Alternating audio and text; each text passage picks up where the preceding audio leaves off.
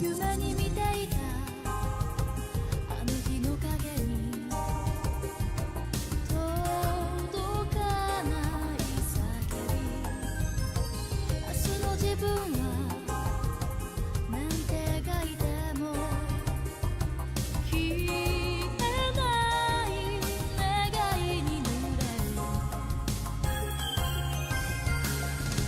こぼれ落ちるかけらを掴むその手で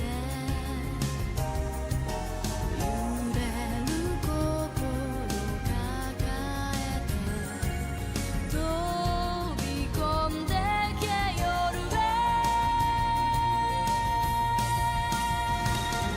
誰かのために来てこの時が全てでいいでしょう見せかけの自分はそっと捨ててただありのままで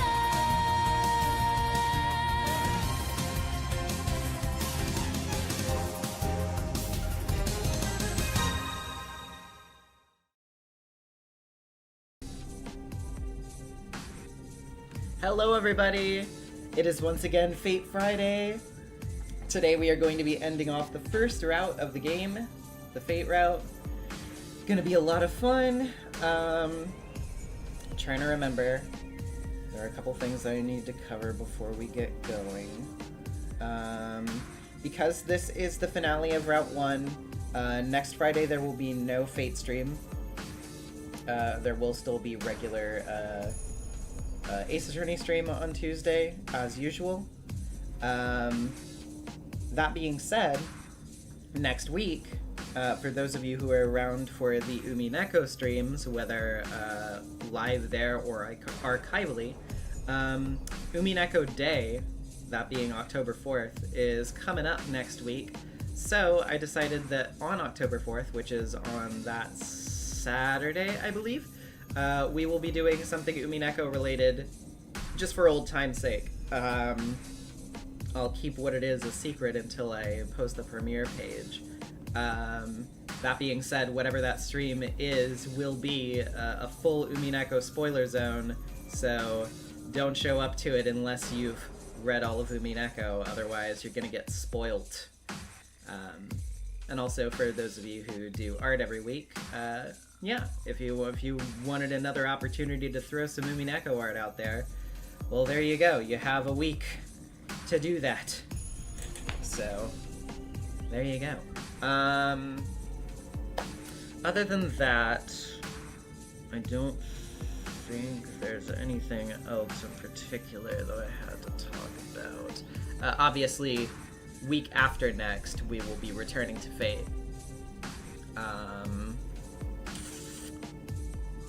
Yeah. I'm not sure if I can think of anything else in particular. Real quick, before I start, let me check whatever this Discord notification is, because it's going to bother me. Okay. Got it. Yeah. I think that's it. I think we're good. I think we can start. Okay. Yeah, strap in. It's gonna be interesting. Alright. Day 15. Let's go.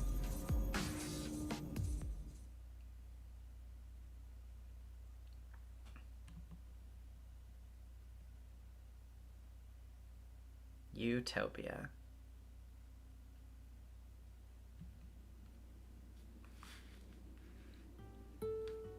When I awake, the sun is already up. My room is dimly lit. I feel like it's still last night, but I quickly shake my head to banish the thought. It's cloudy outside. No wonder I didn't wake up. The added darkness seems to have done a lot to help my sleep-deprived body get some actual rest. A glance at the clock tells me it's past 1 in the afternoon. I'm way past the point of oversleeping. Saber, are you awake? There's no answer. Saber's still next to me, slightly curled and still asleep. Once I'm not sleepy anymore, I wake up, but Saber has to recover her magical energy. Considering how much she slept in the past, I doubt she'll wake up until later in the afternoon. I leave my room without waking Saber. There's no reason to wake her. The real danger's at night. There's no way Lancer or Gilgamesh will appear while the sun is still out. So we need to come up with a plan. I don't know about Lancer, but Gilgamesh will definitely show up tonight.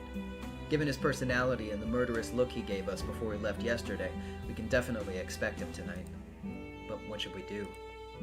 He has an infinite supply of noble phantasms, and one of them is stronger than Excalibur. Berserker was a hard enemy to defeat, but we still managed. We managed to find and exploit a chance to turn the tide against him. Not this guy. If he showed up now, it wouldn't even be a contest. One blow from that noble phantasm, Ea, and we're finished. I need to think of something. There's not much until the sun sets. Not much time until the sun sets. There won't be an end to this if I think on my own. If Saber, Tosaka, and I can't think of a plan, then... the church. Maybe that overseer priest might know something. He might have a plan that could help us deal with the mess we're in. The King of Heroes, Gilgamesh. Kotomine said he would find some way to deal with this servant who survived the previous Holy Grail War. Even if we can't think of a countermeasure, Kotomine might have already thought of something.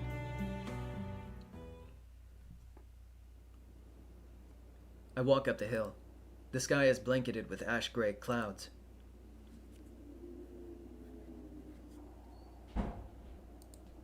The church sits alone at the top of the hill.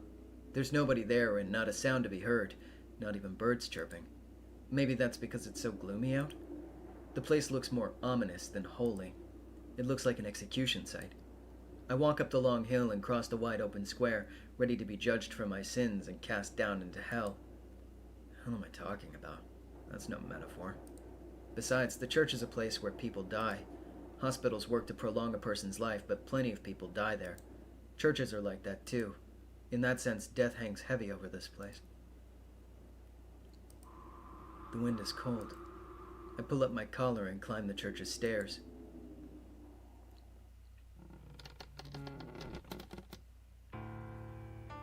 Kotomine, I came to talk to you. I step into the chapel. Just like the square, there's nobody here. Kotomine? He might be in the back. I pass through the pews and walk towards the altar. Tap, tap, tap. A dry sound echoes through the chapel. The building is probably designed to make sounds echo, but the sound of my lonely footsteps is haunting in this huge empty space. Kotomine, are you here? I call softly to the priest. This is ridiculous. If I want an answer, I should be shouting. He's probably in the back, so he won't hear me unless I shout. But I don't. I keep quiet, tiptoeing my way to the back of the church. Am I doing this so that I don't mess with the solemn air of the chapel?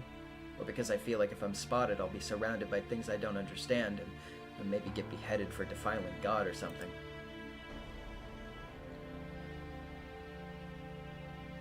I exit the chapel and head to the courtyard. If I remember correctly, Kotomine's room is... I walk more quietly down the corridor. The church is like a labyrinth, and I don't know how to find Kotomine's room.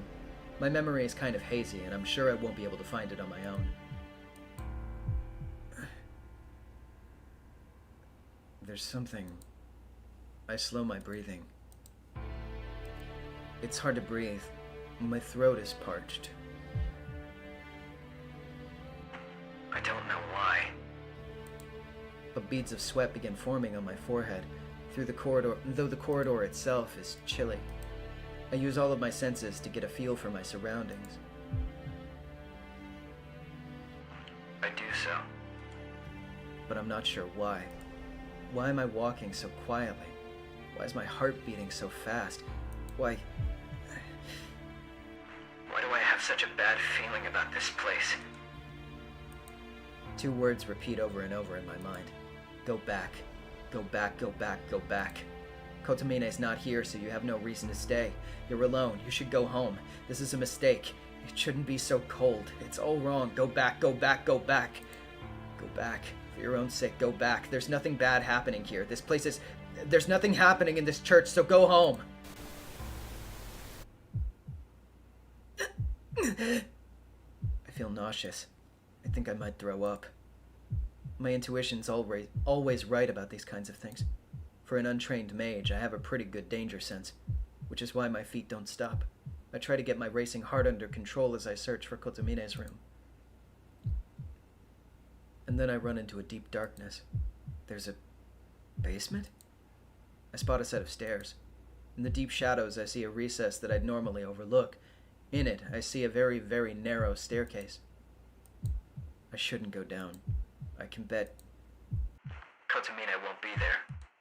There won't be anyone down there. There's nothing there. There won't be any There won't be any... There won't be any... I shouldn't go in there! My neck stiffens. I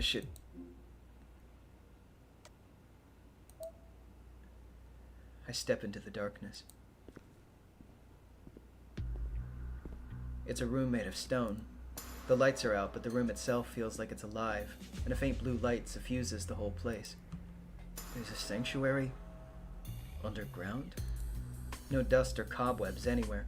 It looks like this place sees a lot of use. I'm not sure how far back it goes. I look back up the stairs I just came down. The staircase hugs a curved wall. After descending the curved stairs, I look up and see the entrance is about 10 meters above me now. Maybe it's the absence of light. The gently curving staircase puts me in mind of a centipede crawling its way through the cathedral. And then I notice a door. It's right at the bottom of the stairs. There's a symbol on the wall. Beyond it, a deep darkness beckons me. Almost as if it were drawing me in, I find myself stepping into the darkness. I step through what seems like an entrance of some kind. It's damp. The floor is all slimy and it's hard to walk. It reminds me of when I was cleaning the school pool. Moss covers the entire floor, and it feels like my feet are sinking to the ankles into some kind of rot covering the floor. I stop suddenly. The nasty sensation beneath my feet is bad enough, but now there's a horrible stench. I pinch my nose shut. This isn't some temporary odor, it's permeated the whole room. It doesn't smell like fish or gunpowder. It smells like formaldehyde. The chemical reek of it is stagnated in the room like thick mud. My senses seem to have been numbed from the moment I got into the basement. I'm long past tension and nervousness, and yet my heart expands and contracts without a break, and my limbs are moving so weirdly it feels like I might wrench out every nerve in my body. And what's worse, my eyes have grown accustomed to the darkness. The darkness fades. I hear drops of water falling. Atropos the $2. Kotsumine voice. Guys, it's okay. It's almost like that serves as the starting bell. What I couldn't see before is suddenly clear. What I see is an all too familiar living hell. Death lined up all in a row. Debris is piled everywhere. The stench of death covered by antiseptics. I thought this was all a lie. I want to believe none of this is real, but I can't deceive myself. I can tell in an instant. Even in a room so full of corpses, not one of the bodies here is truly dead. They're alive. They're all alive. These corpses, they can only be called corpses, however human they once were, are all alive. Why are they all still alive? How are they still alive? I look over each and every body. Not one of them has retained their original form. Imagining what happened to every one of these sacrilegious forms is just too terrifying. They're more like the husks of dead trees than corpses. Some have been broken down to the point that their flesh has seeped into the cracks of the stone pavement. Some are hung against the wall in a little more than nest for bugs. Whatever their arrangement, these figures have only torsos and heads, and even those are pitifully ragged. I don't even need to know why. The corpses are being eaten away in their coffins. I don't know how it works. Each corpse is welded into a coffin, and the coffin sucks the nutrients from them. The flow of life. The coffin is extracting magical energy. Souls, little by little. The coffin sucks the life out of its prey in such a precise amount that it neither kills it nor allows it to truly live. The wind moans through the chamber. It's almost like a single scream from the mouths of every corpse here. Their throats have long since decayed, so they can't scream for themselves anymore. By now their throats only barely serve to carry air to their lungs. But still the corpses scream. All but inaudible, they scream. They must be in terrible pain, and so very afraid. They continue to shriek, unable to accept that their bodies are being eaten alive as they gradually lose their shape. I hear a creaking sound. The coffin in front of me gurgles. It's oozing. The corpse's head is turned towards me. Something falls out of it. Its swollen lips move slightly. In a voice that isn't a voice, it asks, "Where am I?" That's what it wants to know. I'm about to scream. No, I can't even scream anymore. Where am I? It didn't say it was in pain, didn't ask for help, just wanted to know what this horrible place is. I'm trying to understand. Did that child find themselves in this state when they came to? Before this, they must have lived a normal life, slept normally, but one day they woke up and found themselves here.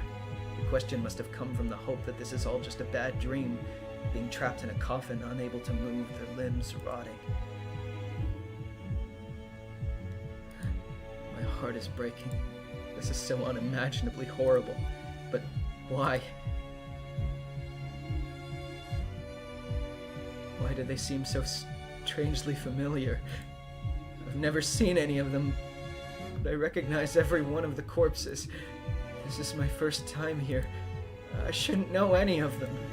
None of them are connected to me, so why? Why do they act like they know me? Just like how I know them. And why are they staring at me?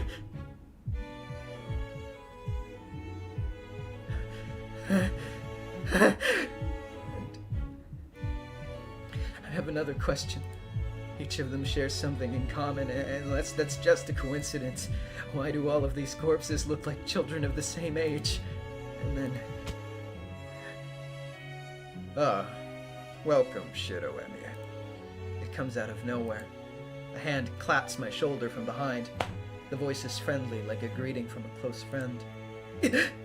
I go completely stiff with shock. I can't even turn around. Only I don't have to turn to see who's behind me. Kire Kotomine. This church's priest, the man responsible for this little piece of hell, and the devil, the last person I should have run into right now. What unfortunate timing. I did expect you to visit soon, so I suppose it's my fault for preparing a meal at this hour. Do you recall how I failed to be hospitable last time? I attempted to be more considerate this time, but it seems we missed each other. I can't say anything. The priest's hands rest heavily on my shoulders. I cannot, however, condone your trespassing. You might say something you shouldn't. And then, having learned the truth, well, that might set our relationship back quite a ways. The priest sounds more cheerful than I've ever heard. As Kotomine stands there behind me, hands on my shoulders, I can tell he's smiling. It's indescribably terrifying. What's the matter, Shiroemie? You have come to talk to me, correct? There's no sense being quiet, then. This is a surprise. Is this such a bizarre sight to you? He sounds so cheerful, even when he's saying such horrible things. Does this man not feel anything in the face of this horror? Philip with the $8. It was 2 a.m. when I first read this bit. I was expecting Kire to pop out from behind me like Slender Man. It's a good intro to Nasu's horror writing. Oh yeah, this bit's chilling. Do I even need to comment on how horrible this is? Oh? How cold of you. Proper manners dictate you should at least say it's not, whatever you might think. These are practically your brothers and sisters, after all. I do not think they would appreciate such rudeness.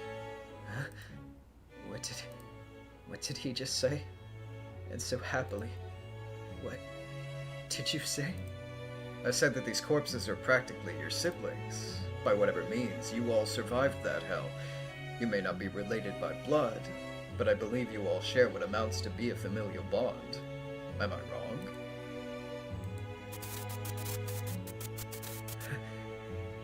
So that's why I thought I recognized them. This is a continuation of what happened 10 years ago. I'm back in that hospital room. My head is spinning.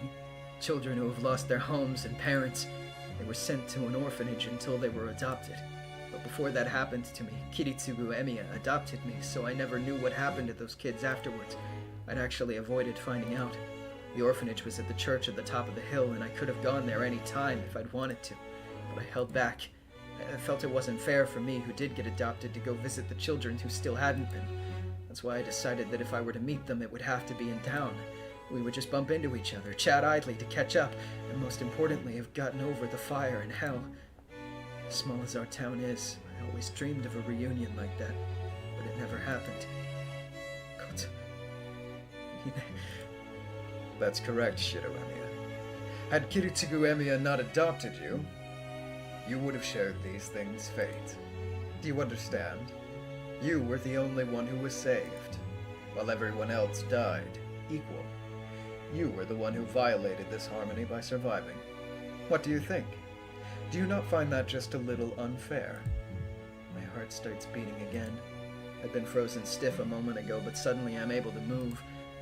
Oh, don't mistake me. This isn't criticism. On the contrary, your situation is a delight. Your talent for survival is impressive. Honestly, I did not expect you to last so long. That's why I thought to reunite you with your siblings. Here in your final moments. You piece of... Lucky boy. I planned to close this place after today, so you barely made it. For the past 10 years, I've kept them alive as fodder to sustain servants. But that is all coming to an end. I can no longer collect the same quantity of robust souls all steeped in agony as I once did. Of course, there's also no need for feed any longer. All that remains is to kill you and your servant. You fucking piece of shit!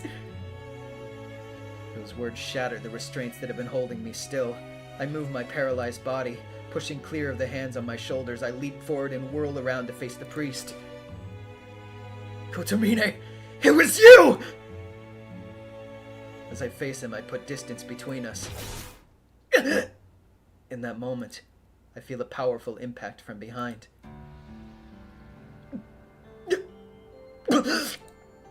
That's weird. I can't breathe. Something sharp protrudes from my chest. It looks like the head of a spear. That can't be. How could a spear be growing out of my chest?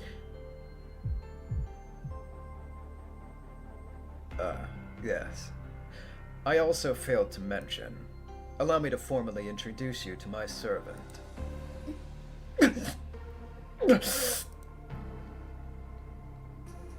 I turn around. There. I see a blue-colored spearman, his weapon thrust through my chest.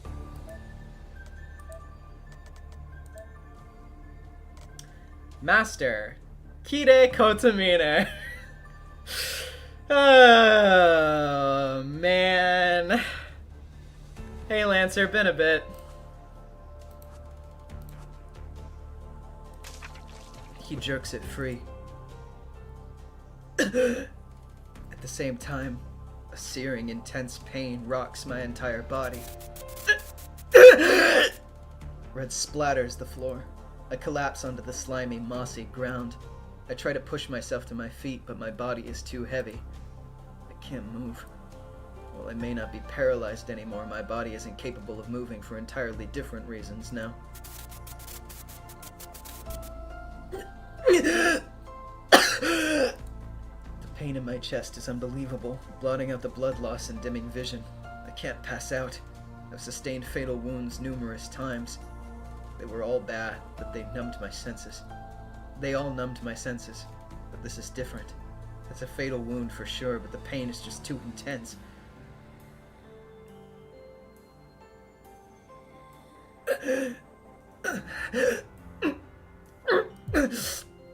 My vision distorts.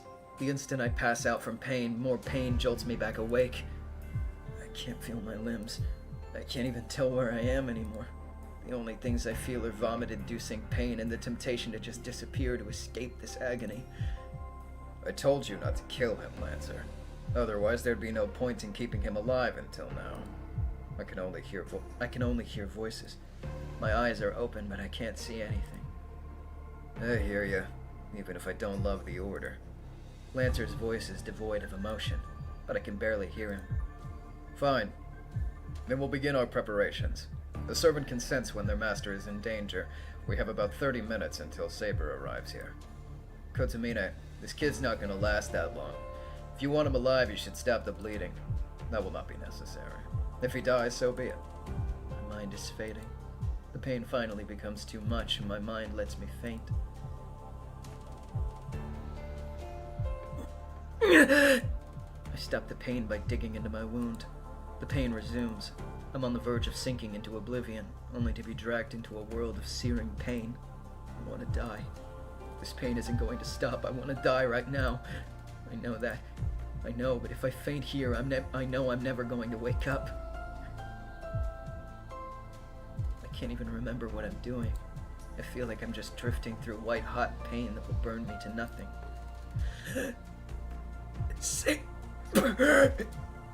Grit my teeth, trying to endure the pain and trying to cling to my own fading awareness. I can't end it all here. I can't let myself drop out of the war so easily. There's still a promise I haven't fulfilled yet. If I believe she is the most important person in my world, I can't just disappear here.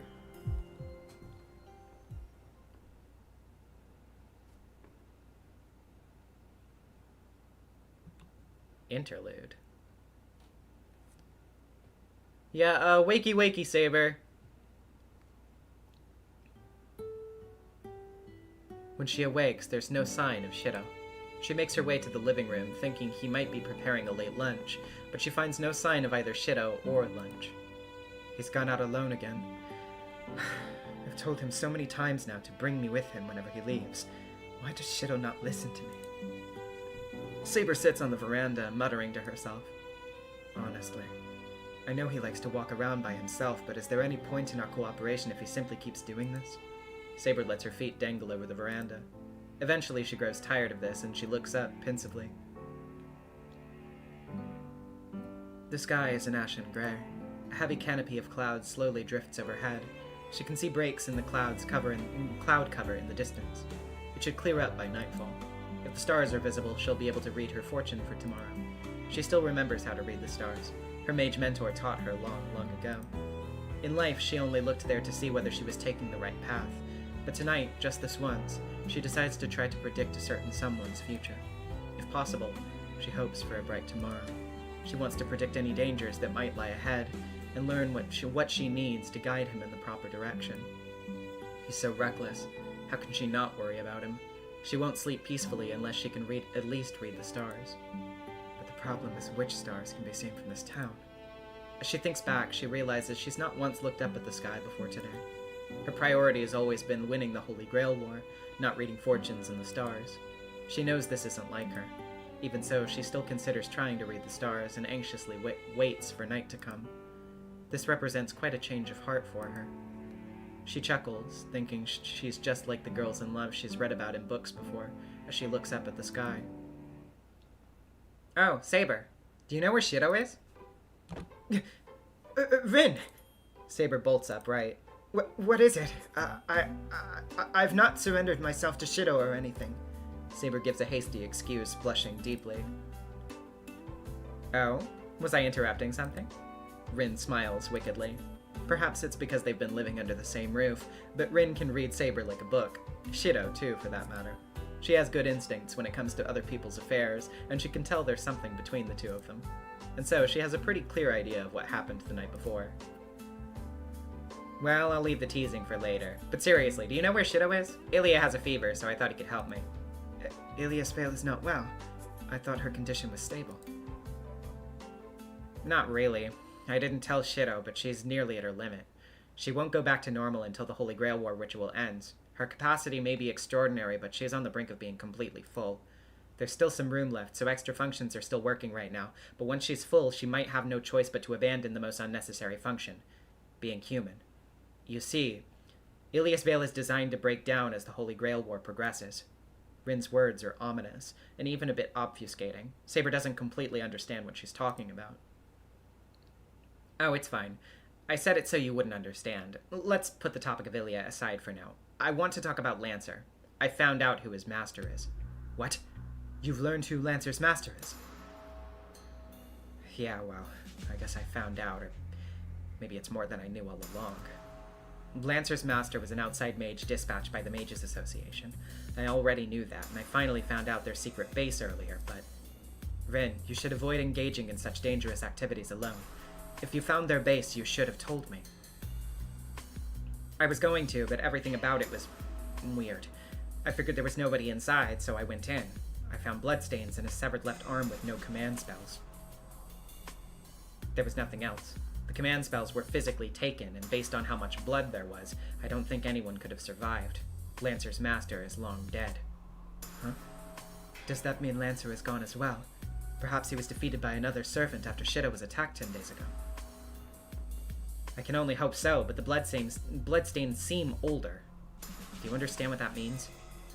That the master, not the servant, was defeated. And whoever it was took the master's command spells and formed a new contract with Lancer. However, Shido and I are the only masters left, and yet Lancer is still around. Which means a mage who was not a master became one after stealing command spells. But do you think that's even possible, Saber? No. The transfer of command spells can only be done between masters or servants. No matter how skilled a mage, one who is not a master cannot become one by stealing command spells. I see. Then one more question. Can you still be a master if you have command spells and a servant, even after the Holy Grail disappears? Yes, you're correct, Rin. As long as command spells and the servant remain, that mage retains the right to be a master, even after the Holy Grail War is over. Saber falls silent as she realizes what Rin is really asking. Then you believe the person who killed Lancer's master and formed a contract with Lancer is... That's right. I can't think of any other explanation. It explains Lancer's actions. Lancer seemed like he was snooping in on the other servants, right? Usually servants risk exposing their true identity when they fight, but he wasn't even trying to hide his identity. That means his main role was gathering intel. I agree. When I faced him, he made no attempt to fight until the end. He used his noble phantasm. A servant would typically do all in their power to defeat an opponent after exposing their own identity. Exactly. That means Lancer's master must have already had another servant. The master sends Lancer to find out the identities of their enemies, then sends out this other unidentified servant to fight them. That would be the best strategy. Well, I'm sure that wasn't Lancer's idea of a good time. He's been forced to fight all 6 servants and figure out their fighting techniques and then just retreat to his master. But he managed to hold his own against all 6. In that sense, he's outrageous. Rin closed her mouth, lost in thought, as if following Rin. Saber suddenly feels a chill down her spine. Lancer's master has already been killed. This unidentified master uses a heroic spirit as strong as Lancer solely for espionage. And just as that master seems to have expected, the only remaining servants are Lancer and Saber. If they face such a powerful enemy, then letting Shido out on his own is dangerous, even during the day. There were multiple enemies before, but now there are not many more enemies to defeat. If Shido is the only one left to defeat, the enemy might not follow their earlier strategy. Rin, do you have any idea where Shido may have gone? Now that she's had the thought, she can't stop worrying. Shido cannot be left alone. Even now, her master may be in grave danger. I don't know. I asked you because I didn't know. It's possible he went to Kirai's place. He actually went there to discuss something the other day. To that church! Why the look? Do you have some kind of problem with that church? No, it's not that, but... That church is nothing but holy. Stagnant death and stagnant air linger in that place, on par with Ryudo Temple. The moment she thinks Shido might be in a place like that alone, an image of somewhere other than the Emiya house flashes through her mind. She stares into the distance, towards Kotamine's church on top of the hill. There's no time to delay. Saber leaps out into the yard and jumps onto the wall. Hey, Saber! What are you doing? I'm heading to the church. I leave the rest to you, Rin. Without looking back at Rin, Saber jumps off the wall. She moves with all the speed of a bullet fired from a gun.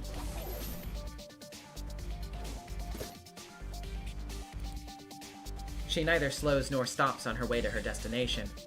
If anyone caught sight of her, she would look nothing more than like a gust of wind, a streak of silver and blue. The instant she reaches the top of the hill and catches a sight of the enemy's territory, Saber arms herself without a second thought. She decided to put on her armor once inside the church, but she couldn't help herself. The instant the church comes into view, her fury overtakes her, and she's armed and armored without even truly thinking about it. Her chest burns. This nausea she's been feeling isn't her own. The chill running down her spine is coming from her master. The hopeless scent of death reaches her nostrils. Why this is happening, she isn't sure. What she does know is that Shido Emiya is on the verge of death. There is no time to waste. He is gravely injured and could die at any second. The pain and cold have morphed into an unbearable nausea that grips her whole body. And that is less than 1,000th of the pain that Shido feels. He's not going to make it. Even if she moves with godlike speed, he won't survive. Every second brings him closer to death, and she may arrive just in time to watch her master die. As soon as she imagines that scene, she feels all sense and reason flee her. All she can do is run to her master as fast as she can. If godlike speed will not bring her to him in time, then she must simply break even the laws of God. She struggles to control her anger as she glares at the church. The tightly shut church doors offer no obstacle to her, simply blown wide open with the force of her approach. Rows of pews fail to even slow her down. She smashes through the chapel, passes through the courtyard, and rushes down the stairs leading to the basement. Behind her, the church is left in ruins. Saber is not usually so violent. For all she knows, she opened the door calmly. She may not even remember expending so much magical energy in her run through town. She simply could not control herself. So fast and out of control is she, that she practically rolls down the stairs. Death closes in on all sides. When she finally sees what horrors the basement holds, her fury overwhelms her. Fury directed at herself, and at the enemy responsible for this. Yo, sorry, but this is it for you, Saber. She doesn't even hear Lancer's voice as he bars her path. All hope of control or restraint is gone.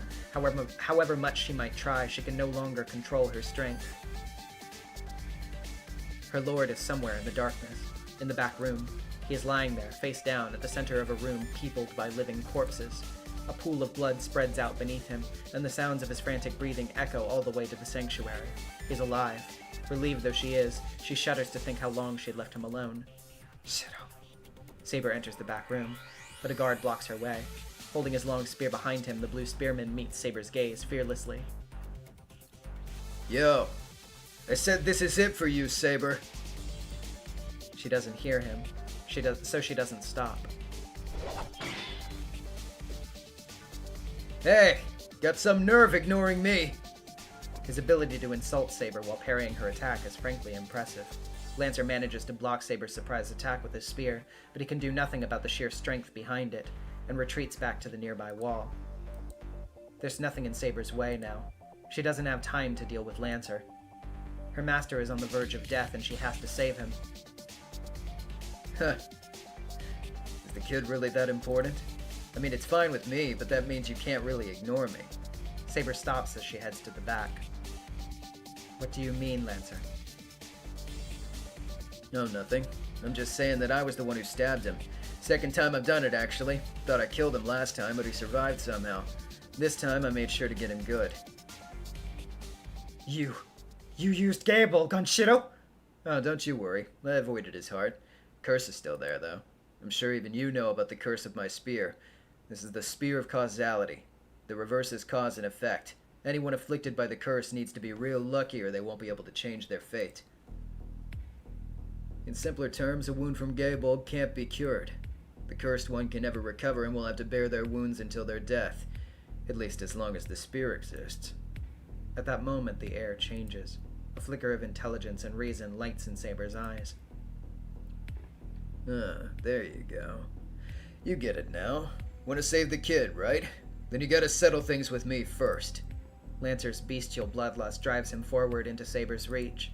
He's deadly serious. But... Are you mad, Lancer? Do you, a spearman, mean to fight me, a swordsman, in so small a space? I do not believe you would do something so foolish. Leave and I will let you live. Lay down your spear and be gone from this place. I have no intention to take your head in a battle you certainly did not choose. You're the bigger fool here. What kind of heroic spirit abandons their own partner? I didn't stab him so I could make a deal with you. I'm here to fight you, Saber. He's not lying. Lancer has no intention of letting either of them leave alive. For him, this is the first and only battle where he can truly go all out. Lancer's wish is not for the Holy Grail. His wish is to fight a battle worthy of heroes. Such a simple wish, one any servant should always have granted, has been denied to him, so he has no intention of missing what may be his final chance, even if the situation happens to be unfavorable. Very well, then. I will cut your spear in half, and you along with it. Saber readies her invisible air and faces the Blue Knight. Well said. To be honest, I'm glad you were the last one left, Saber. Lancer's spear pulses with light. Saber confronts him without hesitation. The rematch begins with a desperate blow from both sides.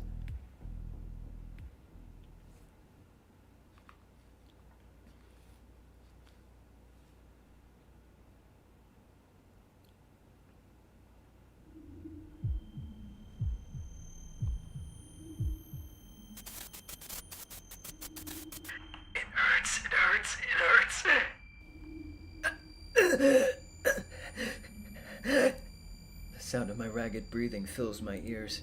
My fever is so hot it'd burn anyone who touched me. It feels like my brain is melting and oozing right out of my skull.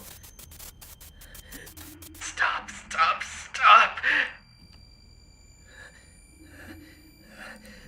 It's like everything has melted away, but every nerve in my body still screams with agony. Help, help, help! My mind is burned out. There's a hole in my heart and a void in my stomach. I want to vomit, but there's nothing left in me. This twisted feeling of nausea only grows stronger from my inability to vomit. All I can do is bite down on the pain. Somehow, in spite of it all, I still cling to consciousness. Pain is an old friend. I know how to endure it. Go back, go back, go back! But the voices don't stop. They fill every corner of the emptiness left in me after the pain has burned everything else out. I know who those voices belong to. It hurts, it hurts, it hurts! I'm going mad. With each echo, a stabbing pain shoots through my chest. I'm not afraid. I just have no answer, no way to respond, no way to make it right. Wait, wait!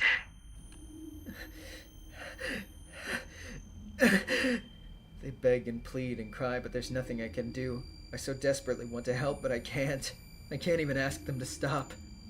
No matter how much they beg, I can't respond. I'm sure I really will go mad if this doesn't stop. Return. They repeat it again and again and again, and I can't do anything about it. All I can do is give them an end. All I can do is fix this paradox of life and death. All I can do is punish the architect of this hell. And I can't reverse all the sadness and death. That's my limit. A champion of justice is someone who can only clean up a mess that's already been made. You'll never be able to save the very people you're hoping to save. Who said that again? I refuse to believe it, but now I'm being confronted with that very truth. I want to get out of here. I can't save them. I can't do anything but take it in. I have nothing to give back, no miracle to grant. I'm not strong enough to defy those words saying that a champion of justice can only go so far. If I did have a miracle at the ready, would I?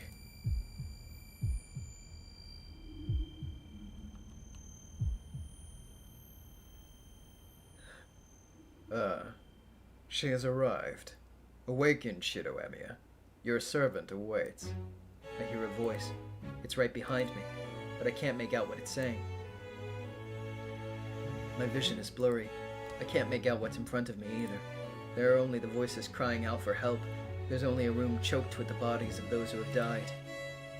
He's good, but no match for Saber. Regardless, I require another servant. I do not care whether it be Saber or Lancer, but I shall make a selection before that. I can't hear the words, but his voice echoes in my head. It's your turn. Let us begin, Shido Emiya. Something pulls my head upward. He grabs me by the back of my head and drags me forward. I can feel who it is now. This man who has been consumed by the darkness. His heart is ashen. He's draped in shadow. This corruption creeps into him, and it's tethered itself to him. I don't know what's happened, but I do know. This man, Kire Kotamine, he's like me. He suffered a fatal wound, but somehow still remains in the world. The Saber's power lets me regenerate. Kire Kotamine preserves his body with this darkness. That's far enough, Saber. Lower your blade if you wish to save your master. What's going on? I still can't make out what's going on. I can't even lift my own head. You as well, Lancer. We all seek the Holy Grail. It should not devolve into indiscriminate killing. If Saber is here to retrieve this one, I will allow it. He laughs ominously. You expect me to believe the words of the man who's killed Lancer's master, and seems just as ready to kill mine? Do you think me a fool? Who is that? I can't tell, but like the sound of a tuning bell, the voice helps refocus my mind. You may trust me. I have no wish to fight. Though the situation is dire, I will not refuse your right to seek the Holy Grail. My role has always been overseeing the rightful claim to the Holy Grail. You're both qualified. If you truly desire it, I could give it to you right now. Are you saying the Holy Grail is here? It is. It exists in the ether. In the beginning, it has no form. The completed form is dependent on where it is summoned, when and what form the vessel takes. It can manifest in this church.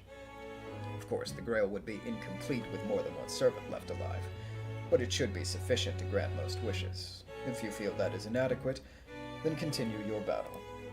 I will accompany you either way, though it is not entirely as I would like it. What say you, Lancer?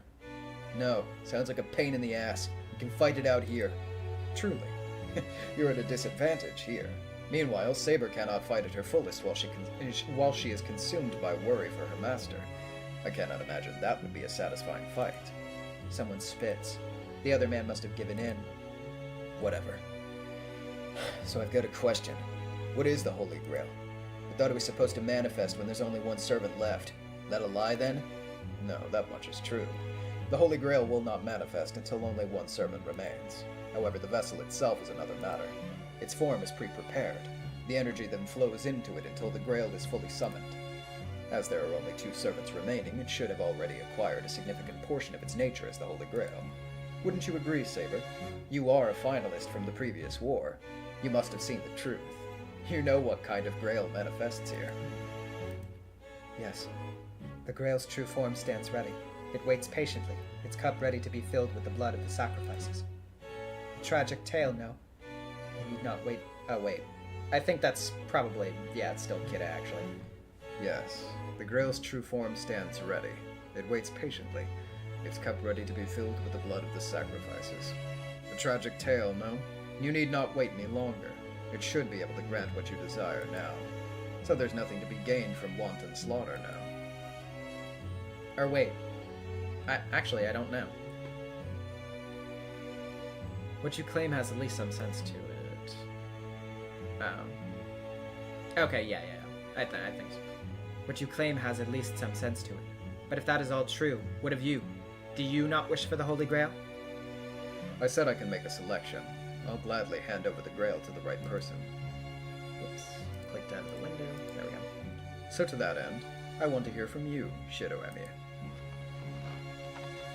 I'm moving? Someone grabs my head and jerks me up. It hurts. The wound in my chest rips open. My world goes white with pain. Stop! Oh, relax. I only need his answer. The Holy Grail only responds to those who have a wish. Surely you must be curious as to whether your master actually wants the Grail. I already know that he does not. Shido has no need of it. My master is nothing like you. He did say that. But dig deeper and you will see that is not so. Dark desires fester in every man. He is no exception. Is he so freed from sin that he does not curse that day 10 years ago? Does he not tremble when he thinks of what it means for his future? Wait. What the hell is he talking about? The fire 10 years ago has nothing to do with this. This is meaningless. There's nothing here. Now I will open your wound. May God hear your confession, Shido Emiya. My body buckles. Pain shoots down my spine like lightning. In its wake, I feel my mind separating from my body. My vision goes red. Stop. Stop. Stop. Stop. Stop. Stop. Stop. Stop. Stop. Stop. There's nothing here. Remembering this saves no one. Everyone died. All of them. I was the only one left, lost amidst the flames. Ashen corpses beneath smoldering rubble crying out from every direction.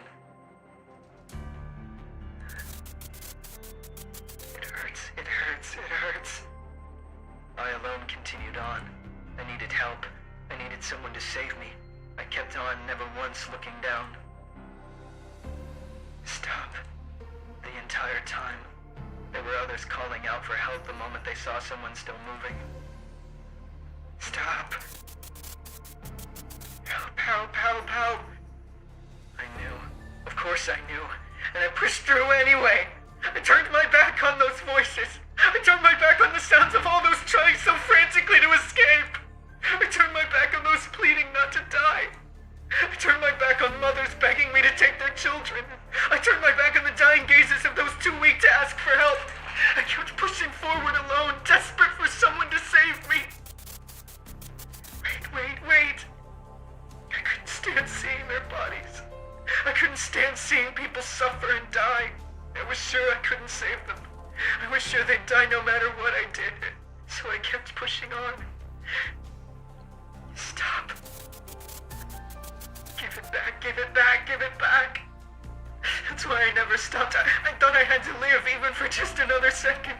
If people died without being able to do anything, so long as I could make it, I thought I had to live. Stop. But I was destroyed in the process. I held back tears and pushed on. I sought escape, and each step was harder than the last as I ignored every plea for help. It would have been easier. It would have been easier to go on if I asked for forgiveness, so I never did. Maybe it was the only way I could own up to the truth. That I was actually helpless to do anything. Stop. It hurts. Just as I wished. I alone was saved. The only other children at the hospital were those that had been in areas near the fire. I didn't need to know, but the man in the white coat told me anyway. In the depths of those flames, I alone survived. Please stop! I bore witness to so much pain and death. I bore witness to endless sorrow. So many died that they had to hold mass funerals. I bore witness to so much grief. To so many different sentiments for the dead. I thought it just ended already. Hey. I thought I had to remember all of it. I had to. So many wanted help and not one of them got their wish. And since my wish was granted, it followed that I should take on the weight of their deaths. Oh, I had to. I couldn't go on if I didn't. No more.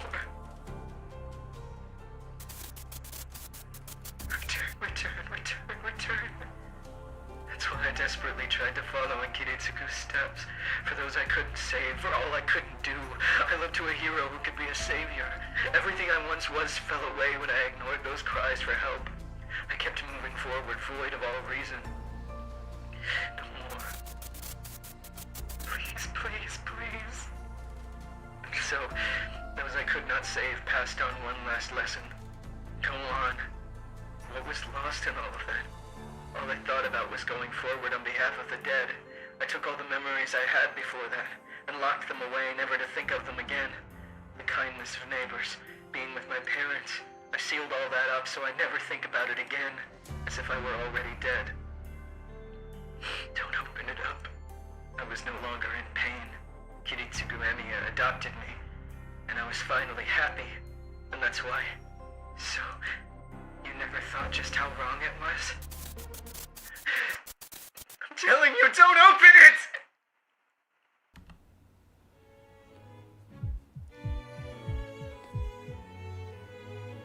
it! Agony and pain, pure agony rips through my chest and drags me back to reality.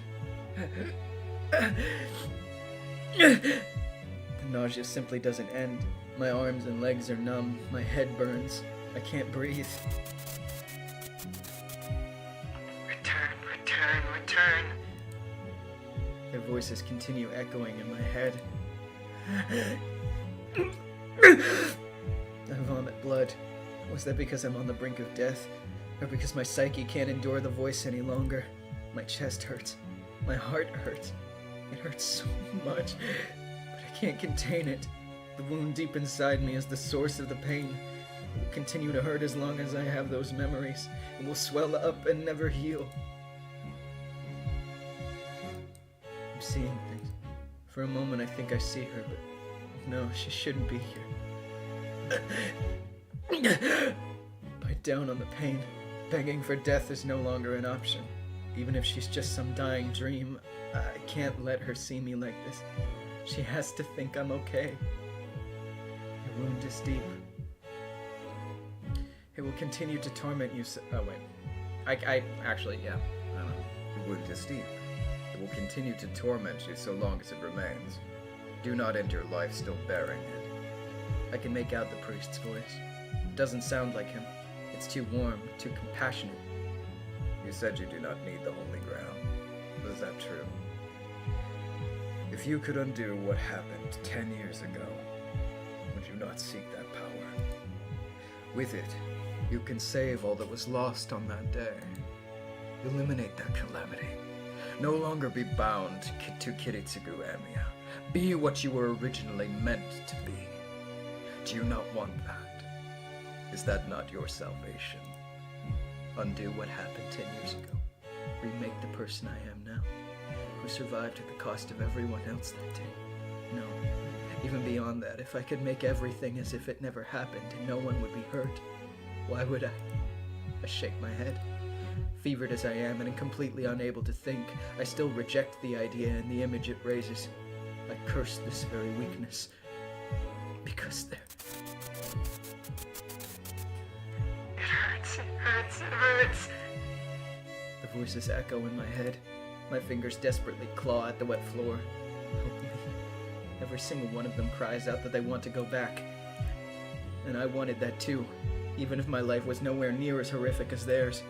After Kiritsugu adopted me, I still returned to that empty field many times. I still returned, though there was nothing there. I opened a front door that no longer existed. I walked halls that had burned to ash years before, and I smiled at my departed mother.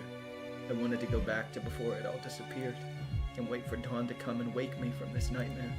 No such miracle happened. Instead, I was left with this painful reality.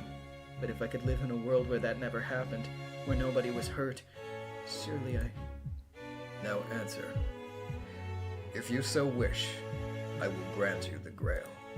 The priest with the miraculous chalice makes his offer. Return, return, return. These voices will go away, if I wish for it. Orphaned children. If fate had taken even a slightly different turn, it would be here with them. I shouldn't even need to think about it. I would be here with them, rather, sorry. I shouldn't need to, so why? No, I can't wish for that. I face the corpses. As I refuse, I grit my teeth. My response is to deny them. Whatever the Holy Grail is, I'm not going to wish the dead return or to change the past. You can't change the past. The dead won't come back. What's done is done. I can't wish for that. Tears sting my cheeks. I scream to the world that a miracle is impossible, and every time my own conclusion makes me cry. Why is the miracle of wanting ordinary happiness too much to ask for? But the Holy Grail would make it possible. Everything will be as you make it. So he claims. But I can't agree. Even if I could change the past, I shouldn't. I can't. If I do, everything becomes a lie. Every tear, all that agony, the memory of what was, even that cold reality, wretched as it is in my heart. Everyone who died screaming in agony, everyone who risked their lives to help another, everyone who mourned the fallen. If I were to just make it as though none of that happened, where would all of that go? What would I be doing to them? The dead wouldn't return. Reality can't be overturned. To continue onward, bearing the weight of all that pain. Isn't that the very mark that proves something was there once? Everyone dies eventually, and sorrow fills the void they leave behind. But pain isn't the only thing left behind. It's the suffering that makes the goodness shine all the brighter. Those deaths, they shaped me. My memories of Kiritsugu protect me. And those memories from the path that eventually intertwines with others. even though all of that will eventually be forgotten. This path isn't wrong. I see. Then, I don't need the Holy Grail. I can't stray from this path. For all those who were left behind, who laid it! I speak firmly, even from the depths of this torment. Willing myself to hold on to this conscious thought, I force myself to remain upright. And it's then that I realize I can't hear the voices. They're not echoing in my head anymore. I wonder what they thought of my answer. And whatever they may have thought, I think it's sad that they seemed to accept it without any resentment. That is the answer her master arrived at. Her anger dissolves. All she can do is stare at her master, her words dying on her lips. This path. Everything about me. I don't believe it's wrong. Despite his maimed body, as he struggles even to breathe, as he sheds the tears of one so horribly grieved, I can't stray from this path for all those who were left behind, who laid it, apologizing to those he must climb over, but unwavering in his chosen path. Her vision wavers, her breath quivers. She knows his history. Just as he saw visions of her past, so she saw his. She was certain he would agree. No, she thought he had to. She'd meant to say, "It's not your fault," but the words died on her lips. If only he could hear it. She wanted to tell him he should not have to carry that weight. But he denies even that. No matter how tragic the past, one cannot undo it. Her legs nearly give out beneath her. His words are a greater weight than even she can bear. To swear an oath and single-mindedly devote everything to carrying it out. She believed they were similar. How conceited. That was her great mistake. They were nothing alike. His resolve was so strong, and she, who could not even believe his words, was weak. You would choose your own selfish wish over you would choose your own selfish wish over salvation. The priest releases the boy. He steps over the youth with a sneer as if he's lost interest. Then what say you, Saber? This boy says he does not need the Holy Grail. I'm quite certain you disagree. Your goal must be to use the Grail to save the world in some capacity. A heroic spirit such as yourself is surely not so self-centered as that child. She feels her sense of reason as being imperiled. The priest says he will give her the Grail. He will give her what she desires, her wish granted. That she has no reason to refuse. That is the miracle she has been fighting for. It is the very reason she became a servant. What Shido said has no bearing on her own concerns. To obtain the Holy Grail, she, Saber, the hero of the sword. I propose an exchange. I propose an exchange. Saber, kill your master with your own hands. You will have taken hold of your desire. I will give you the Holy Grail if you do this. I decided I would do anything for it. What? His words blindside her. She doesn't even know what to think. The priest's words, while easy to understand, are anathema to everything she believes in and stands for. Why hesitate? You could kill him before he even realized what happened. He's clearly beyond saving. Would killing him now not be a mercy? The priest steps aside. Before her stands a door leading to the crypt and to her master. She steps into the damp room, past the priest. She can't help herself. It's as if she stepped into the depths of hell. He was made to suffer in this place, to witness his own darkness, but he refused the salvation he was offered. She grips her sword. He lays at her feet, breathing raggedly. It would be the end of a long, long journey. The Holy Grail she desires in exchange for her life.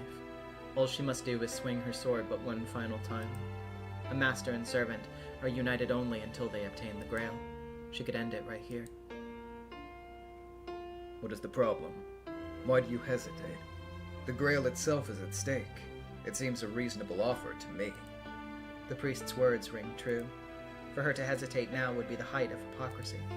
Even still, this path isn't wrong. His words refuse to leave her mind.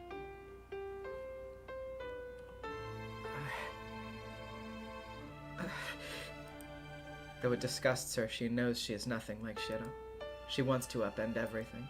That day, so long ago, there must have been someone who would have drawn the sword from the stone and been a better king. There must have been someone who could have built a true Utopia. The heart that left her nation so dearly, and the young woman's doubt before she took the sword. On that day, she tried to fully and forever abandon her heart the day she drew the sword. How did she not realize this before? I can't stray from this path. For all those who were left behind, who laid it. To her, that is the girl who loved her country, the girl named Artoria, before she was crowned. That was not a kingly heart. A king could only believe in themselves. To deny that would be to deny everything she gave up. What is lost cannot be returned. Her master insisted on this, even as he suffered. His pained expression alone makes her heart ache. What was it she had said? She could not start over. It was her duty as the king, so she refused over and over. What duty? To resurrect her lost nation? To select a more capable king? Or is it to wish for all the death and destruction To have never happened to begin with. No, that isn't right. That was a mistake. She was raised to be king. That is how she lived. In that, there was no flaw.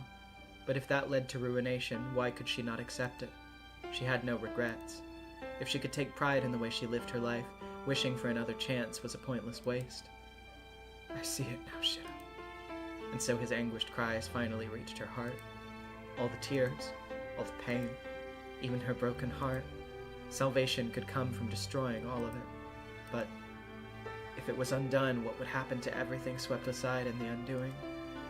I have stolen much from many, even their very lives. All that pain and regret is mine to bear. It belongs to me. If I were to wish for a chance at something, it should be for a miracle in the here and now, not to upend the past. Each of the countless paths not taken before cannot be taken by sacrificing this one. Instead, I should forge ahead and work to fulfill what hopes have yet to come true even to this day. If she is nationless and uncrowned now, perhaps her wish should be for herself. No, she could not make a wish like that either. She chose to take up the crown. She never suffered for that decision, not once, even if no one ever understood or accepted her. That choice itself was her pride and joy. At the very least, she truly believed that when she drew the sword from the stone, that is her answer. Just as he found something to stand by, so too has she. Yes, she pledged once, so long ago, something she swore to herself. She would fight, even if she loses everything, even if everyone in the world hates her. I was so foolish. An oath from a king, a promise to fight against all odds. And so the king protected her country, but the country did not protect the king. And so it was. The ending may have been tragic, but if she is no longer ashamed of the path that led there, I should never have pursued that wish. She fulfilled her duty as king. It led to ruin, but she saw everything through to the end. There need be nothing else. Of course, I did not want everything. The only thing I ever wanted from the very start. I did until the very end, even if it meant losing so much along the way. I will keep this unobtainable dream deep within my heart, and it may now end. I do desire the Holy Grail, but I cannot kill Shiro. She turns her sword on her enemy. What? Do you not understand, fool? Shiro is more important to me. And that is why my role is set. I will be his sword. I will shield him from danger. All hesitation leaves her. You were saying you do not want the Grail. The Holy Grail will stain me. I do not want it. I already have everything I want. Yes, she has everything she needs with her now. Her pride as a knight, her promise as a king, even the precious dream that young girl once held.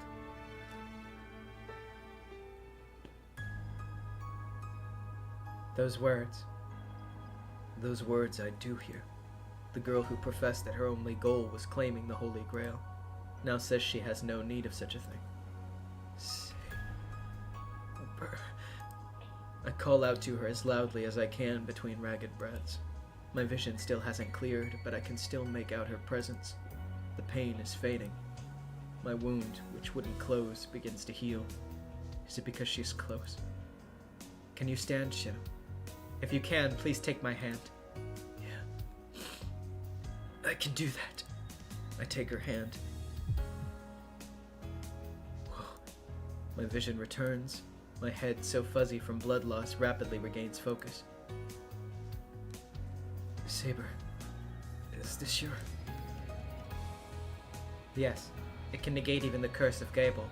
Stay close to me, and you will heal completely. We must press on, though. Saber turns her gaze to the underground sanctuary. Beyond the door, the last master, Kire Kotomine, stands at the threshold to the room. Beyond him is Lancer. I see. He looks at us strangely, as if seeing us for the first time. How dull. The disappointment in his voice is palpable. It appears the Holy Grail is mine, then. But that will be rather violent. If my wish is to be granted, it will require a completed Grail. Regretfully, I must kill you here, Shidoemiya.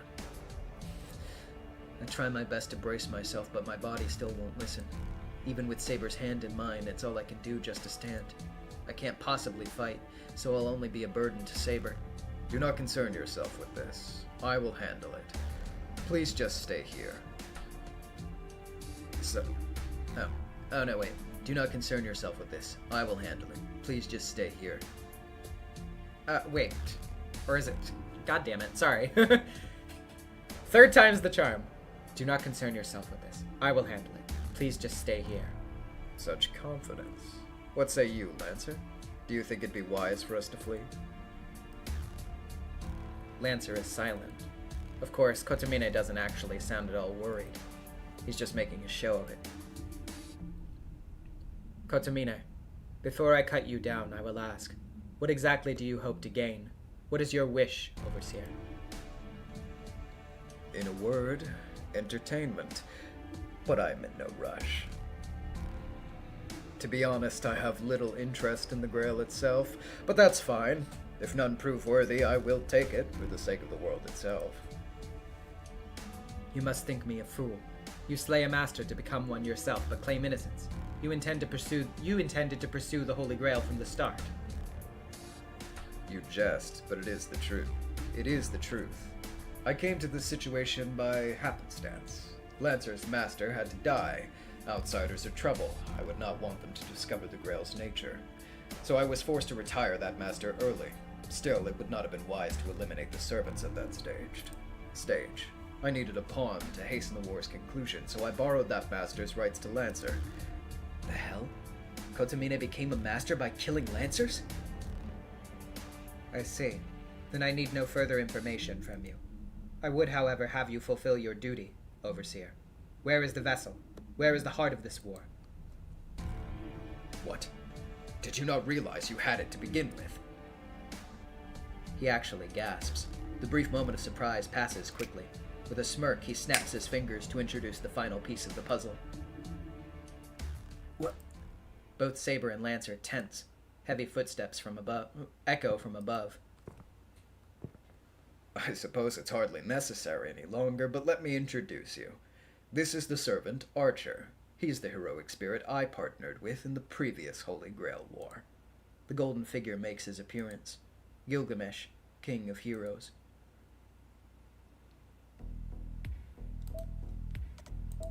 And yeah, if you look at his profile, it also says Master Kire Kotomine.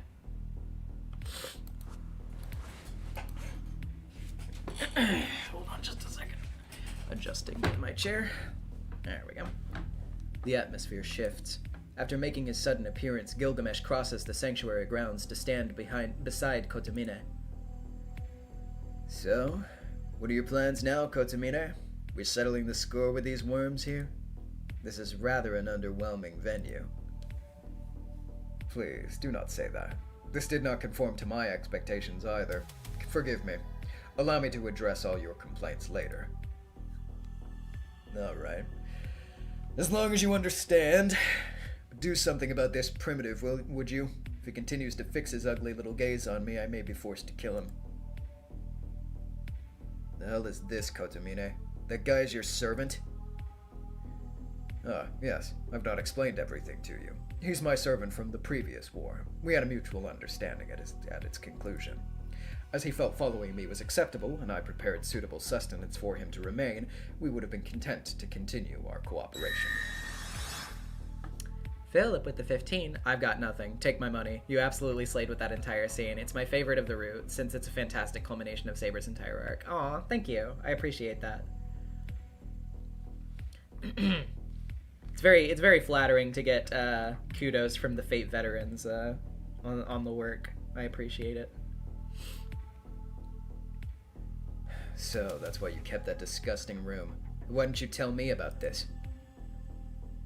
What would have been the point? Did you want to partner with him for your tasks? Hell no. I'd rather die than work with him. And now there are 3 of them. Lancer by the stairs, Gilgamesh in the center of the sanctuary. We can't beat them all. Gilgamesh is too much for us on his own, but we can't escape with Lancer around either. Kotomine, you said you didn't know about him. Please, I'm a priest. I do not lie. You're lying! You said you couldn't ignore a servant from the previous war! Correct. I was in fact surprised at the time as well. I'd intended for Archer to remain here, but he still went out to do battle with you. Should you have been the one to investigate Archer, you would have discovered all this. As such, I was forced to make plans. So you see, I did not lie. God damn it! I blundered right into the enemy's stronghold because I trusted his word. Then you are Archer's master. Correct. It feels like a renewal of the war from 10 years ago, yes? I was obviously unable to witness the final moments after Kiritsugu defeated me. This shall be the second and final time I face you. Answer me. How and why does Archer remain? What caused the fire? And how are you alive after Kiritsugu defeated you? Saber's voice drips with venom. These questions must have been weighing on her for a while now. She must also want clarity about what she left behind 10 years ago and the disaster that followed. There should be no question. 10 years ago, the Grail was incomplete, yet filled with power. It was within reach. So I touched it. You and Kiritsugu proved too strong, and I wished for a diversion to separate the both of you. What ensued shocked even me. Wait, that means... you caused the fire with the Grail. Perhaps. Had I been someone else, the Grail may still have done the same, or at least something similar.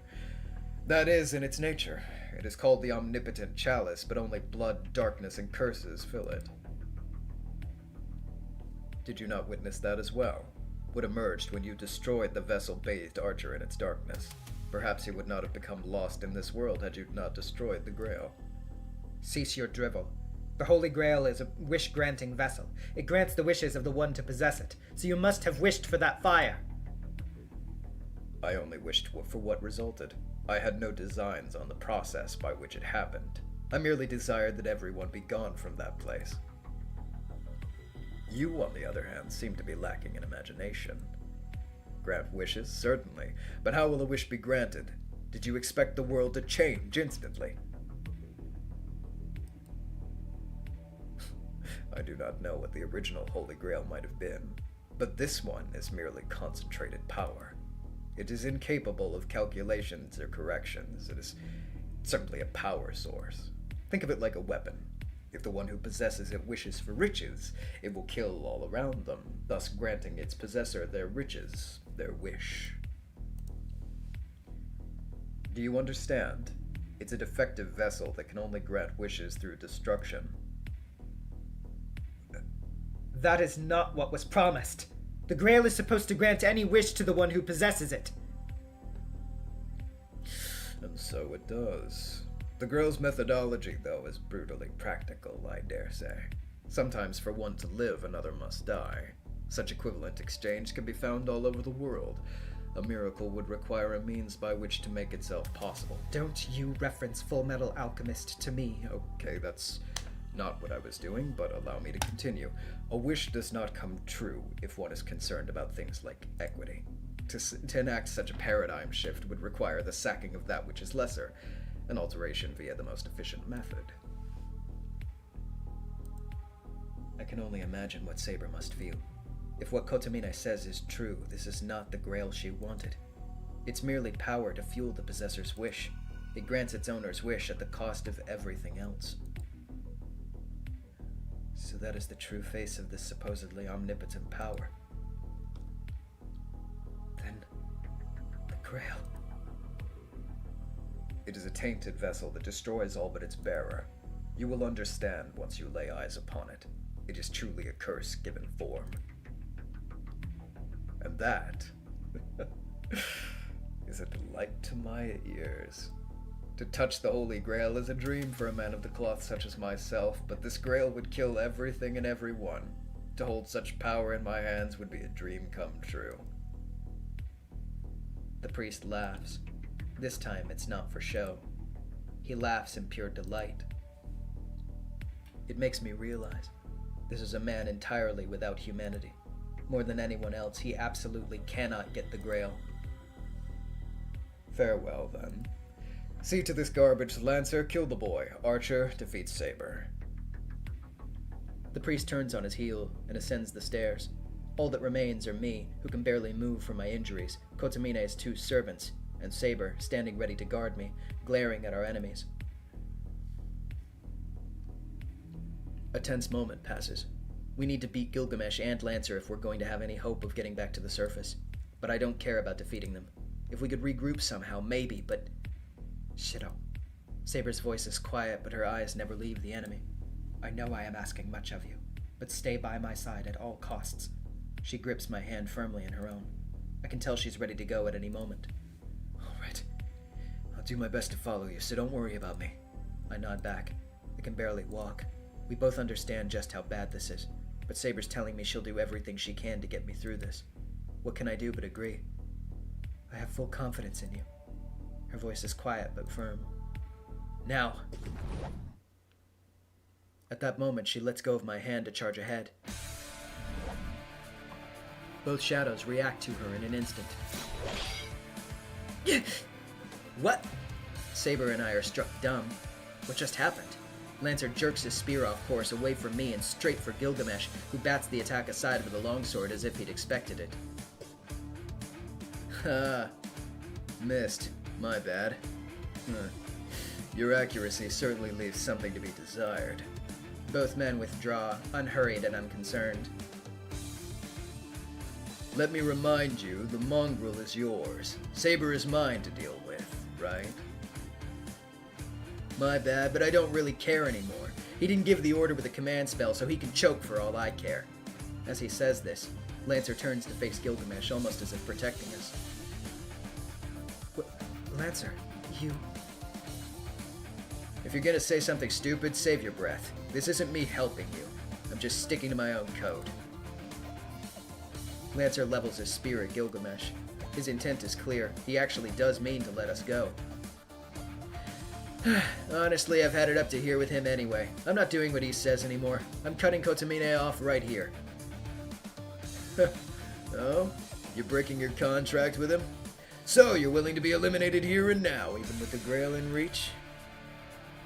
I'm nothing like you. I couldn't give less of a shit about having a second life or whatever. No hero worth a damn would care that much for such a thing. We've got no attachments to this world. Heroes really only care about promises left unfulfilled. Not that I expect a greedy jackass like you to understand that. Is that so? One who experienced such a radiant end must speak thusly. And I suppose this betrayal is owed to a hero's pride as well. You certainly chose a difficult code to live up to, Lancer. The air behind Gilgamesh warps. Weapons appear out of nowhere in the space behind him. Lancer. He possesses the originals of noble phantasms. He's the king of heroes, the man whose story is the oldest ever recorded. Even you cannot defeat him. Damn.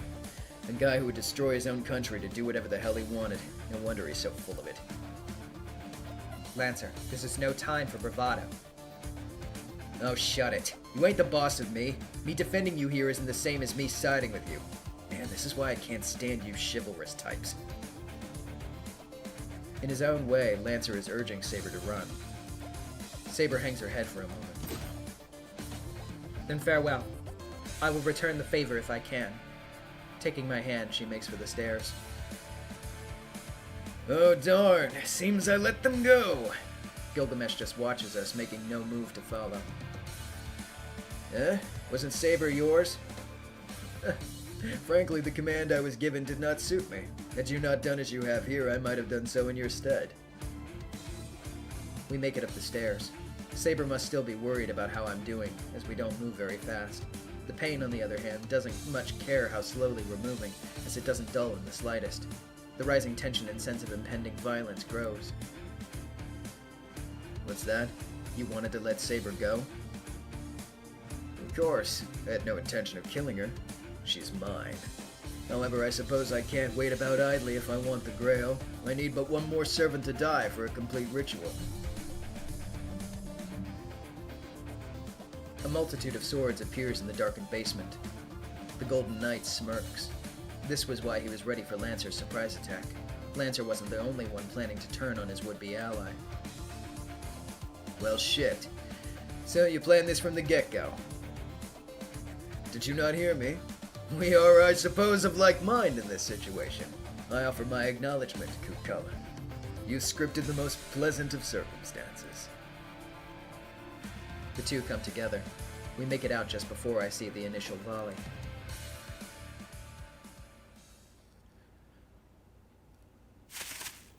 I stop.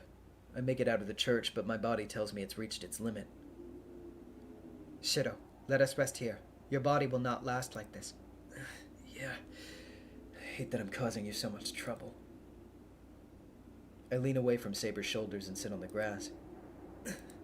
My chest wound is still there.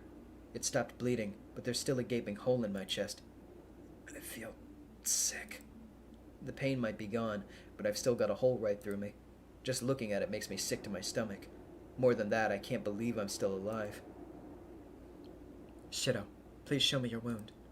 Oh, okay. Please excuse me. It may hurt a bit, but please bear with me. Saber's fingers trail over my chest, and then, I don't know what she's thinking, but Saber places her hand on my chest and lets it sink into my body. My entire body jerks and bucks in response. Saber's hand is relentless, moving around inside me. Idiot! What are you... She's touching my organs with her bare hands! How could that not be blindingly painful? It should hurt, but... Huh? There's absolutely no pain. In fact, everywhere Saber touches, it feels like the pain is fading. I'm done, Shido. I've replenished the sheath's magical energy. Your wound should heal in half a day. She draws her hand from my chest, looking relieved. Sheath? I have no idea what she's talking about. Saber, what do you mean by sheath? You mentioned it before, but are you talking about your sheath? Saber's sheath. It has to be Excalibur's sheath. Invisible air isn't her sheath. The legendary sheath of Excalibur is a noble phantasm that makes its possessor immortal. But she doesn't have it. King Arthur died in the Battle of Camlan because that sheath was lost. So there's no way Saber has Excalibur's sheath right now. Yes, my sheath is inside your body. Not realizing that until last night is my failure. Inside me? That sounds kind of absurd. Do you really think so? It's actually quite simple, really. You summoned me. It was foolish to think that you were able to do that by sheer coincidence. To summon a heroic spirit, one must possess a symbol that has some connection to that heroic spirit. As you had no knowledge of being master, nor any experience as a mage, you must have had some sort of connection to me. That is where my sheath, the lost sheath of Excalibur, comes in.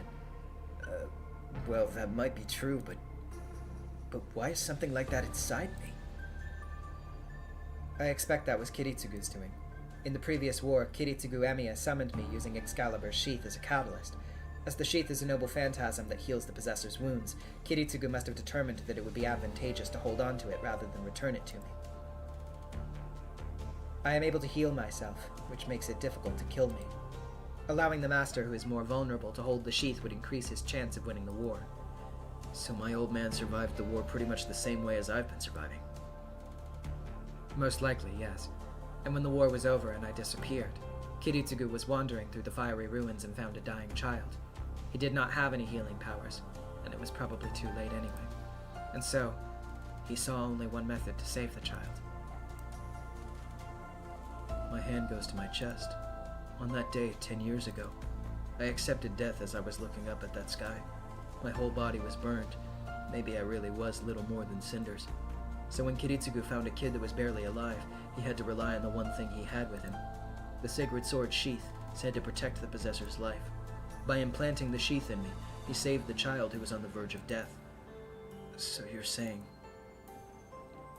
Yes.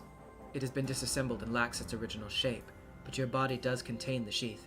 That is the source of your healing abilities. But I almost died.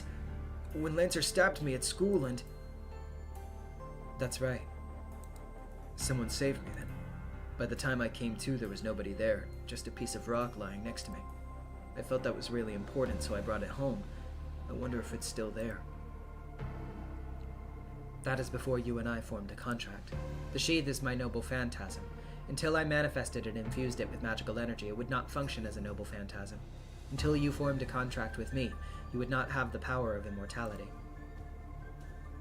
Though as long as as it even has a little magical energy within it, it may be able to protect the possessor's life, but it would be weak. To save a human being on the verge of death, it must have been necessary to integrate the sheath into your body. I see. Sorry, Saber. I feel bad for using your sheath for myself. What are you talking about? You're my master. It's quite natural for you to use what's mine. Besides, I was happy when I learned the truth. Even though I could not save anyone from that disaster, my sheath still saved your life. Your smile is so bright, I can't help but look away. Shido, does your wound hurt? No, that's not it. It's fine. Don't worry about it. You did nothing wrong. I cover my blushing face and fall silent. This is so embarrassing. Not speaking means no pain, but this really is awkward. I'm not sure how much time passed. Just as I start to calm down, Saber speaks quietly. Kiritsugu was correct.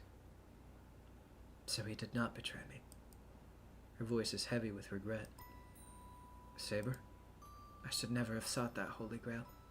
No, I never needed the Holy Grail from the beginning. Kiritsugu must have realized that.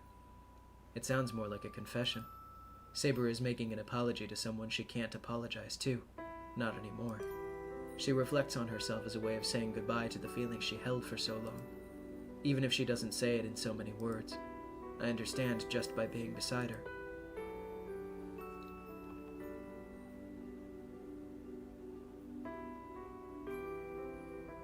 Artoria sought the Holy Grail, a lonely king who had no choice but to believe that without the Holy Grail she could not avoid ruin. If only she'd wish to redo everything from the moment she drew the sword from the stone. Saber, that's... I knew all along. I knew I could not just redo everything. I knew that, but I kept lying to myself. But that ends here. The long battle can now really... Thank you, Shido. With your help, I now know the path I must take. Yes, the Holy Grail and I are just dreams that should not exist. But still, she mumbles about wanting to be forgiven. She should never have wished for what she did, and in all that time she'd never been able to fulfill it.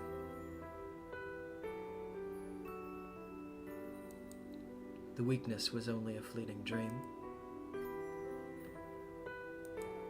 How should I feel right now? What she says is beautiful. Her decision is dignified and proud, just like her. She takes pride in her past now and accepts the end that awaits her. And now, Saber has. She's decided to follow the promise she made until the very end. She doesn't even need to tell me what that means. She will never waver again. And she is more beautiful than ever. In the dark of that night, in the moment I met her under the moonlight and admired her appearance, I loved her from the very beginning. Then, regardless of what awaits ahead, there's only one thing to be done. Saber, let's destroy the Holy Grail. I cut away any lingering attachment. I banish my selfishness and say what has to be done. Yes, I knew you would come to that conclusion, Master. Saber nods reassuringly. I can't smile back at her right now. I'm trying my best to suppress my feelings for her and convince myself that this is the right thing to do. I'm sure that someday I'll be proud she trusted me with this decision. I stand up. Now that's settled, we can't just rest here forever. We know what must be done, and our enemy is clear. No more detours. Today, we put an end to this battle.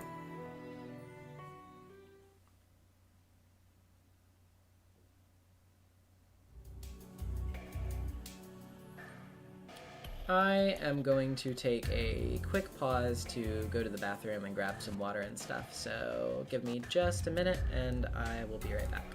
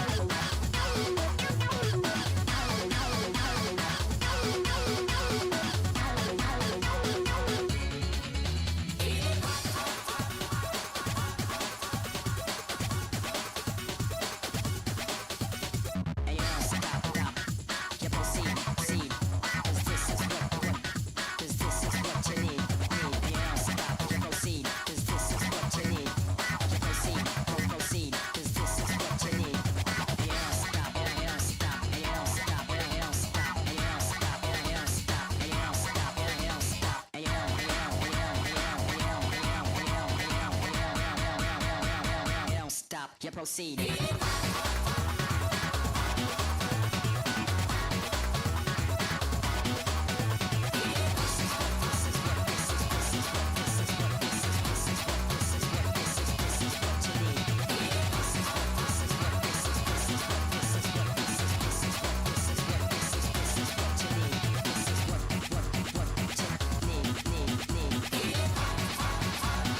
This is what you need, what you need.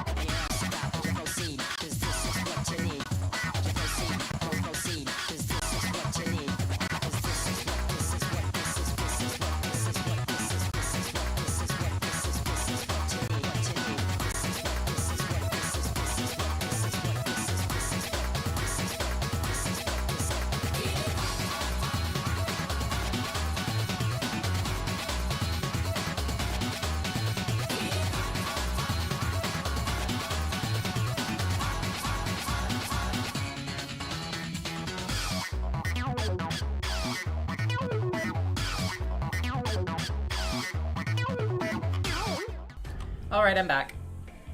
I return. I actually don't know. I can't remember, like, from memory exactly how much we have left. I, like, kind of roughly understand, but not in terms of, like, specific time. But considering we're only a little under 2 hours right now, we might actually have a slightly shorter one on our hands tonight.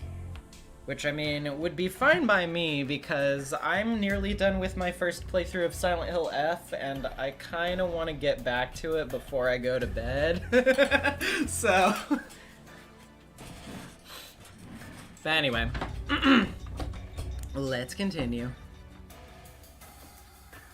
I managed to make it home, leaning on Saber's shoulder. The wound in my chest hasn't completely healed. According to Saber, I'll need to lie still for a few hours. I bite my lip. I curse my body for refusing to listen to me, even though I know what I need to do now. Shiro, are you thinking of doing something rash? Huh? No, I wasn't thinking about anything. I will be very angry if you do something reckless. You must not fight until your wounds have fully healed. This will be our final battle, so we must both be at our very best. Yeah, we're better off preparing ourselves than getting impatient. I'm thinking about where Kotomine went. About how to defeat Gilgamesh. Yeah, Philip, I wish Silent Hill F wasn't 110 Australian dollars, otherwise I'd get it in an instant. And Evie mentioned it's 70 USD. See, I can't remember what site it was on, but there was a site that was doing a flash sale like a couple months before like the release, like during the pre-order window, where they were like, hey, for like a week, you can get a pre-order code for Steam from us. For the digital deluxe for like $60, and I was like, shit, there is literally no way I'm gonna be able to do better than that, so I just went ahead and grabbed it while I could.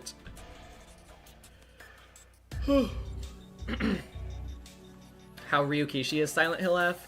It's very Ryukishi. My man has been popping off. I've really been enjoying the story a lot. I think he did a fantastic job with what I've played of it so far. I'm thinking about where Kotomine went. About how to defeat Gilgamesh. There's just so much we need to consider. For now, though, we need to rest and wait until night.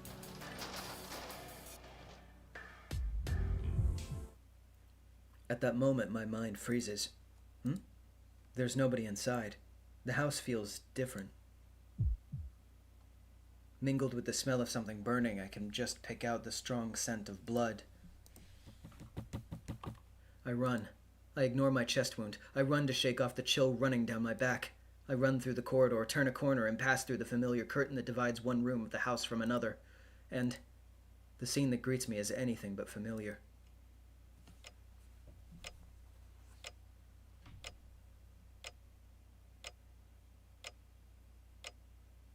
Tosaka. My voice trembles. I don't know what happened. All I know is that Tosaka is looking at me, breathing weakly. You're finally home. You're so late, I was about to go to sleep. Dummy. What the hell is she saying? It looks like she's really struggling even to speak, but she tries to make conversation like nothing is wrong. Don't talk, you idiot! Damn, we need to stop the bleeding. Saber, get some towels and a wash basin with warm water from the bathroom. Saber nods and turns to run to the bathroom. Bandages. I need bandages and some styptic. I don't think styptic will be enough for this. Damn it, I need a doctor! I need to call a doctor to treat her! I panic as I pull out the first aid kit. It's fine. I already treated myself. I don't need a doctor. There's something more important you need to do first. Tosaka is panting, but she looks straight at me. Tosaka? I don't know what the hell she's trying to say. I'm confused, but I just nod to listen to what she has to say. Are you sure you're going to be okay? There's so much blood. It's fine. I can stop my own bleeding. But more importantly, I'm sorry. I was supposed to be taking care of her, but I couldn't protect Ilya. Huh? I finally put two and two together. Tosaka wounded, the living room in disarray, and Ilya gone. Did Kotomine come here? She nods. He's the only enemy left, so there wasn't much point in asking. But Saber and I were the only ones who knew Kotomine was our enemy. It must have been a shock for Tosuka. The seventh master is her teacher and guardian. Don't apologize. Even you wouldn't be able to do anything in an ambush. Oh, no, wait, don't apologize. Even you wouldn't have been able to do anything in an ambush. I know that. Whatever you said, you always trusted Kotomine. I suppose. Honestly, I underestimated him. Guess I got a little cocky thinking I could do everything on my own. She coughs up blood. Crap, I can't let her keep talking. Let's talk later. Just don't move. We'll get you treated, then you can rest up. Yeah, that's good. But before that, I need to tell you something. Shido. This is the last advice I have for you, so listen good. That's ominous, but I just nod. This is serious, especially if she's so insistent on telling me, even as wounded as she is. I couldn't stop her from speaking up now, even if I wanted to. First, Kotomine's objective was Ilia. He must have known from the very beginning that she would be the vessel for the Holy Grail. What? Ilia is the Holy Grail? Her heart, to be precise. Mages are humans with magic circuits, but Ilia is a human made from magic circuits. As soon as there's only one servant left, she'll become the vessel that summons the Holy Grail. Then Kotomine has taken Ilia to... Yep, he took her away, but... If Saber is still around, the path won't open, so I don't think Kotomine will harm Ilia since she's the vessel. Philip with the $8. This is a censored CG, by the way. In the original, there was a lot of blood smeared on the wall. Oh, that's interesting. I didn't know that. I can only hope so. And Lancer won't be an easy servant to beat. Even if he couldn't defeat Gilgamesh, he might at least have been able to run away. I'll just have to hope he did. This isn't the time to tell Tosuka anyway. Got it. I'll go save Ilia, so don't worry. Okay. Now the second thing. I think Kotomine is at Ryudo Temple. I can't think of anywhere else to summon the Holy Grail. He probably abandoned the church anyway, and if he's going to hide, it's got to be there. Got it. Kotomine is at Ryudo Temple. She doesn't even seem to have the strength to move her head, but she nods anyway. Okay, last thing. You can't beat Kira. Are you still going to fight him? That question. She's not asking as a friend, but as a mage who truly understands the situation. But still, Tosuka. My mind is made up. My chances of victory are abysmal. Even so, I'm going to fight. I've got unfinished business with him. I can't back off no matter what. I have to defeat Kotomine. I need to settle things with him. As a survivor of the disaster 10 years ago. As one of the orphans. As the son of Kiritsugu Emiya. I see. Then I'll give you this. It's a means for self-defense, but it's better than nothing. Tosuka reaches behind her and takes out a dagger. This is a well-known dagger, perhaps even famous. It's used for rituals rather than for battle. It's a magical wand in the shape of a sword, used to form magic circles and to intervene in mystics that have taken shape. The word Azoth is engraved in the jewel on the handle. Its blade isn't as long as a typical dagger, which probably fits Tosuka's preferences anyway. This is the Azoth blade, a sword favored by a famous scholar of mystics who took this world by storm some time ago. It's meant for mages to prove that their training is complete. The Azoth blade is not unlike the sort of gift one receives for getting into a college. Tosuka, what is this? There it is. You can go ahead and give that a look if you want to.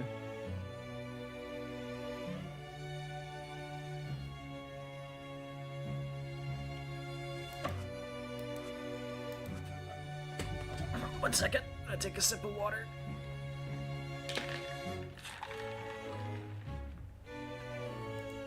Can't you tell?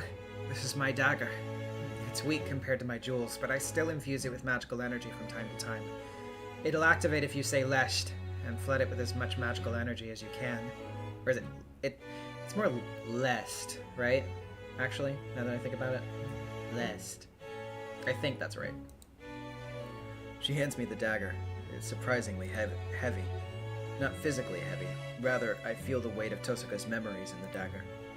Tosuka, are you sure about loaning this to me? It's fine. I knew I was no match for Kira, so I hid it from him. I don't want it to go to waste, so you can use it. Okay, I'll take it. Honestly, more weapons can't hurt. Ah, so you do get it. Then, maybe it's time. I'm just getting so sleepy. She laughs, embarrassed. The next thing I know, Saber is standing behind me, waiting to treat Tosuka. Yeah, go ahead and sleep. I'll wake you up in the morning. Then I'll make you a nice big meal. Yeah, I'll do that. Oh, and this last bit's more of an order than a warning. Shido, if you're going to do this, you need to win, even if it kills you. I will never, ever forgive you if I wake up and find you dead and defeated. She looks like she said everything she wants to say, and so Tosuka drifts right off to sleep. She looks well enough, so I feel a little stupid for worrying about her. But then again, I know that's her way of cheering me on, and her words really do invigorate me. Yeah. Leave it to me, Tosuka. I nod at Tosuka's sleeping form. Everything is all set. All that's left is to spend these next few hours without regret while my wounds heal.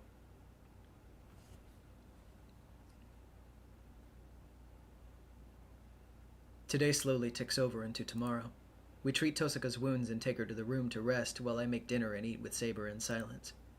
Just a little longer. Most of my wounds are healed. We only have about an hour or two left. In the meantime, I'll have a strategy meeting. Oh, that's right. There's only one thing to do. We've always done it this way. So we should do the same, right to the end. It's not romantic and it's not elegant, but sitting across from each other and coming up with a plan of action suits me and Saber best.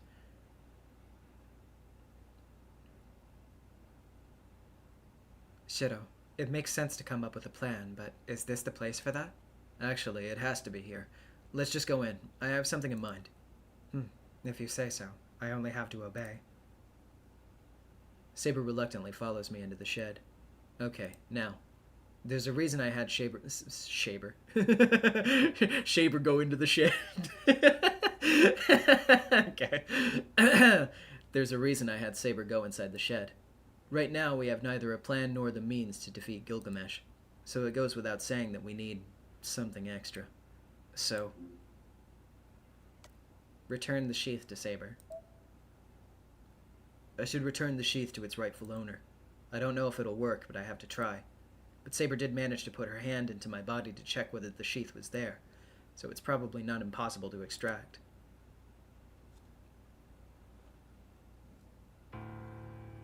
What? Do you know what you're saying, Shido? I do. The sheath was yours to begin with, so returning it to you just makes sense. Plus, with that, you might have a better chance of beating him. That may be true. Once the sheath is returned to me, the magical energy at my disposal will increase. But that does not guarantee I will win against Gilgamesh, and once it is extracted, what will you do, Shido? Without the sheath, you will I'll no longer heal so rapidly from whatever injury I might sustain. But that's normal. I've relied on this regeneration too much. Nobody should be immortal. I shouldn't keep it anymore. Take the sheath, Saber. This is absolutely what we need to win. Saber bites her lip, not answering. I'm not sure how long this moment stretches out between us. The clouds in the sky drift by, and as the moonlight starts to shine through the window... Understood, Master. I must enter your heart for a moment, then. Saber nods, her hesitation gone. I shall begin. Are you ready, Shido? Yeah, don't hesitate, just go ahead. Saber begins. Her hand presses against my chest and sinks in. My job here is simple.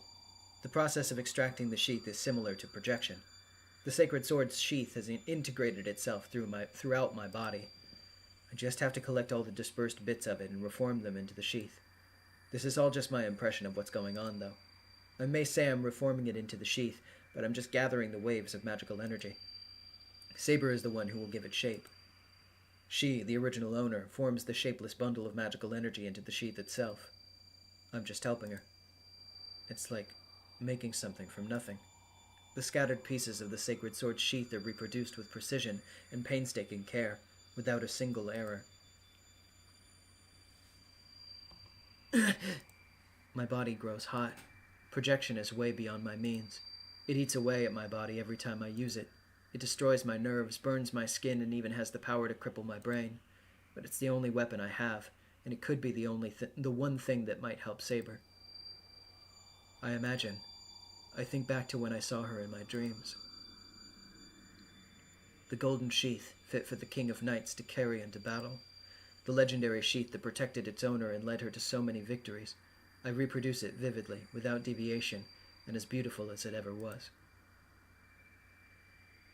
And, no matter the end awaiting us, I won't ever forget this. I will engrave the image in my mind.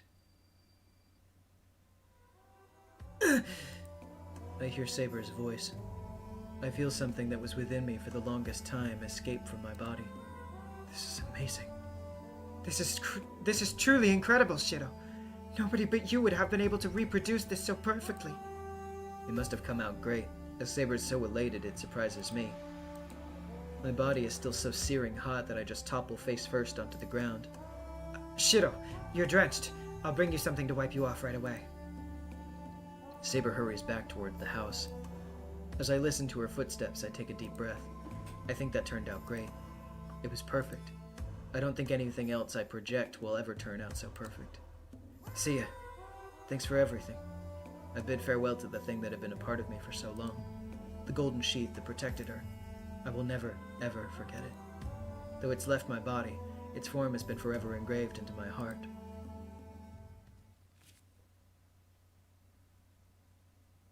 Oh yeah, so this scene is where the people die when they are killed line comes from in the original translations. I would imagine it's referring to, like, you know, when it's like, oh, are you sure you don't want the sheath? And Shiro being like, I mean, you know, it'll just put me in, you know, the shoes of a regular person. People die when they're killed. I've been not dying when I am killed for a while, so it's only natural that that happened now. Yeah.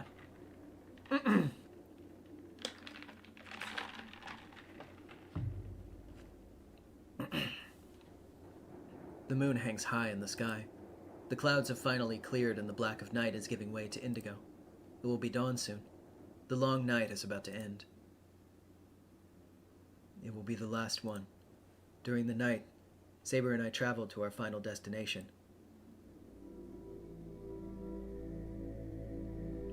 Shido. I hear the tension in Saber's voice. She's not the only one. As I quietly nod, I feel a cold sweat trickling down my neck. The mountain feels like a living thing. Chills run down my spine. Stifling pressure assails me with every step I take. The air is thick and damp. The mana is dense. It feels exactly the same as 10 years ago. I expect that at the very top. The summoning of the Holy Grail has begun. Maybe it's even over by now. Either way, Gilgamesh has probably defeated Lancer.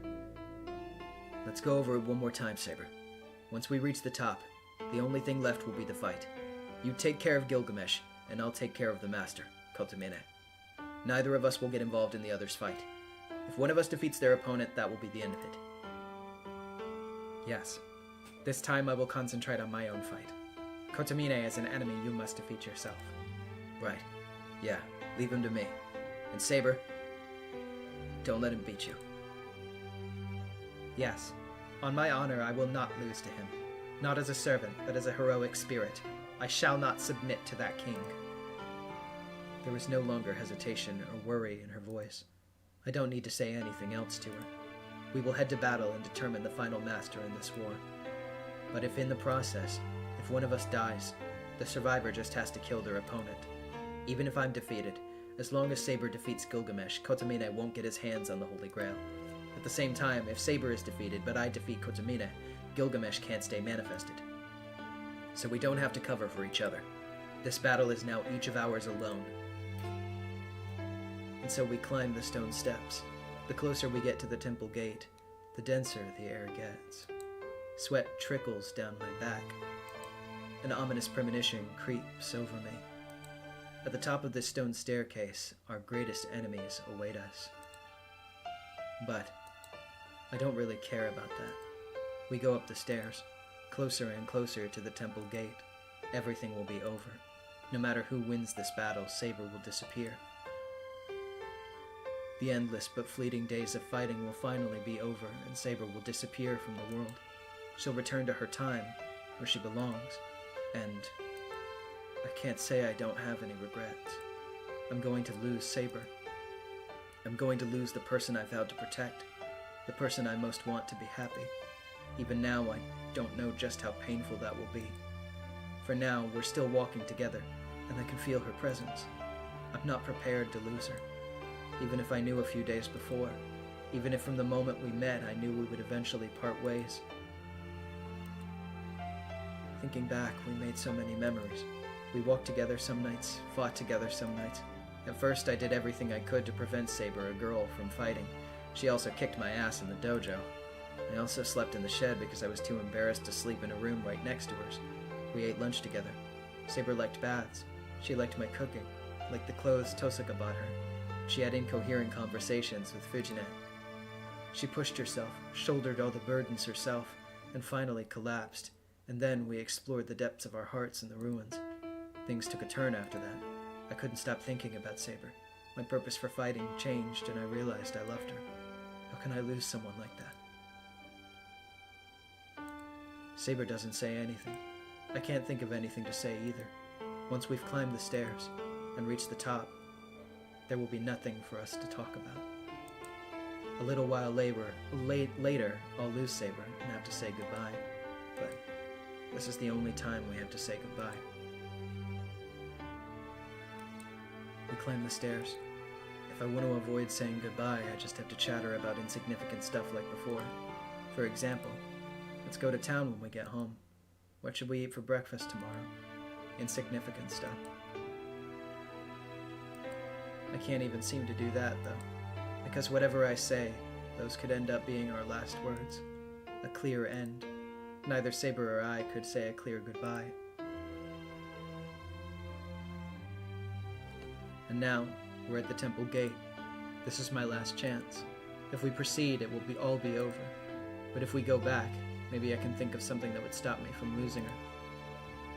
Saber. I stop and turn to Saber. She's the same as ever. Her face is composed, but her eyes seem tense, like she's trying to hold something in. The moment I see those eyes, I'm assailed by temptation on all sides. Temptation to run away, temptation to turn back so I don't lose her, temptation to tell her what I really want, assuring me she'll accept. My resolve wavers. The temptations are begging, itching to be voiced. I bite my tongue. Let's go. This will be our final battle. I tell her, just like usual, as her master. Saber nods silently. I see the strength in her eyes, full of resolve as they always are. I won't make any requests. The same way she believes in me, I'm going to believe I made the right choice. I cross the threshold of the temple gate. There's no turning back now. I can't say anything. Not that I could say what I really wanted anyway. But I want to at least believe that this frustrated silence managed to convey my feelings. We finished climbing the long stone stairs. This is our final memory of our time together here on this earth.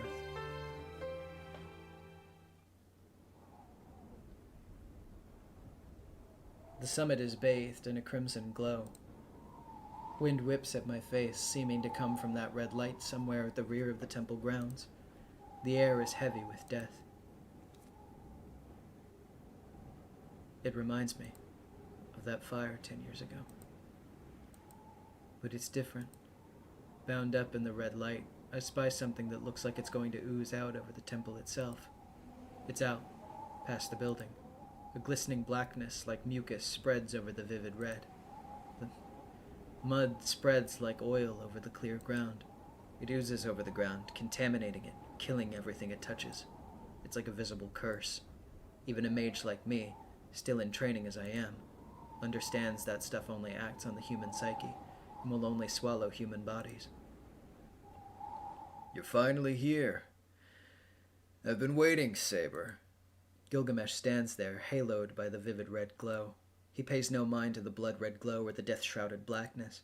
The servant armored in gold waits in the middle of the temple grounds for Saber and Saber alone. You've come at a good time. The Holy Grail's finally decided to show itself, and it's starting to open up. This curse is what the Holy Grail holds within it. It's the third element that keeps us servants in this world. It's what spilled onto me 10 years ago. Gilgamesh has only eyes for Saber. Saber is similarly focused on him. She steps forward and points her sword at the knight in front of her. Gilgamesh, what are your intentions? That curse. What do you plan on doing with the thing that falsely presents itself as the Holy Grail? I've already told you that I have no wish. I don't care what Kotomine does with the Grail. Right now, my only interest is in you. As if to answer, the Golden Knight raises one arm. At the same time, a shimmering haze forms behind him. The king's treasure, hundreds of noble phantasms, are readied in that haze like bullets loaded into a gun. The time has finally come. I've been thinking of this moment for so long, Saber. I've been thinking of how to pin you down as you struggle and make you swallow that mud. I'm going to stomp on your sobbing face and make you drink the mud until it's dyed your entire body. I've imagined you writhing beneath me as the agony of death drives you mad while your pathetic, filthy figure clings to my feet. Well said. You will, I am sure, not object to meeting the same fate then, King of Heroes. She takes another step. Saber walks right into the range of all those noble phantasms. This isn't a battle I can help with. No ordinary human could step into this battle between Saber and Gilgamesh. Precisely what I expect of you, Saber. You know you can't possibly win, but you're still defiant, showing your fighting spirit. You are truly a fitting finale for this festival. I will not permit any outsiders to interfere. You, mongrel, if you plan to fight Kotomine, be gone. He awaits you at the altar. Kotomine is waiting. I glance at Saber. She gives a slight nod, her eyes still on Gilgamesh. As I leave, I feel her wishing me luck. I turn around. My opponent is elsewhere, behind me. As I run, I hear the sound of Saber's deadly battle beginning. Deep in the grounds, behind Ryudo Temple's main building is a large lake. It's been untouched for a long time, making it seem sacred, like it's inhabited by a dragon god. Shifting in my seat, 1 second. Sorry, my leg was just starting to fall asleep, so I was like, I need to switch positions. The lake's clear blue water is so pure and clean, with not a trace of cloudiness. At least, that was true until yesterday. The lake is far from pure now. Red phosphorescence spreads out before me. It's a sea of dark, murky tar, and...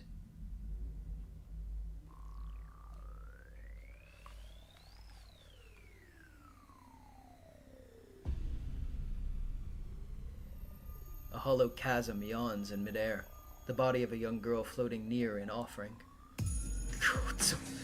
Mine! I've been trying to remain calm all this time, but that sight drives me over the edge. I stop and glare at the enemy.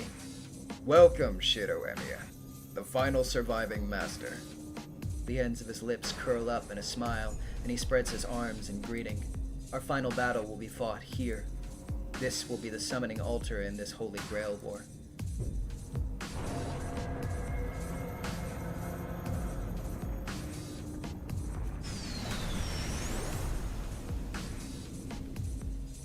Put down Ilya. I'll thrash you after that.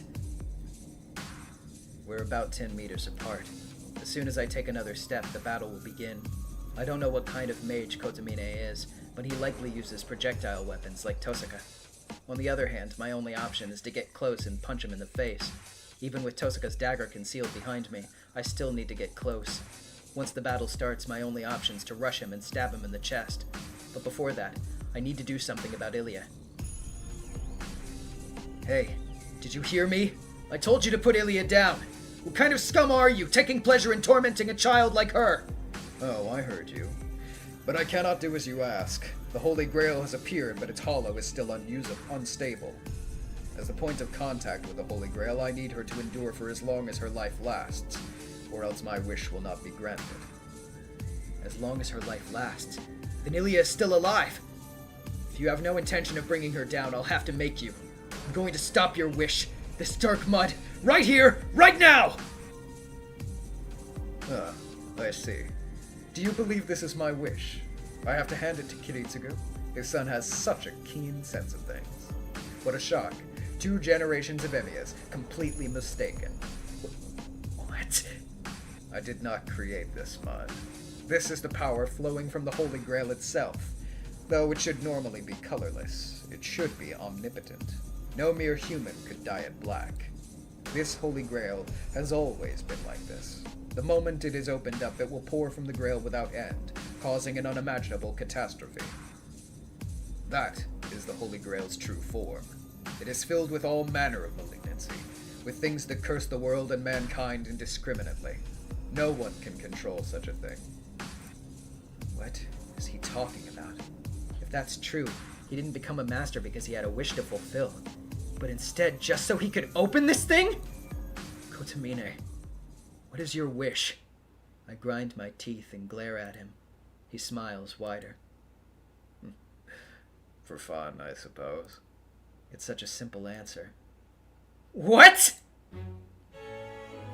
Is that not clear? Alright, let's take, for instance, music. Why do you feel pleasure from music, Shiro Emiya? What the hell? How about books? Why do you think stories draw people in? Why? I've never thought about that sort of thing before. Indeed. There's little call to consider such things. Various forms of entertainment. Things that please humans. They're all enjoyable because they were created by humans. Listen. All creation springs from humans, from their own capabilities. That means the most enjoyable, pleasurable things are humans themselves. Humans, particularly in extremis, are the greatest source of entertainment. By comparison, entertainment humans create is but a pale shadow. Oh yes, music and stories, love, hate, trust, betrayal, morality, immorality, illusion, and truth. These are no more than impurities. Such things are second-rate as entertainment goes, hardly worthy of consideration. I want humans themselves to be my entertainment. None of the rest interests me. And thus such excess and extravagance must be trimmed away. You are familiar with the notion of one's life flashing before one's eyes, yes? It is precisely that. The only moment a human has any value is when they are on the brink of death. All their lives are spent building up momentum until they finally jump and reach for the skies. In that moment, they are dazzling. And it is that moment I desire most. That is what you have always sought. As you all feed on peace, I live by consuming this star's light. Seeing the priest give me such a sermon, his arms spread wide, is strange, to say the least. A chill runs down my back, but not from what he said. Seeing him like that, talking about human beings and seeming somehow sacred is what's giving me chills. So you're saying... Yes. The fire 10 years ago? Not bad. A little small in scale, but it still gave me a rush of exhilaration I've never before experienced. And so, that is all I seek. The kind of hell that causes souls to burst, allowing humans to shine their brightest. Do you not want to bear witness to such a glorious sight, Shiro Emiya? What do you think? Do you not agree that the dying, agonized shrieks of humans wallowing in their regret fill your breast with the most indescribable pleasure? Bullshit! That day. How could he ever describe the hell of that day like that? So you finally understand. Warped though it may be, there is no one in this world who loves humans more than I. And so there is no one more worthy of the Holy Grail than I. The priest smiles, pleased with himself. Is he saying that he thinks all those people dying helplessly was a wonderful, beautiful thing? Oh, I understand, all right. I focus on my feet. Every muscle in my legs tenses, ready to break into a sprint. I understand that you deserve to die! I surge forward as fast as I can. He's a little less than 10 meters away. If I just head straight at him, I can... I throw myself sideways. I want to just kill him. My instincts kick in, saving me from death. I go tumbling across the ground, scrambling to look up. That was... I glance back at where I'd just been running. The ground is on fire. The dark mud spreading over the lake is steaming. It's like a dark carpet. The mud coils and lunges at me, snapping like a whip. It leaves a searing welt on the ground. I should have mentioned that you're already well within my reach. Moreover, this stuff is extraordinarily responsive to the presence of living things. Dart around all you like, but if you're not careful as you do so, you will die. I leap out of the way of the black mud as it strikes at me once again. To hell with darting around blindly. This bastard is intent on killing me. You damn fake priest! I reposition myself, keeping an eye on the lake. I'm no closer to Kotomine. Looks like he's gonna keep me 10 meters away. That muddy tentacle seems to be able to stretch endlessly. It follows no matter how far I retreat, and it's not the only one. Oh? Are you ready to face me? Good. I'm pleased. Cross trash motherfucker talks about it like range like it's his stand. Honestly, now that I think about it, of everything I know about Kotomine as a character, I mean, you know, I'll learn more about him as we go, obviously. But like, of everything that I know about Kotomine, he's kind of just like a gem fusion of Dio and Pucci, isn't he? In a way. In a way, isn't he?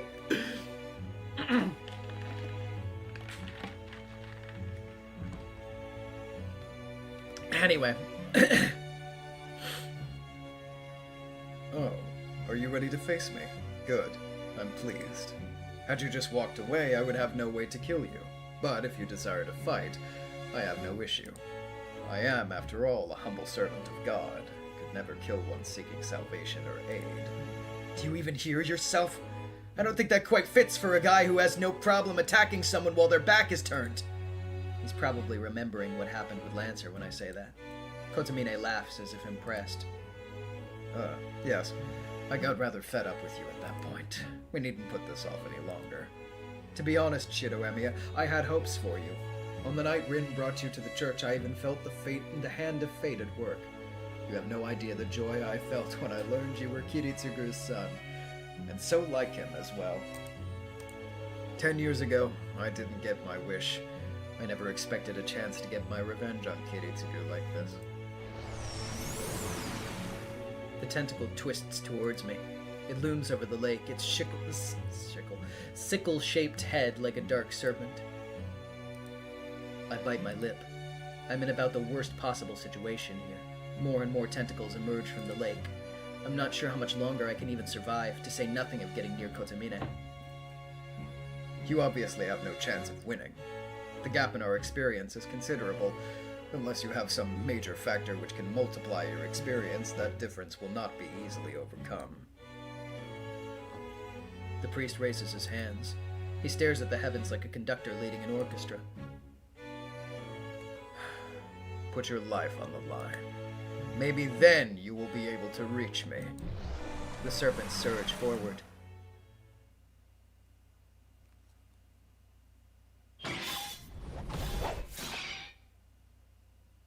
Sparks fly in all directions. The Golden Knight steps back, evading a series of savage attacks executed with astonishing skill. She must have seen it as an opening. Saber twists away from a short sword fired at her and takes a step toward her enemy.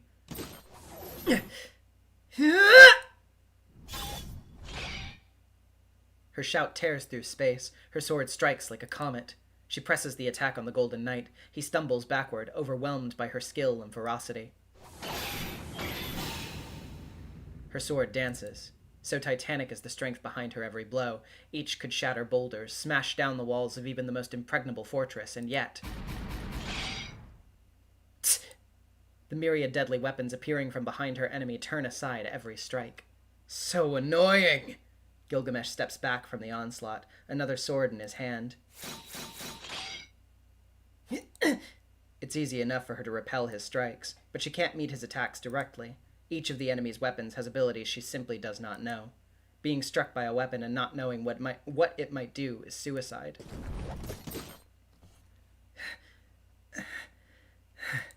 Saber steps away from her cornered enemy to compose herself. Gilgamesh, on the other hand, is not at all troubled and picks himself up.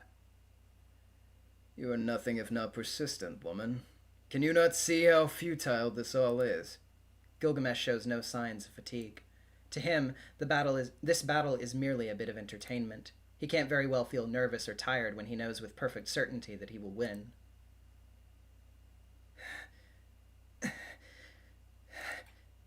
It is another matter entirely for Saber. She knows that her only shot at victory is now, before her enemy starts taking this seriously. She needs to defeat Gilgamesh before he can use Ea, or she will lose. And so, even knowing that it may be impossible, she does not relent in her onslaught, giving no thought to her own stamina. This isn't the first time she's cornered her enemy, or the second, but she's never been able to break through his wall of noble phantasms. Do you intend to keep going? It's all fine and good to be loyal to your lord, but surely even that... Oh, wait. Oh, yeah, okay. Yeah. But surely even that has its limits. Kotomine must have killed the mongrel by now. You have no reason to keep fighting. My master is still alive. Shiro will not fall to a master like that man. It's only a matter of time. You do not know the true nature of the Holy Grail. Even I have trouble handling that thing. The boy won't last a minute against it. You have no hope of besting me, just as the child has no hope of besting Kotomine. You've mistaken your roles. Weren't you facing the Holy Grail now, the battle would have been yours. There's no amusement in the Golden Knight's eyes. He's serious. But that's wrong. To Saber, the choice itself was a mistake. Nonsense. This was the correct choice. You will no more defeat me than that corpse of a man will defeat Shiro. How the mighty king of heroes has fallen, hoping for what is yet to take place. Oh? So you still have strength enough for such impudence, do you? The air around Gilgamesh twists and distorts. More and more noble phantasms appear behind him. Here he comes. She adjusts her grip on the sacred sword. In truth, there is a way. There's only one way to defeat that Golden Knight. But in order to do so, for her plan to succeed, certain conditions must be met. Even if she takes out Ea, he will still be able to defend against her attack if he has any energy left. She would have to take Ea's attack head-on again to be sure whether it's even possible to defeat. Take another strike from Ea? That's preposterous. Even with my sheath returned, I could not possibly survive that attack. But there is no other way to win. It is just a matter of how to spin that thin thread of hope into real victory. Normally, her intuition would show her the best route, and she would act in accordance with what she sees. But that intuition is no help now. Perhaps her chances for victory are so slim that her intuition cannot show her the path. But she still has to fight. She has to keep fighting, for Shiro, who surrendered his own defense by returning the sheath to her. She cannot let this man defeat her.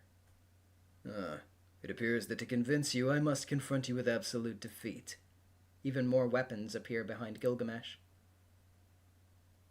Every single one aims toward Saber, moving without Gilgamesh even touching them. Before, only the hilts were visible, but now the blades emerge, awaiting their master's command. This is the way knights should fight. Gilgamesh was never a swordsman. His many noble phantasms are deployed within time and space, and become bullets under their master's command. This is why he is an archer. He is the strongest in that regard.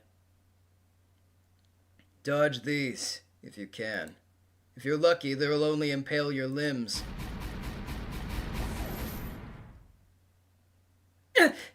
With a single command, a rain of swords descends on her with godlike speed. Each of them possesses its own special, fatal power.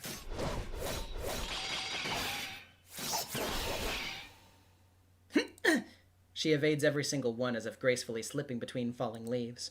A sword from the front, a spear from the left, polearms from above and below, a three-pronged sword sweeping at her in an arc. A hammer larger than ever streaks toward her like a meteor. She blocks, parries, dodges, then twists away from the final attack.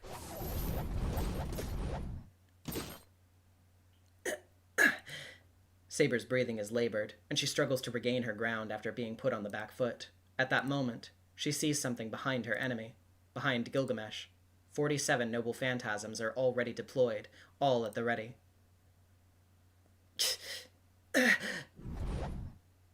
She leaps with all her might. As if to prevent her from escaping, a flurry of noble phantasms races towards her, tearing up the earth. A torrent of noble phantasms slams into the ground, one after another. Her armor is shattered, her gauntlet is split open, and even her greaves are impaled. Saber manages to avoid sustaining any fatal wounds, but in that moment she sees something even worse. Beyond the reign of noble phantasms, as if to finish off his exhausted prey, the King of Heroes draws his favorite sword.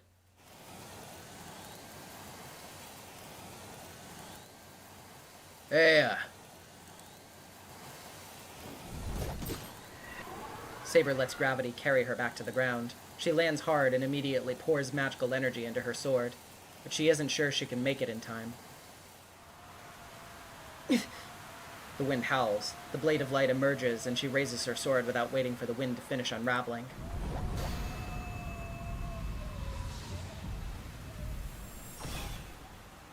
Hex! She doesn't bother deflecting the rain of noble phantasms. She simply swings her sacred sword with all her might and all the swiftness she can muster. Enema! Elish! She's too late. Gilgamesh sweeps his other noble phantasms aside and swings Ea.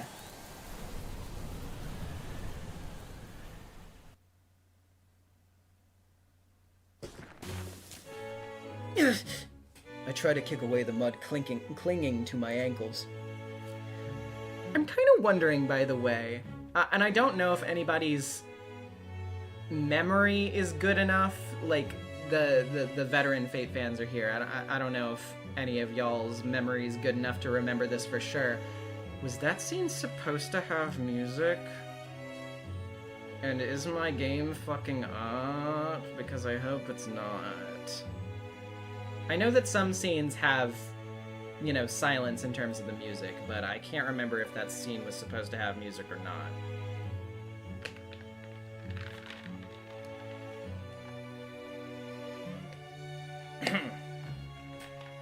Because as you'll recall, I mean, I guess it was kind of cool without music, but I think it was. Because here's the thing.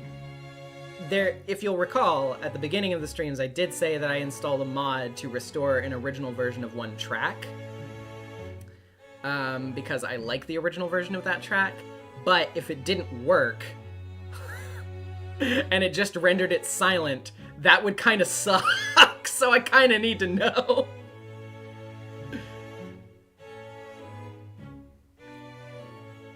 Yes, Evie Curry. That is the one.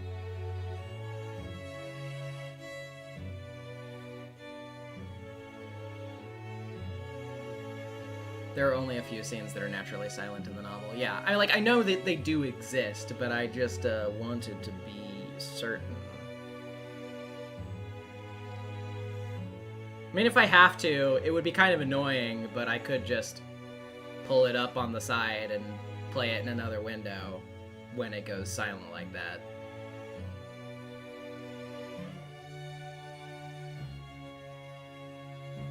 It was supposed to have music? Damn, what the fuck? Huh.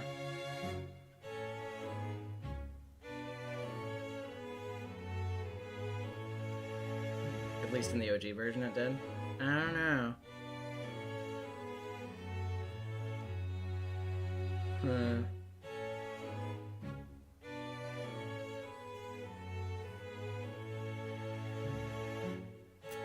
That's troublesome.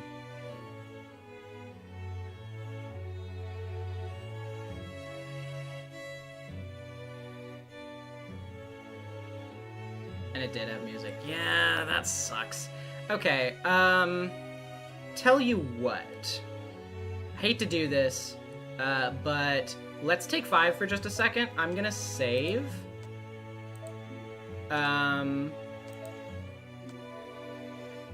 I'm gonna check a couple things to see if it would be easy to fix this real quick. If it's not, we can just continue on, and I'll just do the thing that I was saying I could do, where I could just play it on the side.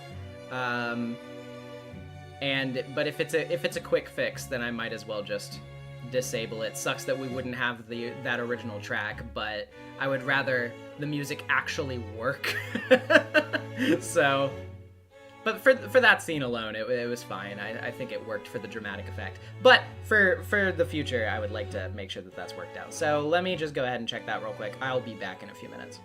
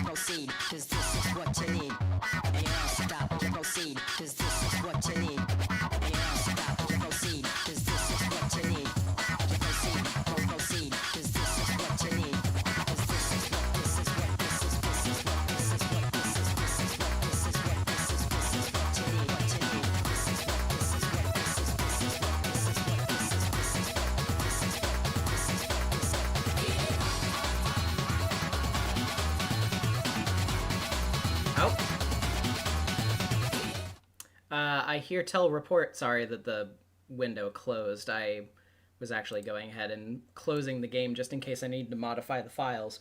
But apparently, yes, the remaster version of the scene is actually silent music-wise there. So that was not my problem. Okay. I got a little paranoid for a second. But I wanted to make sure that I hadn't fucked the game up. As you can probably understand. Kind of important to know. Anyway, we can just load back. It's no big deal. It is weird, but at least we can know that that was not a me problem. Anyway, back to it. I try to kick away the mud clinging to my ankles. My clothes are burnt and my skin is exposed. I jump away from the lunging tentacle. I can't feel my mud-coated right ankle, and I wasn't entirely sure I even still had my right leg until I used it to leap away.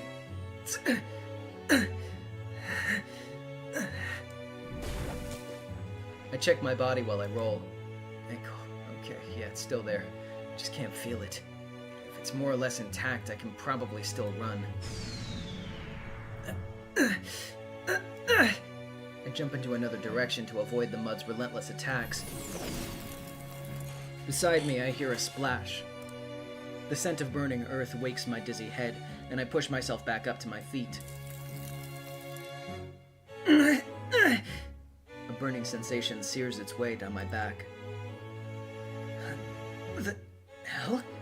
I shake it off and jump to the closest clear ground. The mud's pursuit relents. I can no longer see any of the black mud that surrounded me. I bite my lip. I dodged and ran all over the place, but in the end, I'm right back here. I calm my breathing and look up at him to at least show he hasn't broken my spirit. Kotomine has not moved at all. He's just watching me run around. Cross Trash, just found the song. I'll DM it to you if you need it. Thank you. I appreciate that. Yeah, accept DM. Okay, yeah.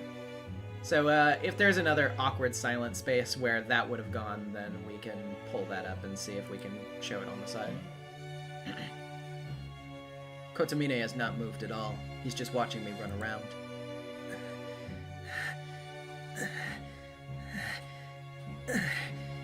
No matter how many deep breaths I take, my heart won't stop pounding. It's warning me that it's at its limit. It needs rest. My heart's ready to burst if I don't rest. That's how rapidly it's thumping in my chest. It's all but jumping out of my mouth at this point.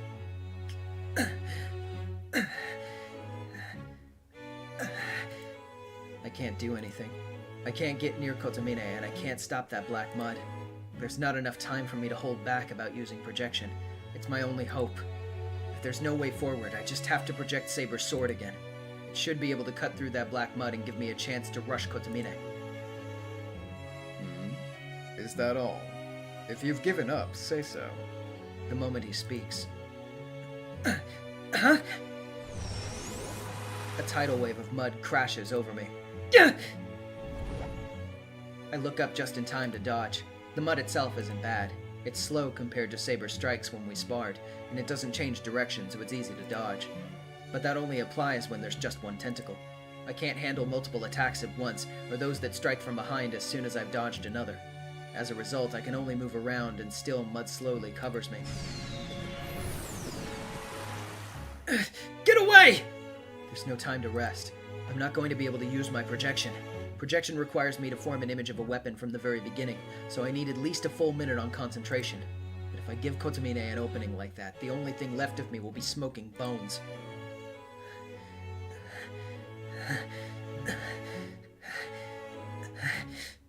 Everywhere the mud touches me, I go numb.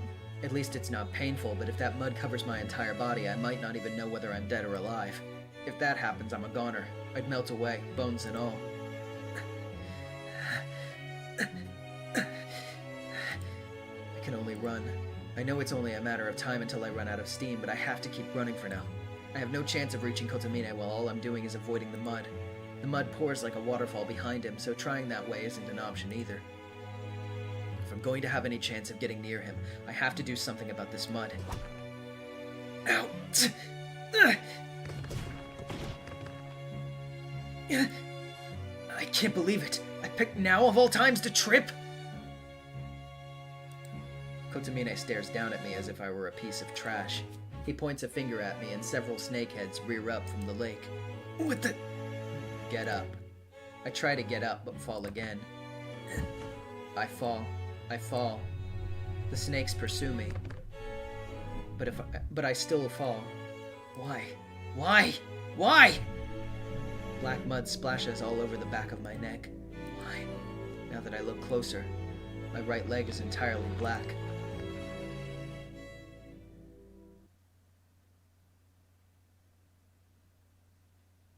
This ends here. I expected this to be more entertaining, but you are Kiritsugu-san. What a disappointment you turned out to be. I look up. I'm still conscious. My wrists and neck are bound in chains of mud, but I can still feel my body. Why don't you finish me off? Soon, but that would be in poor taste. You are Kiritsugu's shadow, so the debt he owes me from 10 years ago will be repaid with your death. My skin burns where the mud touches it. It feels like acid is seeping from my pores. I grip my teeth, trying to endure the pain, and check my right leg. It's completely black. I can't feel it and it won't move. I need to either get this mud out of me, or pour magical energy through the affected areas to push out the coagulated blood. Either way, the moment I try to move my right leg, I'd probably tear off every muscle in it. Fine. I don't care. Oh, fine. I don't care. But why do you hate Kiritsugu so much? Did him destroying the Holy Grail get to you that much? Oh, it's nothing serious. My hatred stems from our kinship. Everything he did struck a nerve. It's not unlike your feelings of disgust for me. Cut the crap! Don't you dare say that Kiritsugu and you are similar! I see. I suppose saying that would enrage you, yes. He was such a virtuous man, letting someone like me go. Even after I caused that great fire, he only bothered to defeat me, not kill me. And now you know what a mistake that was. If only Kiritsugu had killed me, those orphans would be living peaceful lives as we speak. You know there's no retort to that. I find it unpalatable as well, though. As ruthless a mage as him showing compassion and helping his enemy, I find it offensive. That story again. Saber told me before that Kiritsugu was a first-class mage, and he would do anything to accomplish his goals. But that was not his mistake. His mistake was thinking that the war would end with the destruction of the Holy Grail. He never told you anything because in his foolish optimism, he believed the Holy Grail war had ended, and his life came to an end as the curse ate away at him. What a fool he was. He cursed himself and let me go, then died only a few years later. He believed he accomplished something. He believed he ended the Holy Grail war. Deluded fool. Why? You? Hold on. Does that mean Kiritsugu died because of Kotomine? What did the peaceful face he had on the night of his death mean? Oh, yes. Let me ask you one last thing. Tell me of Kiritsugu's final moments.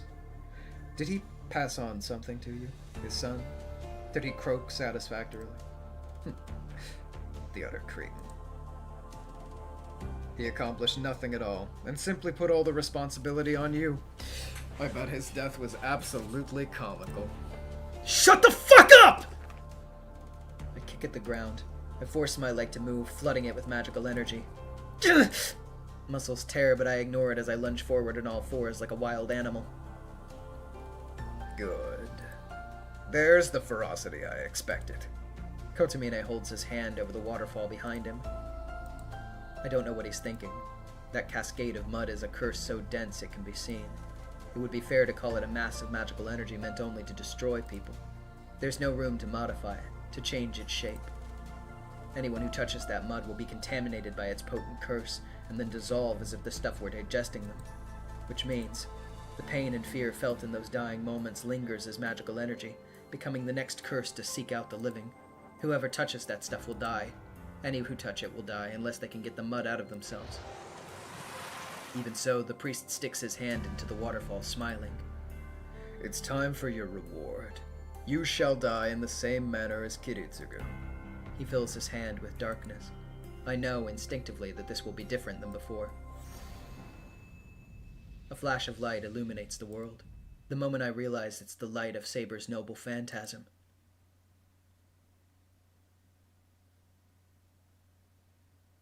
I'm not actually entirely sure how to pronounce this, so I'll just give it my best shot. Andla, mine you. The priest's words plunged the world into darkness.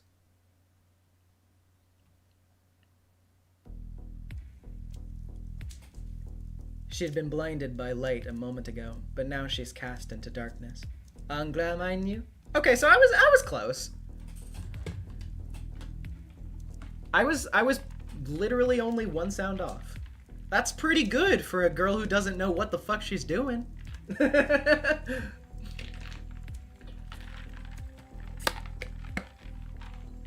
Okay. If she had been conscious, she would have seen that it was a black polar light. The darkness was momentary, but it was not darkness. It was a swarm of tiny curses. The darkness sweeps her body away, and the discomfort jolts her to wakefulness. I sigh. The first thing her returning consciousness brings her is pain. Whatever parts of her were not protected by her armor are horribly burned, and her flesh has been brutally savaged by blades of all sorts. She is a dismal sight. I see. So Ea defeated her. Gilgamesh unleashed his noble phantasms, and she could not defend against so many. Then Ea struck her. She barely managed to deflect it with Excalibur, but the damage to her body was too severe. Her wounds heal on their own without using magical energy, but even the protection of the sacred sword sheath is unable to return her to full health in an instant. And then... Philip with the 3, first mention of the angry mango. That's a way to put it. This is it, Saber. I hope you're still not refusing to admit defeat even in this state. Gilgamesh walks forward, not a scratch on his armor. Saber lays on the ground, looking up at her enemy. There's nothing she can do right now. Nothing can stop him from doing whatever he likes with her now. Gilgamesh, what was that light? Despite the situation, Saber is more concerned about the light. That flash of light. That deep darkness that welled up from the far side of the temple and for a moment covered the whole world itself. She doesn't want to think about it, but that darkness might have been aimed at Shido. That light just now? You know, it's the curse. Kotomine must have summoned it straight from the Holy Grail. The Holy Grail apparently holds within it something capable of cursing the entire world. The pollution we've seen so far is nothing more than residue leaking from the Grail. And now it seems the main body has emerged. Your master is dead. That can't be. Saber wills her body to move. But she knows she can't. She can't just lay down, though. Lies. Shido is still alive. She can still feel her connection with her master. It's weak, like the faint embers of a fire on the verge of going out, but Shido is alive. She has to keep going. If he fights something unheard of or incomprehensible, Shido will be no match for it. Saber clings to that faint warmth and again wills herself to move. But it's useless. Even the sacred sword sheath needs a few more minutes to restore her. It's too late. Stay here, Saber. No matter what you do, the Holy Grail will soon overflow. It will be a repeat of 10 years ago. This time, though, the ritual is for you rather than me. The Golden Knight smiles as he turns his gaze up to the burning red sky. Rejoice, Saber. Once the contents of the Grail have rained down upon you, you will become like me. You will gain flesh in this world and enjoy your second life. Of course, you may not retain your sanity, as I have. Saber looks up at him, bewildered. She can sense the immensity of the curse. It is a magnificent cluster of magical energy. With so much power, any magecraft would be possible. Were Caster to wield it, the possibilities would be endless. But it's a double-edged sword. It curses humans, and only humans. Even heroic spirits would not be able to remain themselves after coming into contact with that curse. That's when she realizes. Gilgamesh. A decade ago, that corruption even swallowed up the most ancient king of heroes. Then, Gilgamesh, do not tell me you... He's gone mad. Oh? Do you think so, King of Knights? Gilgamesh looks down at Saber, laughing merrily. It's strangely out of character for him, but the look seems somehow appropriate. Do not underestimate me. How could I call myself a hero if I could not drink up something so paltry as a curse? All the world's evil. Ha! It is nowhere near potent enough to contaminate my glorious self. Listen, Saber. A hero shoulders the weight of all humanity, and I did that eons ago. Hearing those words, Saber gasps. She knows in that moment that she will never understand this heroic spirit. His unthinkable arrogance, the staggering ego leading him to believe heaven and earth exist only for him, his ruthless choices that bear no regard for any but himself. All of these things are completely opposite to her own beliefs of what it is to be a king. But he was a king. Even Saber cannot deny that.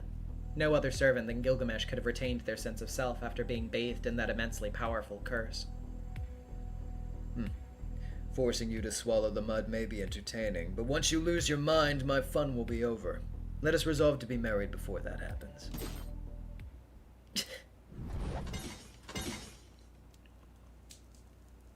Gilgamesh, you are unbelievable!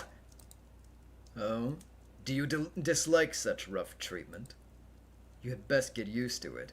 I do not believe in restraint when it comes to women or food. I devour both as I please. Saber glares up at Gilgamesh as she hangs upside down. So, you're acting out a sense of duty to your master, as a servant. Pathetic. I can't believe you gave him your body and soul simply because of the constraints the command spells placed upon you. No, you misunderstand, Gilgamesh. I do not obey anyone. That is a freedom I have never had. Oh? So are you saying that you will not be mine no matter what? His red eyes rake over Saber. They're entirely devoid of human emotion. If she disobeys, he will kill her. No matter how attached he may be to something, if it does not obey him, he will simply destroy it. That is simply how Gilgamesh sees the world. Saber doesn't look away. She simply glares hatefully at Gilgamesh. Gilgamesh, I will never be anyone's possession. I belong to my nation. I am a king before I am a woman. She's not saying this to anyone in particular. She's simply expressing the tiny warmth still within her heart. Listen to you! Do not make me laugh, Saber. A country is simply one of its king's possessions. If he cannot rule everything, a transcendent being like a king serves no purpose. Honestly, King Arthur, it's no wonder your own country turned on you. The Golden Knight mocks her for her naivete. Her heart is set now. Yes, you are correct. But listen, King of Heroes. Your arrogance is what destroyed your country. Such fierce spirit. Saber twists her entire body, using the leverage to kick Gilgamesh in the face with her free leg. Gilgamesh releases her. Saber stretches her arms out and arrests her fall, then springs upward. You dare kick a man? It seems you really do require discipline, Saber! She closes her eyes and looks within herself. It is no wonder your own country turned on you. It is not news to her. Since her summoning as a saber, she's been hearing those words over and over. It's different with him. He grew angry with her as if it had been about him, but he also thought her actions were worthy of pride. She knows what she must do. Even if she has no hope of victory, she cannot stop here. She needs to do something while she can still feel that warmth inside her. She has to get to her master as fast as she can. She's about 8 meters from Gilgamesh. She positions herself at the ideal distance for intercepting an attack, which she's just experienced firsthand. Her body won't move the way she wants. She can barely grip her sword, and her legs are hardly able to bear her weight. Even a weak blow would be too much for her now. But she shows neither weakness nor hesitation. Let me ask you one thing. Even Gilgamesh feels he has to prepare himself. The Golden Knight readies his eyes on his opponent. Are you quite insane? Saber doesn't answer, but her determination is there to see in her eyes. Fine. Then I will not hold back. The air itself roars. Ea, the sword of rupture from ancient Mesopotamia, is said to have divided heaven and earth to create the world.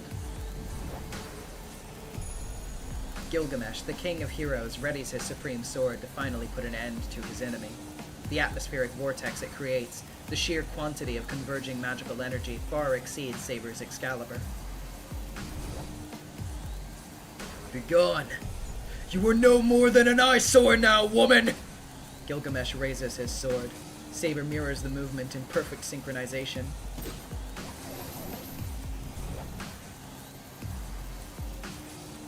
Their eyes meet for an instant. Enuma! Hellish! Gilgamesh flourishes his sword. But Saber's sword falls to the ground, useless. She lacks the strength to activate her noble phantasm. The light which can sever all things bursts through her.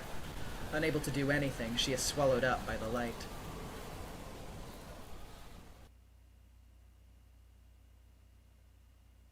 The moment I'm engulfed in darkness, hell itself is imprinted on my mind.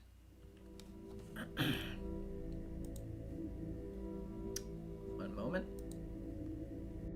The 5 starting penalties: life, body, imprisonment, humiliation, and finance. Let the myriad sins, mud, darkness, and malice continue to surround and punish all. Eliminate human rights through decapitation, exile, and repression. Let the body descend into a state of torment and debauchery. Eliminate group consensus by forfeiting honor. Die. Ridicule through greed and arbitrary decisions that freeze assets and property, imprisonment, fines, the death penalty, crimes committed in the name of personal grudges, crimes committed to satisfy selfish desires, crimes committed unconsciously, crimes proclaiming self-consciousness, civil disturbance, solicitation, fraud, theft, robbery, kidnapping, self-harm, violence, arson, bombing, infringement, manslaughter, group violence, professional negligence, overconfidence.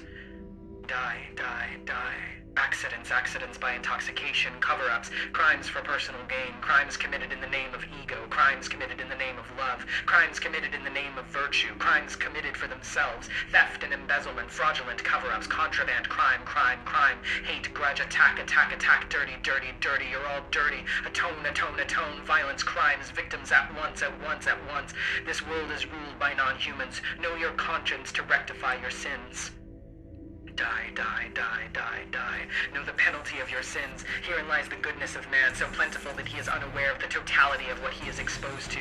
Know the violence used to cover up the crime. Know the authority that hides the crime. The malignancy of man is here, so rare and so hard to find that it stands out in sharp relief. 100 benign, 1 malignant. To balance it out, the malignant shines strong and reigns as a mighty and vicious evil to compete with the benign masses. The 5 starting penalties. Die. For you.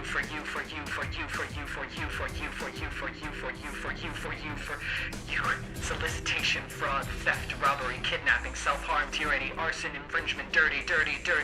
You're all dirty. Atone. Violence, crimes, victims, atone. Die to atone!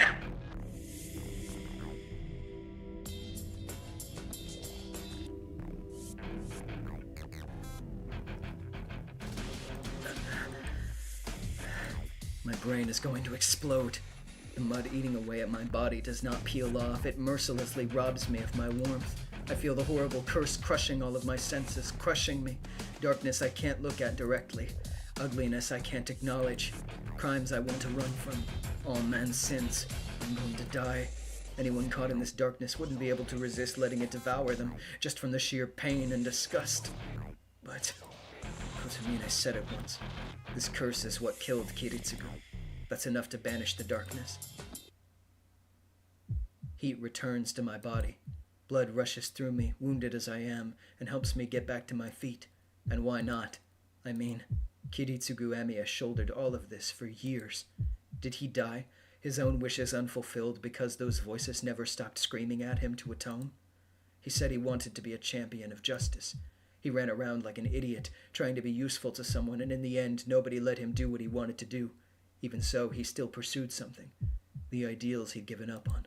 And then, in the end, the words of some silly kid lifted a burden from him, and he finally let himself believe that everything would be okay. I have to stand up. I said I was going to take his place and carry on his dream.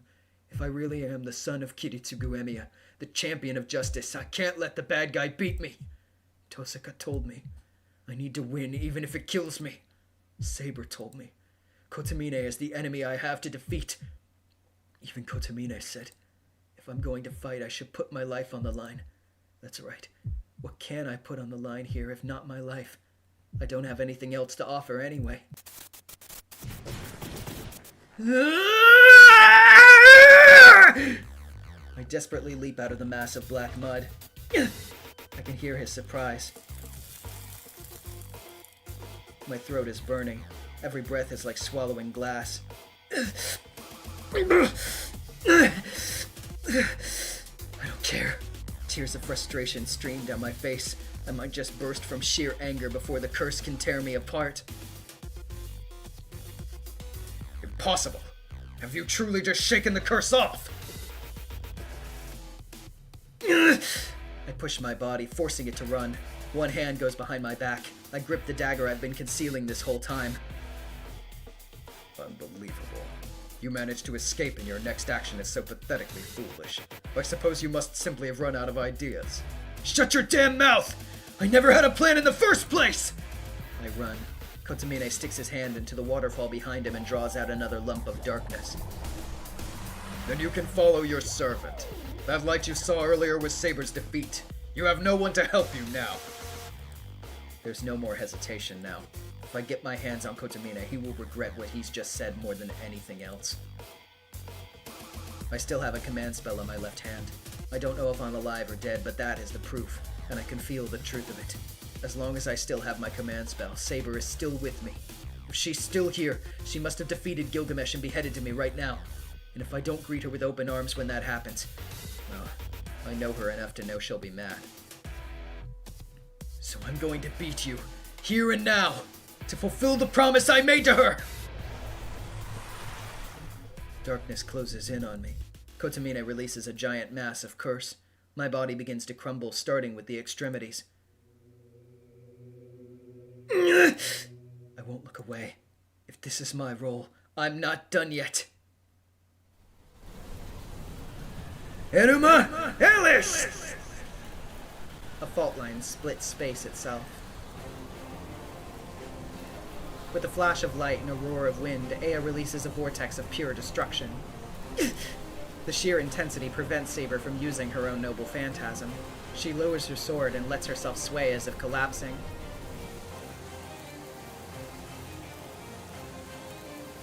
The light draws near. Saber's too injured to dodge, and there is no shield capable of defending against Ea's attack. That furious dance of light and wind can only annihilate everything in its path. Nothing can stand up to Ea. It is an immutable fact.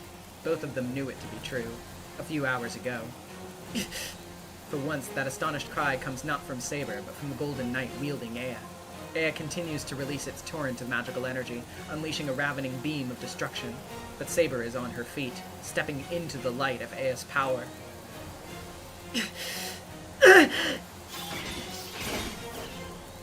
Her silver armor screams. Cracks splinter every layer of magical energy protecting her. With not a second to lose, she closes the gap between herself and Gilgamesh. Excalibur!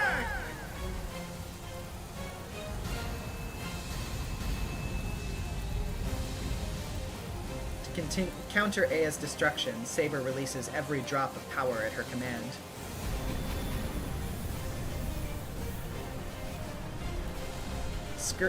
Searching heat scorches the earth in all directions in a brilliant flash of light. Two titanically powerful swords clash, their power so vast it creates a visible border as the two struggle against each other. But is it all for nothing?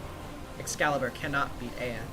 Even if Saber risks her life and attacks without concern for the consequences, she can only push back just the smallest bit.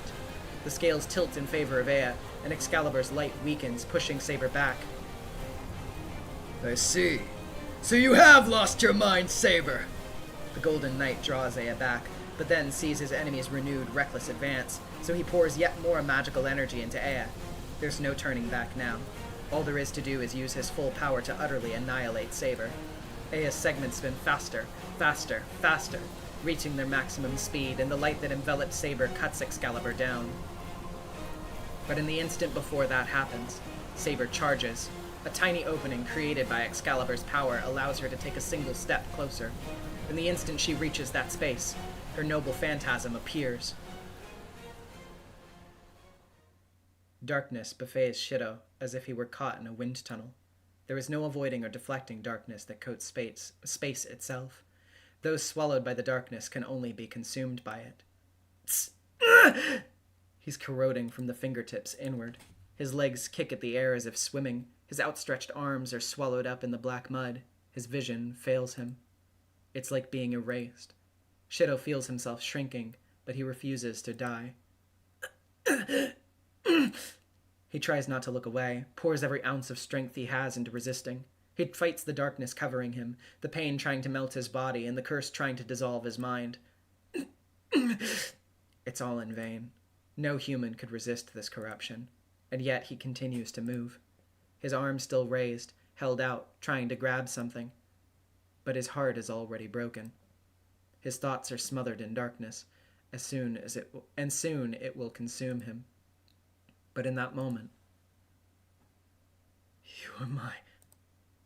Why did he remember that voice?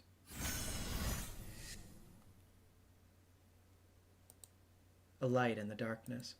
The moment he realizes it's that light, everything runs in reverse. The switch flips. Oh, it worked! His thoughts gain speed, creating crackling sparks, and form the shape with astonishing speed. Trace on. He murmurs the spell to begin projection. In that instant, it's complete, skipping every step of the manufacturing process. He didn't need to reproduce it from scratch. The shape has already been engraved onto his very soul. It had been a part of Shido Emiya for so long that he'd perfectly memorized it. You are my sheath. His fingertips, desperately reaching, move again. They grab hold of the object he created without concentration or spell casting.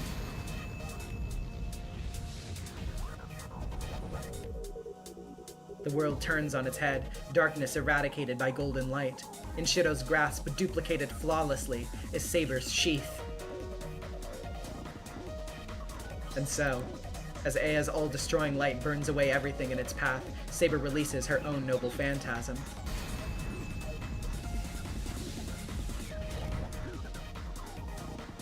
What? What appears before her is, without question, the sacred sword's sheath. The mystics which shrouded are unknown, but the sheath repels Ea's light. No, this is beyond simply defending its wielder.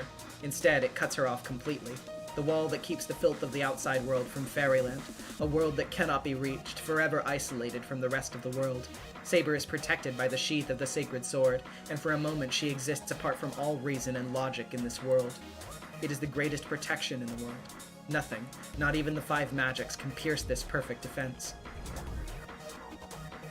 And so the sheath is named Avalon. Avalon. It is the place King Arthur is said to have gone after dying. The Utopia the king dreamed of, but could not yet reach. Gilgamesh sees the Grim Reaper raising its scythe. But it's too late.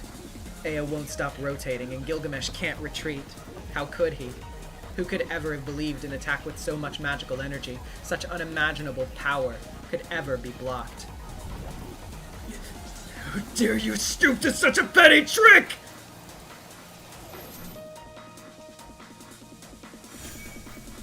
A streak of blue surges forward. Saber's armor is gone. She shed her armor so she can use its magical energy in her sword.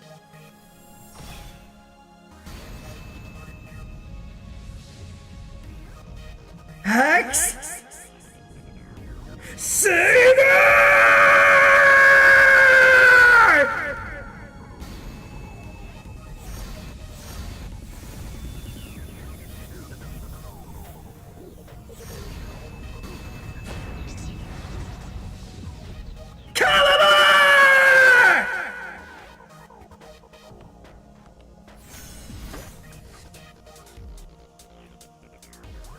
moment he takes the sheath, the darkness is dispelled. The darkness surrounding Shido Emiya, the darkness that contaminated his body, fades all at once. Possible! But this should come as no surprise. The sacred sword sheath protects its owner. Vera with the $5 blue streak speeds by. Yeah, you know, Sonic and Saber have a lot in common. That filthy mud could not possibly destroy the embodiment of the utopia the girl sought. He runs. In the instant the darkness is dispelled, he moves with all the speed of a comet. Projection! Who the hell are you? The priest, so assured of his own strength, and the boy who could afford no such arrogance, face off. It is but an instant, but that instant decides the battle. Kire Kotamine! Shido Emiya runs, sometimes stumbling onto all fours. In one hand, he holds the dagger. He scrambles forward on his hands and knees towards the priest.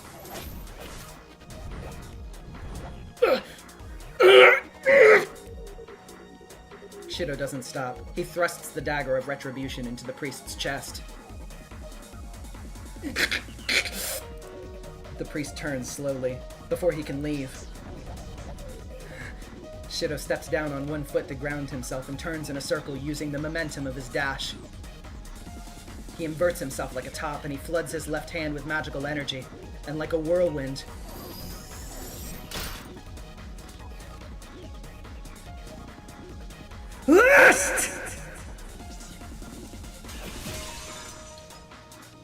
his magical energy pours into the Azoth blade, along with the word to trigger its release.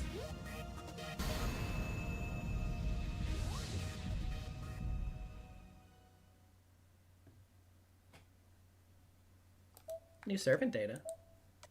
Why is that so? I'm going to imagine. Yep. Ever the distant Utopia. The ability of Excalibur's sheath, the third noble phantasm that was lost, the sheath of the holy sword was excavated in Cornwall by Ainsburn and returned to its owner across the ages. In the legend of King Arthur, the true ability of the holy sword is the power of immortality that comes from this sheath. It has the ability to heal its owner's wounds and stop aging, but in actuality, it is what can be referred to as a mobile fortress that targets an individual. By unsheathing it and putting oneself in the home of the fairies, one can shut out any physical interference. It can even prevent interference from parallel worlds, an example of true magic.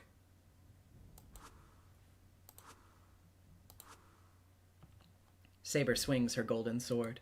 She must not have had the energy to push herself back up. Saber keeps her sword down, head down. Gilgamesh stares wide-eyed at the knight as she cuts him in half. In the silence after, the wind whispers through the compound. There remains not a trace of the light that had flooded the area seconds ago. The two knights do not exchange words. They simply stand facing each other as the battle ends. Gilgamesh sighs. He lifts a hand and traces a finger along her cheek, as if to check the knight. Such an impudent woman. You opposed me to the very end. His golden armor begins to fade. The bloody king of heroes starts to disappear. But I shall forgive you. Some things are beautiful precisely because they are unobtainable. His fingers slip away from her. The arm he'd raised to touch her falls weakly. I suppose it was inevitable, then, that I would lose to you. He clicks his tongue in displeasure, and then, at the end, Farewell, King of Knights. It was certainly entertaining. He smiles ironically and vanishes.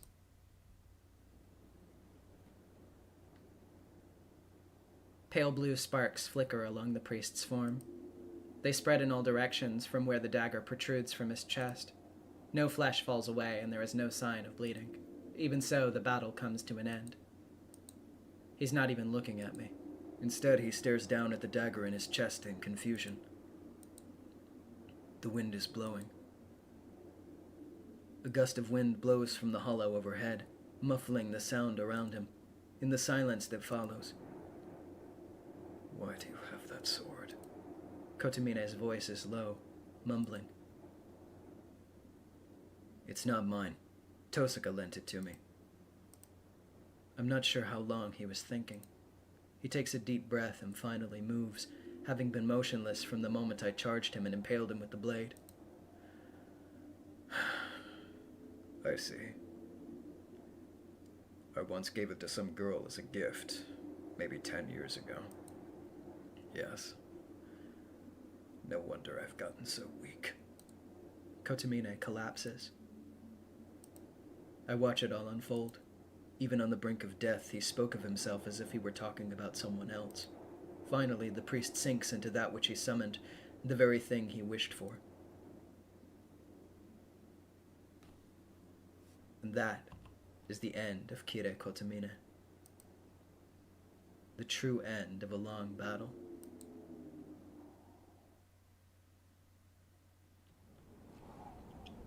With the enemy defeated, only one task remains.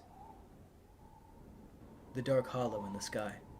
The mud has stopped pouring from it, but that eerie void continues to quicken. It's the Holy Grail. The omnipotent Grail said to be given to the winner of the war.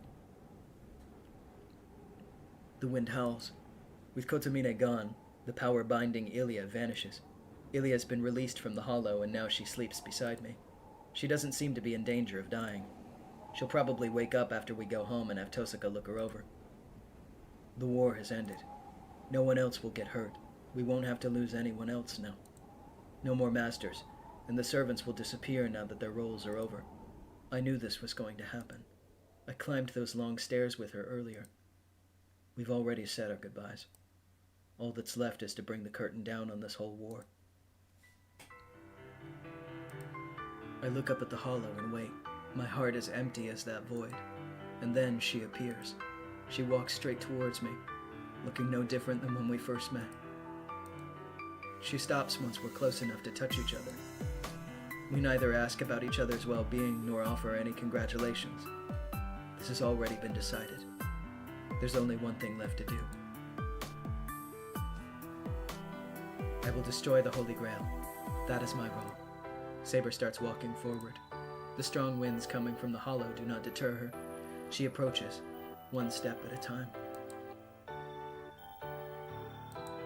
She's within range. She quietly readies her sword and looks back up at the black hollow. I just watch from where I stand. I clench my fists so hard they bleed. I bite my lip and I try to hold back the feelings fighting for expression. I try to burn the image of her into my mind. And then, Master, your orders, please. Without your order, I cannot destroy that thing. Her back still to me, she tells me to use my final command spell. When the Holy Grail is destroyed, Saber will disappear. No, since Saber will destroy the Holy Grail with her own hands, she won't have to become a servant. She only became a servant because she sought the Holy Grail. Destroying the Holy Grail should also void her contract, since she will have chosen to do it. The moment she destroys the Holy Grail, her life will end, but she will remain king forever. Shut up. I would like to hear it from your own lips. I hear Saber. Every time I hear her voice, I want to scream. I want to tell her not to go. I want to scream my real, honest desire. I want her to stay. And yet, I can't ever say that. I love Saber. I want her to be happy more than anything else, and I want to be with her forever. But if I really love her, that's not what I should be doing. I love Saber for fighting her hardest, even when she was wounded. She gave up everything, and while she was torn apart, she still held to her conviction, even to the very end.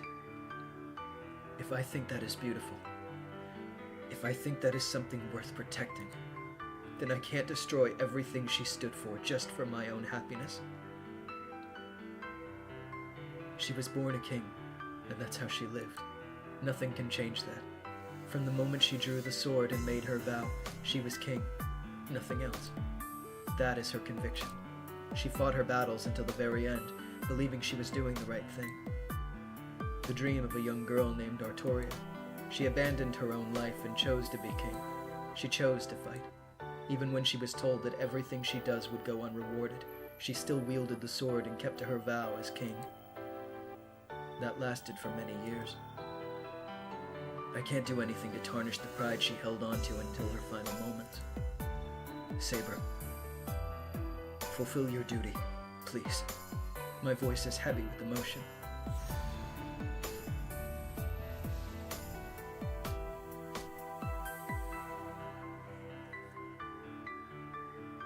Light flares around us. The brilliant ray cuts the hollow in front of us in half, leaving no trace of it.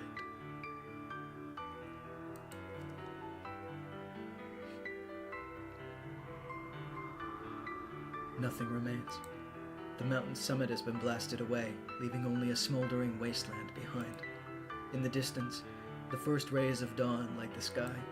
A glimmer of gold peeks over the horizon. My left hand hurts. The final command spell disappears, and then I accept that it is finally over.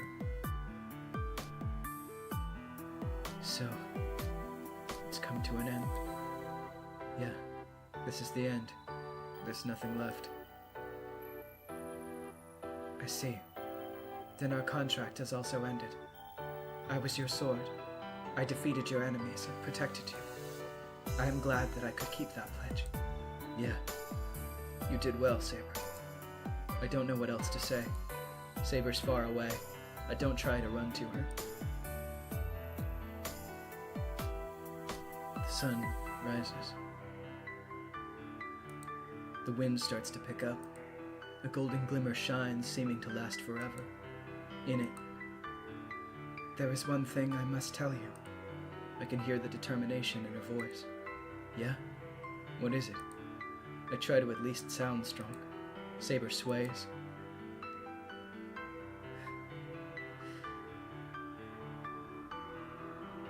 She turns. Saber looks straight at me and says, her voice clear, I love you, Shadow. She said it. The wind blows over the mountaintop. For a moment I close my eyes, blinded by the morning sun. Then I open them again.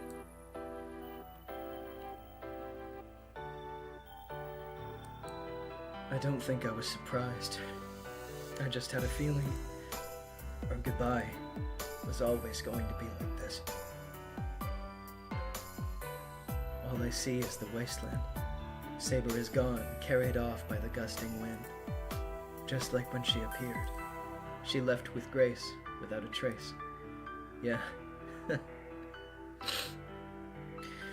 It's so like you. There are no regrets in my voice.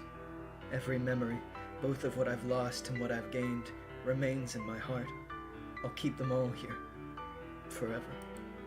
I look out at the rising sun, hoping I never forget any of this. That none of it fades from my mind for a long time to come. I watch the morning glow spreading over the distant land below. It reminds me of the golden fields she'd fought on.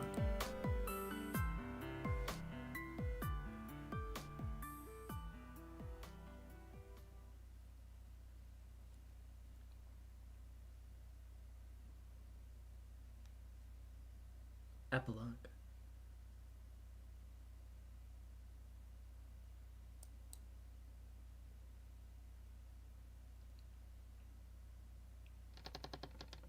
I hear a creaking sound.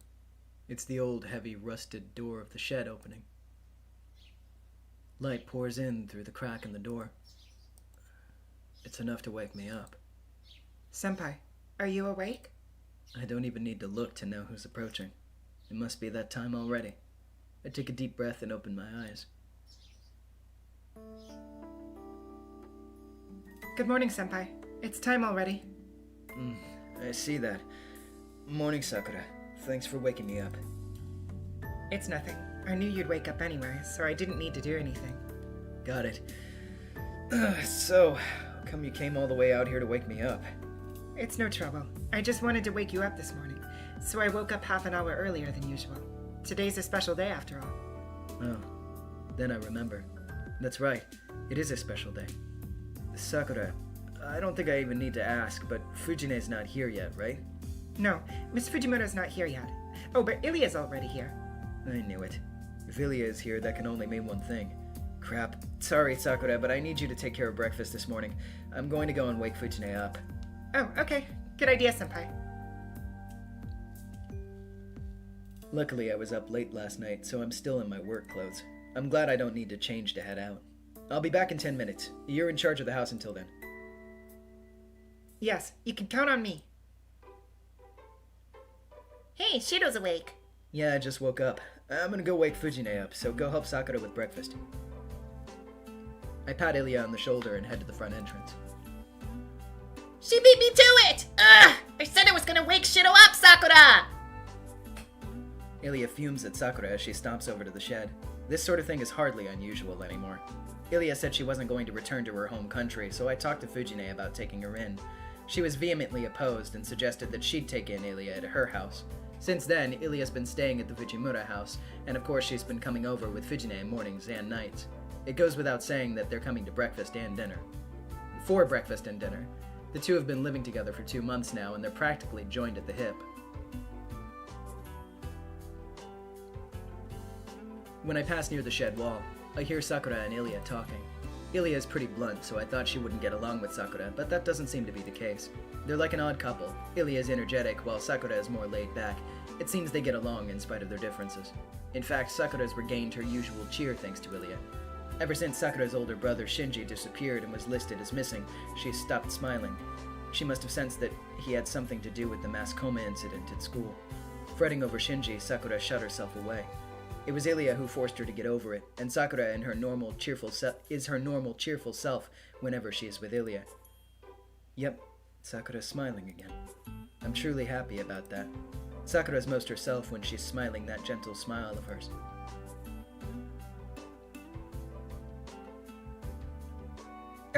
Ilya's so mean! I even offered her a little extra pocket money to wake me up no matter what! Fujine is in tears as she shovels breakfast into her mouth. I had no choice. If I waited for you to wake up, I'd be late, and I worked enough to earn my pay. If you want me to work harder, then you should just raise my allowance rather than giving me a little extra sometimes.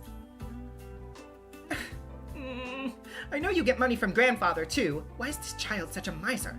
Nobody will like you if you're so stingy at such a young age. That's okay. As long as the person I like doesn't think that, I don't care what anyone else thinks. Oh, by the way, Taiga, I want the money you borrowed the other day back. It was payday 5 days ago, right? What? How do you know that? Raga told me. I can give you the details of the conversation if you'd like. Ilya grins wryly. Unlike her more friendly relationship with Sakura, Ilya and Taiga are practically cats and dogs. Ilya gets really mean with Fujine. Even her smile reminds me of a certain someone's smirk. You've got until tomorrow. If you can't pay me back, I'll take it out of your allowance, Taiga. What? I can't believe grandfather told you about that! Yep, I'm with them all day. Raga even said that I'm cuter than you, Taiga. What have you done, Shiro? This girl is the devil! She's going to take over the whole Fujimura group! More importantly, why does a grown woman still get an allowance from her grandfather? See you later, Shiro. You're coming home early today, right? Then I'll wait here, so come home quick. Yep, I'll try. Take care of the house, Ilya. She might as well just live in this house for all I care. Dummy. Fujine sulks as she hides behind my back. Yeah, buck up, Taiga. Don't give Shiro such a hard time.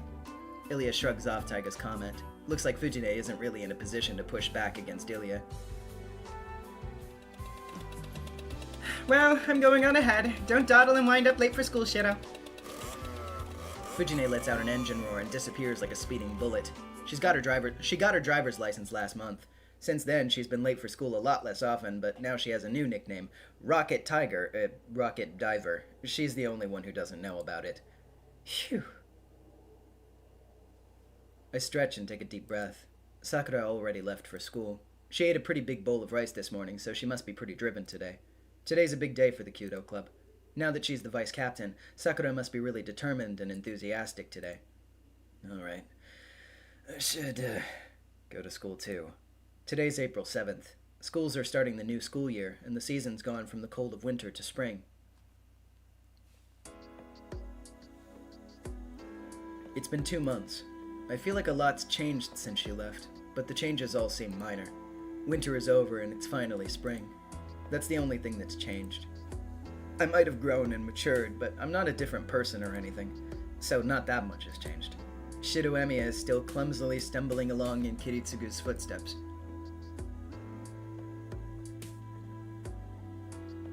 Morning, Emiya. Fancy running into you in the morning. Hey there, nice weather we have today, Tosuka. I wave in greeting.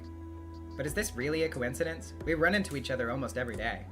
Well, sure, but we never ran into each other that often before. Oh, wait, I guess that was the other way around, sorry.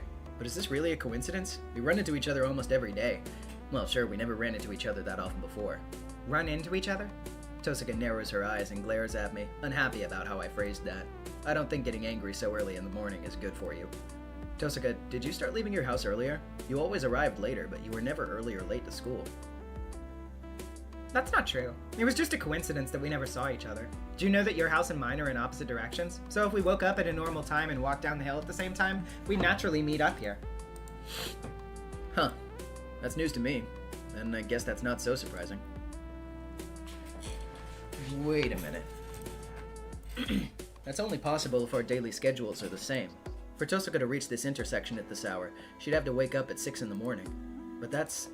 Tosuka, you must be exhausted. I just come right out and say it. What are you talking about? I'm not tired and I'm not pushing myself either. Why would you say that? Well, because you're not a morning person. If you go to school while you're half asleep, your goody two-shoes front might collapse. You'd be a goner if you fell asleep in class. If someone woke you up, you'd go berserk and they'd see your true, terrifying face. Like, who dares disturb my slumber? Kind of terrifying. I would never do something like that. I would never make a mistake like that just because I woke up 30 minutes earlier. Oh, so you did wake up earlier than usual. Oh, come on. It doesn't matter what time I get up. If you have time for trivial questions like that, then get to school. Tosuka huffs and looks away. She has a point, so I'm gonna let this go and just resume our walk to school.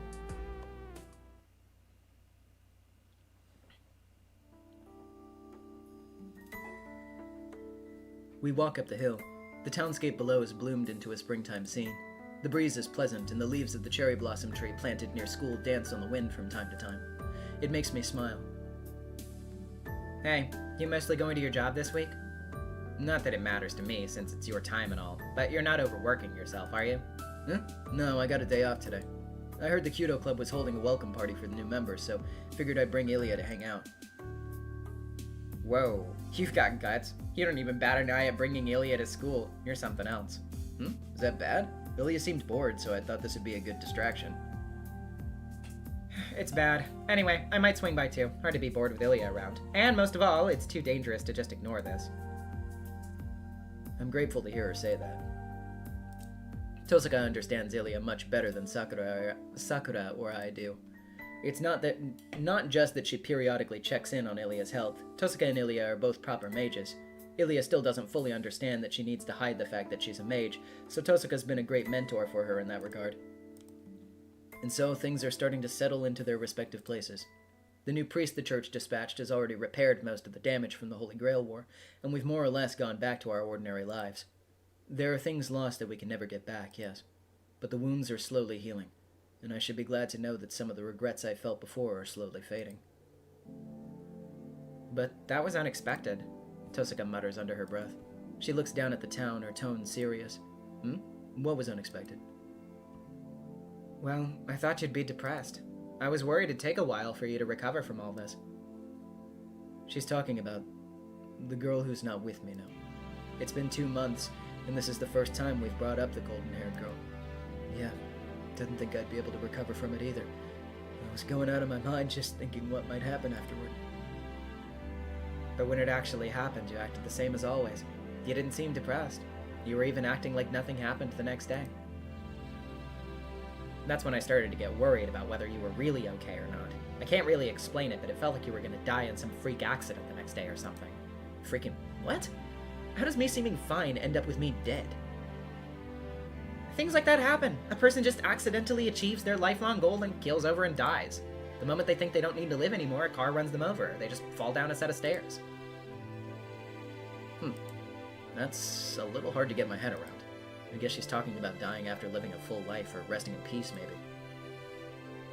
That's why I was worried that was gonna happen. You know, there are times it's more normal to get spectacularly depressed. What, would you have comforted me if I got all depressed? Of course not. I would have kicked you in the butt and made you get over it in a day. I was just disappointed I didn't get the chance.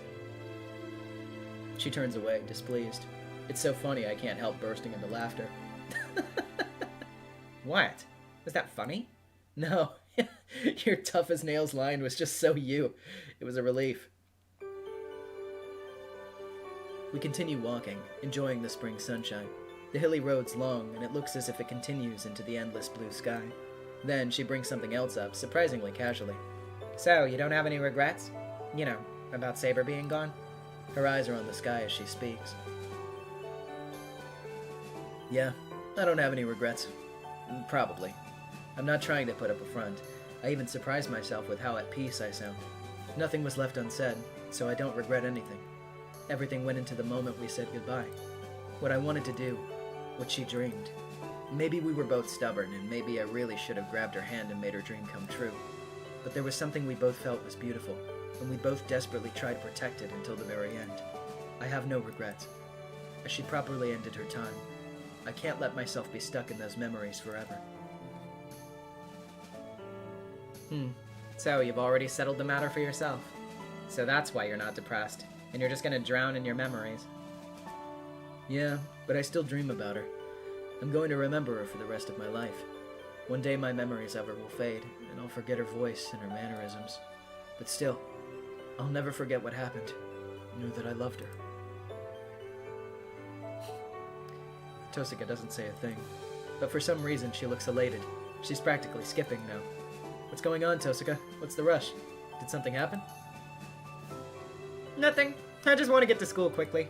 So come on, hurry, Shiro. I'll leave you behind if you're too slow. She turns around and starts to run up the hill.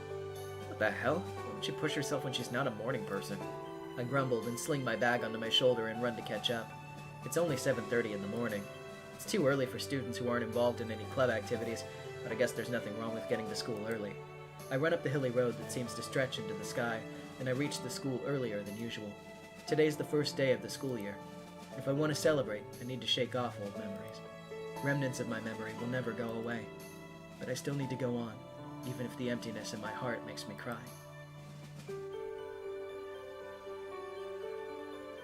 The blue sky is off in the distance.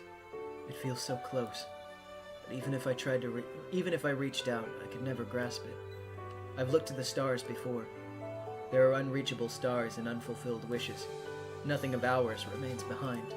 So someday, my memories of her, even the image of her face, will disappear. And yet, even if I can't ever reach her, something will remain in our hearts. There may be nothing physical left, but we both shared time together and looked up at the same things.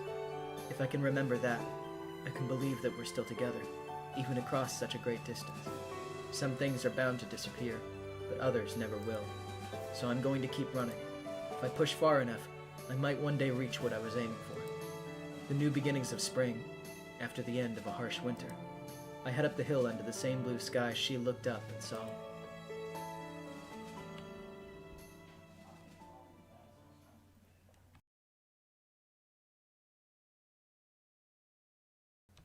The battle is over. This is her final battlefield, the battle that split her country in half and ended with the king's victory.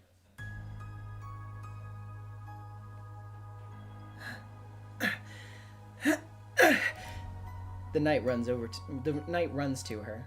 The battle is over. The blood-red sunset has faded, and now the darkness of night covers the battlefield.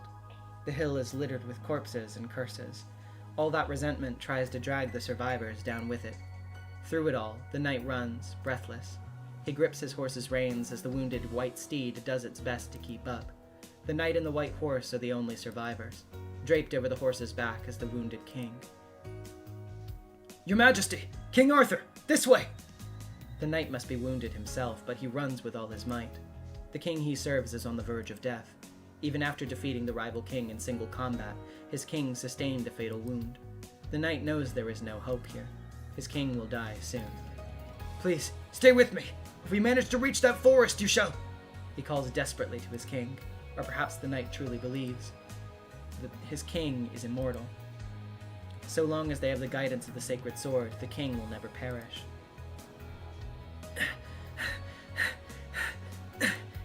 With labored breathing, the knight crosses the mountain of corpses and heads to a forest that has not yet been stained in blood. He knows of his king's immortality, so he believes that he can only escape this cursed battlefield and lead the king somewhere pure. The king's wounds will be healed, or rather, he hopes. Unlike the other knights, he always believed in his king. The king had always been isolated at court, shunned by the knights and feared by the people. But the knight was proud of the young king, who never revealed any personal feelings, no matter the situation, and always remained idealistic. The knight did not serve his country, and that is why he entrusted his sword to his king, strove to aid his king, and rose to the position of the king's personal guard despite his young age. The king whose true face can never be seen. The boy tried to be fair and selfless, and did not allow his personal feelings to interfere with his duties. Rather, he hoped that if he could someday get close enough, he could see his king's real face. That is his greatest desire. He wants so much to see his king's true face. Not the stern countenance the king bore on the battlefield, but his king's true face, a smiling, laughing, human face. That moment would surely come in court, when the king is relieved of all duty.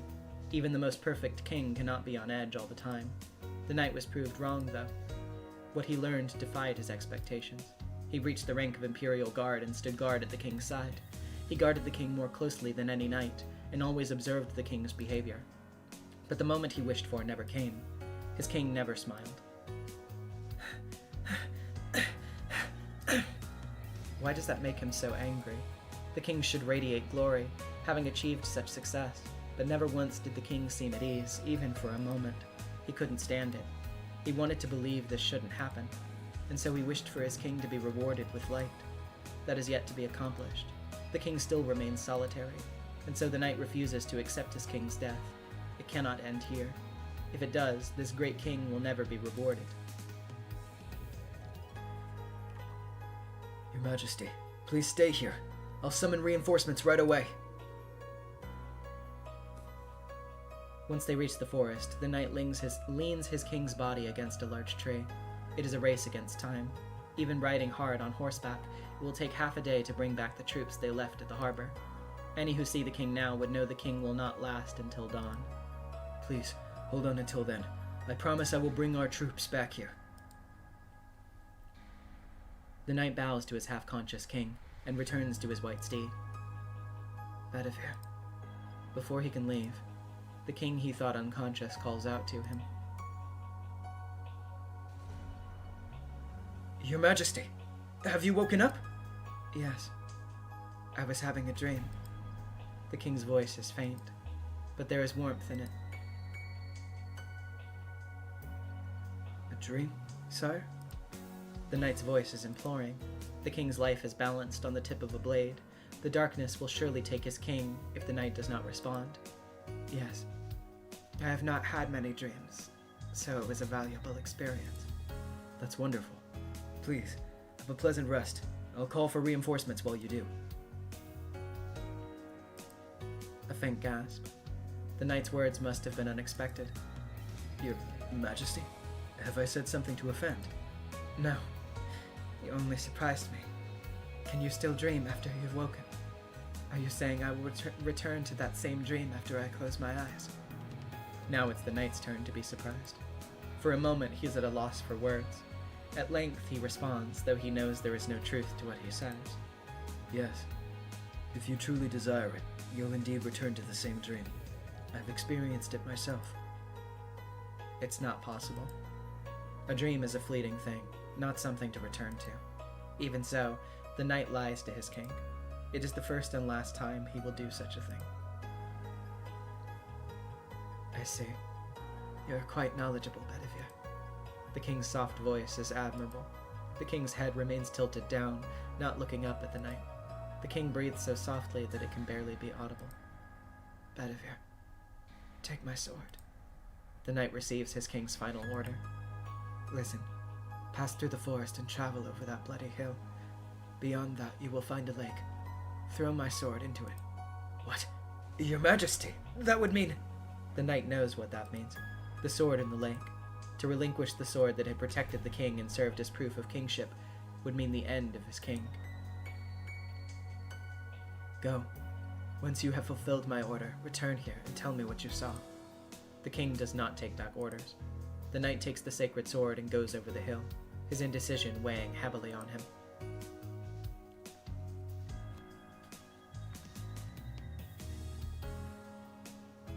And so, 3 times, the knight hesitates to follow his king's command.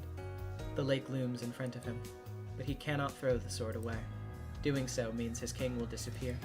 The knight's unwillingness to part with his king stays his hand, and so he returns to his king. Once again, the king orders him to throw the sword into the lake. When the knight lies and claims he's thrown the sword into the lake as ordered, the king simply replies, "Do as I have commanded you." To defy the king's order is a great sin for a knight, but he has already done so twice. Each time he stands before the lake, he hesitates at the thought of losing his king. No more. When the knight realizes he cannot alter his king's decision, on his 3rd visit, he hurls the sword into the lake. The sacred sword returns to the lake. A white hand emerges from the water and catches the blade, and the sacred sword vanishes from the world. And the knight finally accepts it. The end of his king. The responsibilities that had so long burdened the knight finally come to an end. By the 3rd time he crosses the hill, the first rays of morning light touch the forest. The ruins of the battlefield now distant. There is no trace of the bloody battle, only a thin haze covers the hill. I've thrown the sword into the lake. It is back in the hands of the Lady of the Lake. At the knight's words, the king's eyes open. I see. Then you must stand proud. You have obeyed your king's command. The knight gives a silent nod to that voice, knowing the speaker is on the brink of death. It's all over. Turmoil will continue to grip the nation. The wars will not end. The day of ruin will come soon. But the king's battle is over, because he, or rather, she, fulfilled her role till the very end. The light fades. With everything done, the last of the strength that kept her going is spent. I must apologize, Bedivere. This sleep will be a long one. She closes her eyes, slowly, as if going to sleep. The morning light spills through the treetops. As the king drifts to her eternal rest, a hush falls over the forest. The knight continues his vigil over the fallen king, the king he wished for, the solitary king attended by only a single knight, and he finally sees the look he hoped for on his king's face, a peaceful sleep. In her last moments, the king finally finds the peace that had so long eluded her. The knight is overjoyed. The knight thanks whoever gave his king such comfort, and watches the king with a sense of pride.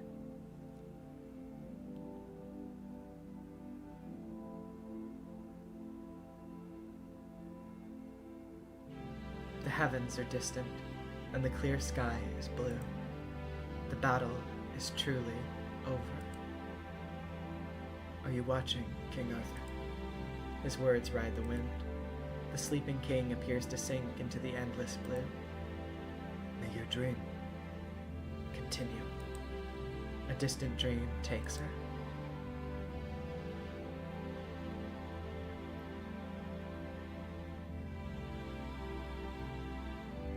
The battle is over. Let us put our swords down and rest in the momentary peace. After dozing in a warm dream, a new day will dawn. The days continue on, and we are still following the same star we once saw.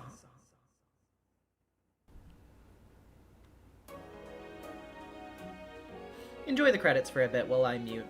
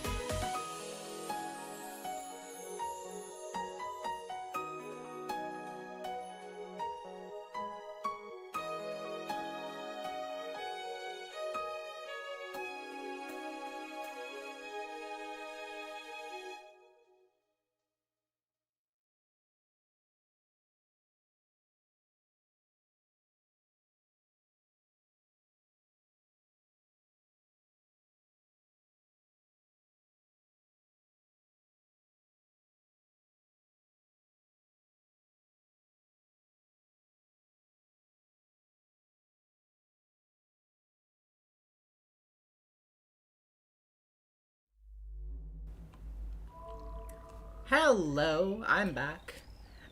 Cross Trash with the $20. Thank you so much for streaming this fantastic VN. It is the best place to start Fate, but so many are afraid because it is a VN, but you have created a fantastic way to digest this VN in audio form, and amazingly well done at that. Thank you so much, and I cannot wait to see your reactions to the insanity of UBW and Heaven's Feel. Yeah, I am very much looking forward to it as well. Also, thank you. Because, yeah, I mean, like, I enjoyed Fate Route quite a bit when I first played it, but I know that, like, the experience, like, anecdotally, like, from what I've heard, I do know that, you know, the experience is only supposed to get better as it continues, so I am very much looking forward to seeing what else is in store for the rest of this game. But, yeah, I guess now everybody who tells you that, no, I can't do Fate Route because, you know, there's no anime or whatever, or, like, there's not a good anime, you know, that it's just, you know, I can't read visual novels or whatever. Well, now you have something to point them to and be like, actually, you do have an easily accessible way to get through it. Audiobook, take this. Bam! So yeah. Alright. So now I guess we will go on to art. So give me just a moment to pull up art. Also, give me a moment to pull up different music,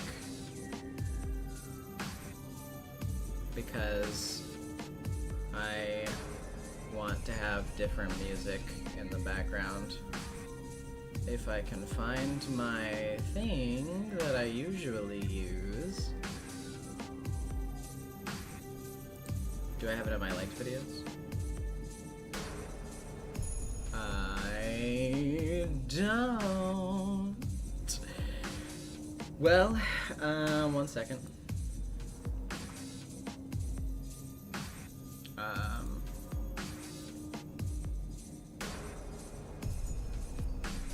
Give me just 2 seconds. It's gonna disable hotkeys for a second.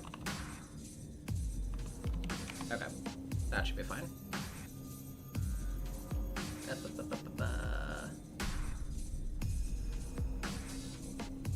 That is not...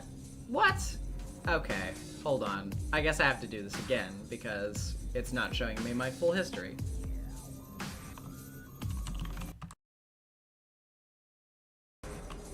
Okay. Sorry about that.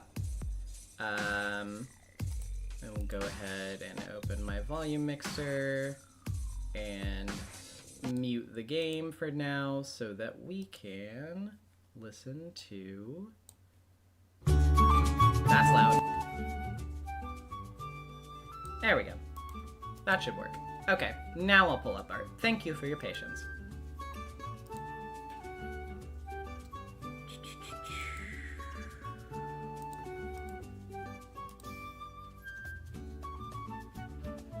Ooh, there's some good stuff already. Okay. Hold up.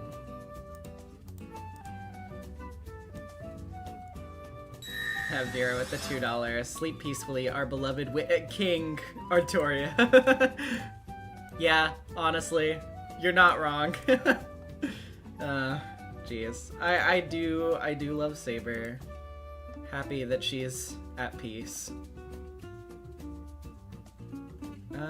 Let's see.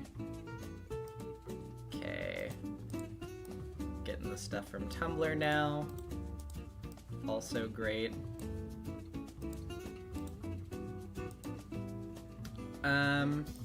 We gonna be discussing final thoughts for the route after the art showcase? I mean, yeah, briefly we can. I do want to peel out of here in a timely manner, but we can definitely set aside some time to chat.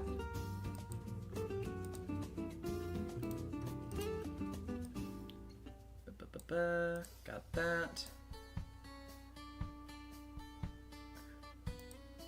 Okay. Name of this track? Well,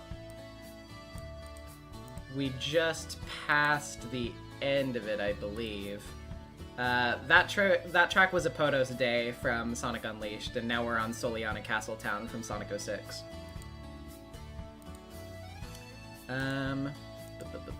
Okay. Not Steam. Discord. Stream chat. There we go. Stream art. Okay, there we go.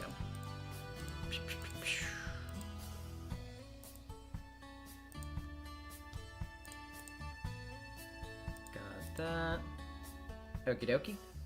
I think that should be all of the art, but I know that there are several people who always get some stuff in the middle a little bit, so just let me know, and I will go ahead and pull it up afterward if we need to. I'm actually gonna turn that down just a tiny bit. Okay. Okay. I'm gonna drag this over here. Okay, let me get the fan art window up. Boo-boo. Okay, remove my PNG. So first off, we have this from Chiyoko at Chiyoko Arts on Blue Sky. For tonight, I wanted to depict this scene from the Fate route. This scene has always made me feel bittersweet with their final goodbyes and Saber returning to her own time. I love it. It's so pretty! You did such a great job! You also replicated the background coloring really, really well as well. I've always loved that CG since I saw it for the first time earlier when playing the route myself, like for the first time blind. I just like had to sit and stare at that one for a while because I was like, God damn, the sky is so fucking gorgeous. And yeah, you did a very good job of capturing that. Very, very wonderful work. I mean, as always, obviously, Chiyoko, you always knock it out of the park, but yeah, did a very good job recreating the feel of this one. Next up, we have this from Don Pompon on Blue Sky. If Kotomine was bored, why didn't he just raid Yaoi instead of being evil? Is he stupid? If Kotomine was a Fujoshi. Lancer, I command you to make out with Archer. Oh no, Gil, what's happening? I can't stop it! He didn't even use a command spell! What the fuck is even wrong with you?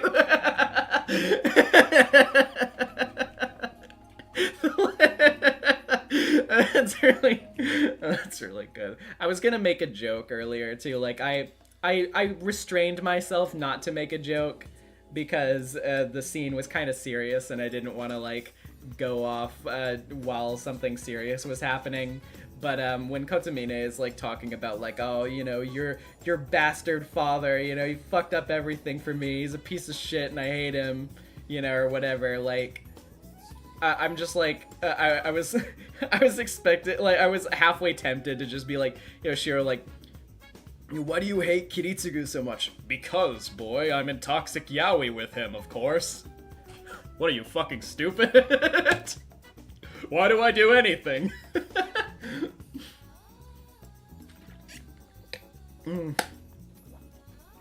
Gosh. Anyway. Alright. Next up, we have another good one from Philip at Philip Kanzarovsky on Blue Sky. How the first two routes of Fate Stay Night can often feel like, I think I forgot something. If you forgot, then it wasn't important. Yeah, you're right. Sakura! Jesus Christ. Damn, that's so mean. Night of the Fallen with the $10. As a Fate fan for a little over a year, but haven't touched the VN yet, this was wonderful to watch. I hope you enjoy UBW and HF. Also, perhaps Fate Extra Record when that releases? Half joke. Have a good night. You joke, but I have considered it. I have definitely considered it because I think I've said this on stream before, but like even before engaging with vanilla Fate Stay Night, like, I mean, obviously I said before that when I was a teenager I watched Fate Zero, but my Fate experience before this has been Fate Zero when I was a teenager, and then like when I was maybe 20 or 21, I watched a long play of Fate Extra on PSP. Really funny thing to watch without having ever played Stay Night.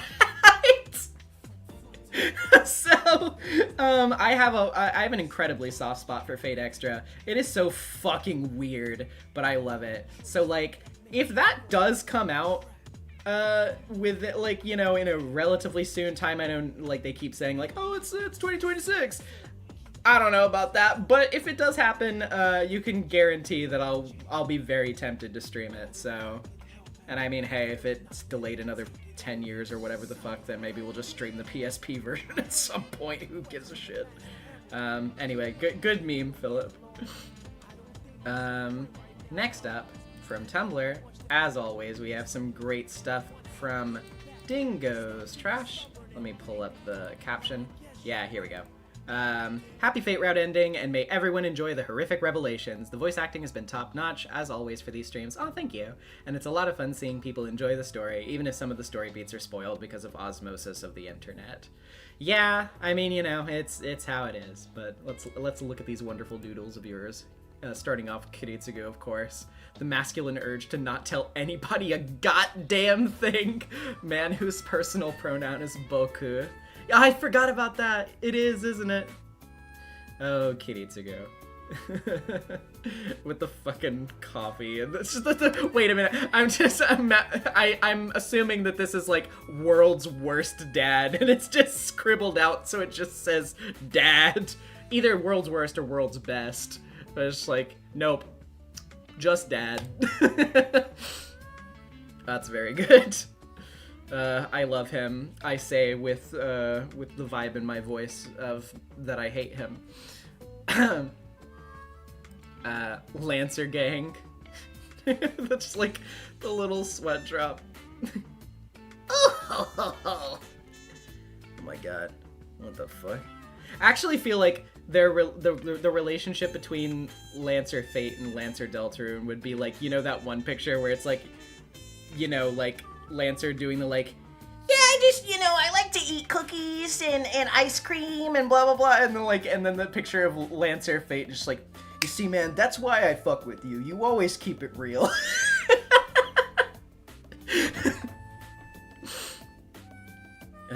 Jesus. And then, of course, we have Gil and Kotsumine, evil bisexual gang. Giving Gil the fucking snaggletooth is, on one hand, very fitting, and on the other hand, exceedingly cursed. I don't know what to do with the information that you've presented to me, but I'm gonna try not to think about it as hard as I possibly can. But yeah, a wonderful, wonderful work, as always, Dingo. Next up, we have this from Astrom00M00 on Tumblr. No memes, just letting the ending sink in. Again. I loved following along the streams, especially with your Marcy's strong vocal performance. IDK what I'll do for the upcoming streams, need to finish UBW and HF, but hopefully can still catch them. Plus life, rather, sorry. Which is also important. But yeah, this is, it's so pretty. It makes me sad. But yeah, really, really like the lighting and like positioning and overall like posing on this. You did a really great job with this.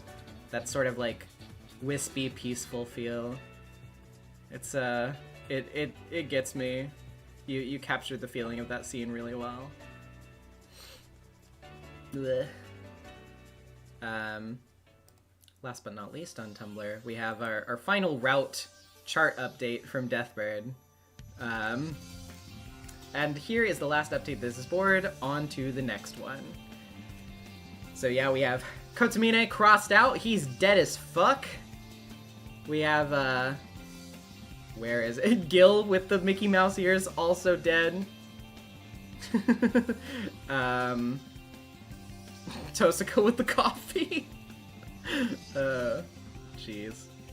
The pink line between Saber and Shido, but Saber grayed out. Wah. Sad. 8.5 near deaths for Shido. Lancer crossed out. Oh, and you used the little grayed out turn to stone Lancer from Deltarune. That's a good touch. That's very good. Yeah, pretty good chart overall. I'm looking forward to seeing how the next one develops, considering from here on I am also completely blind to the implications. And like I said before, I think I said it in the server, to those of you Fate heads in the chat that have been following along who are familiar with the whole story, I'm probably going to have to tap some of your shoulders coming up for the UBW streams to figure out like what would be good characters and backgrounds to use for thumbnails for those, because the only reason I was able to make decent thumbnails for Fate Route was because I knew what was going to happen throughout it, so I knew generally what characters I should be putting where.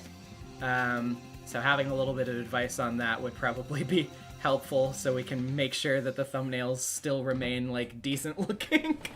And then we can also, you know, look at, I know what I've been doing so far for titles is basically just looking at the LP archive thing for Fate and kind of like sussing out like, okay, how much material are we gonna cover here? What are the titles that we have in this span? What title seems the coolest to me, basically, and then just going with that one. So, yeah. But yeah. We'll figure it out. But I appreciate your attention to this matter. And then finally, last but not least, unless something else is submitted before the end, of course, in which case we will get to that. But we have this from Crosstrash on the Discord server. Fate Route in spoilers. Between getting a new job and being otherwise busy this week, I wasn't able to prepare the animation I had planned for today, but I refused not to give anything for the finale, so I have a very rushed render of Ending Saber. Model is by 2D 3D AM on Open 3D Lab. On my body and soul, I will get something more substantial for the start of UBW. No worries, it happens, but this is still very good. That tender expression is it affects me, hurts my heart, but this is very good. Especially considering that, yeah, like you said in the chat, you literally did this while the stream was happening. So yeah, it's good. I like it. Real quick, I do want to prod, just to make sure, do we know if we are waiting on anybody in particular to submit something that's working on something, or like trying to get anything in at the last second?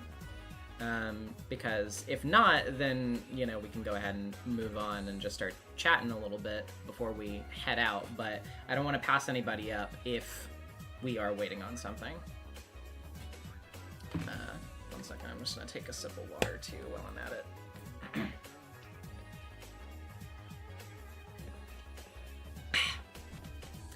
Okay, we're waiting on Dev. Okay, just wanted to make sure, because I know that, you know, there are some people who get stuff in later, so I didn't want to skip over. But, yeah. I guess we can kind of go ahead and start chatting a little bit, and I'll just keep the window open to look for Davs when it comes in. But yeah, so let me just turn off the fan art layer for right this second. So yeah, I kind of already have talked about my thoughts on Fate Route on social media before, but yeah, I'd be interested to see what exactly you guys think that are, you know, like me, kind of like newcomers to the VN. I mean, I know I said before that I've read this route at least, but I'm still curious to see the general consensus from the newcomers in here. And actually, I'll see too if I can scroll back up and find real quick what my review was back when I put it on my media thread earlier in the year. Somewhere up here. There it is. Yeah, so what I originally said when I read it for the first time was, struggles with its fair share of jargon as well as with a romance I was never completely sold on, in part due to the grating treatment of Saber for a lot of it, but it still came together in the end. The finale especially was excellent, solid stuff. I think I did soften on the romance a little bit more this time. I still feel like some elements of its presentation are pretty iffy. I get like the intention with Shido's character, but unfortunately I do think that some of the time shit really does stick out and kind of like make him less enjoyable in this route in particular. I know he's supposed to get better, and I'm very appreciative for that, but yeah, it's a little bit tough to tank sometimes. But overall, I do think that like the aspects of this route that I wasn't as keen on when I first read it, I definitely feel like now that I kind of understood its intentions, going back through it again, it was like a little bit easier for me to sort of see the vision, I guess. And overall, I mean, like, I liked it the first time, but I think I did like it a little bit more this second time. But as far as I understand it too, this one is also kind of like generally regarded as the one that is, I wouldn't say weakest in the terms that it's bad necessarily, but like weakest in terms of like people just generally prefer the other two is my general understanding. Let's read some of what you guys are saying. Philip, I've grown on this route a lot since I first read. I'd give it about an 8 out of 10. It's great in so many ways, it just lacks character growth for anyone that isn't Saber and Shido. Yeah, I think that for that reason, honestly, like, I'm kind of with you on that exact expression of it. I'd probably more lean toward like a 7.5 maybe. That's kind of about where I feel at with it right now.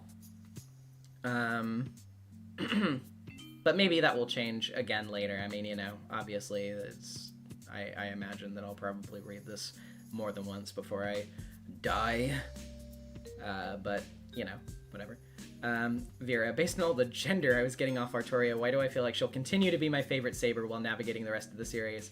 I don't disagree with you on that. I do really, really like base Saber.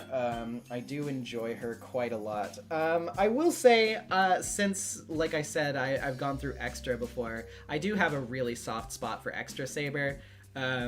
She's something. She's something else. I'll save... I won't say too much about that in case we ever do end up streaming Extra in the future, but I do like Extra Saber quite a bit. I mean, I literally have a wall scroll of her on my wall, so, I mean... If you wanted any other proof, then there you go. Bit much on a first read, yeah. Yeah.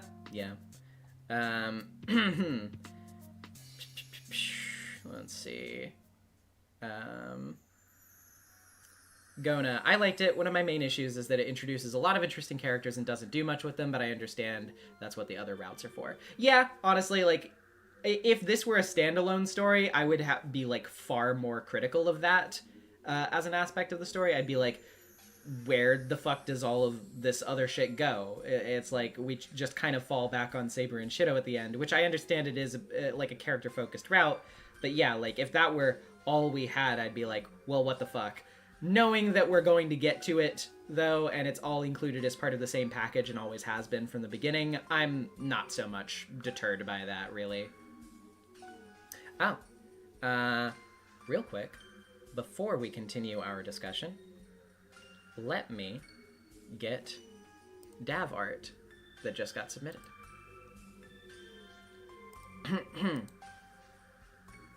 Let me turn off my PNG and get the window back up. There we go. Ever since I saw him bathed in red light, I knew I had to get him aura farming. Literally true. I do love that CG, though. What a character. Kotomine is so...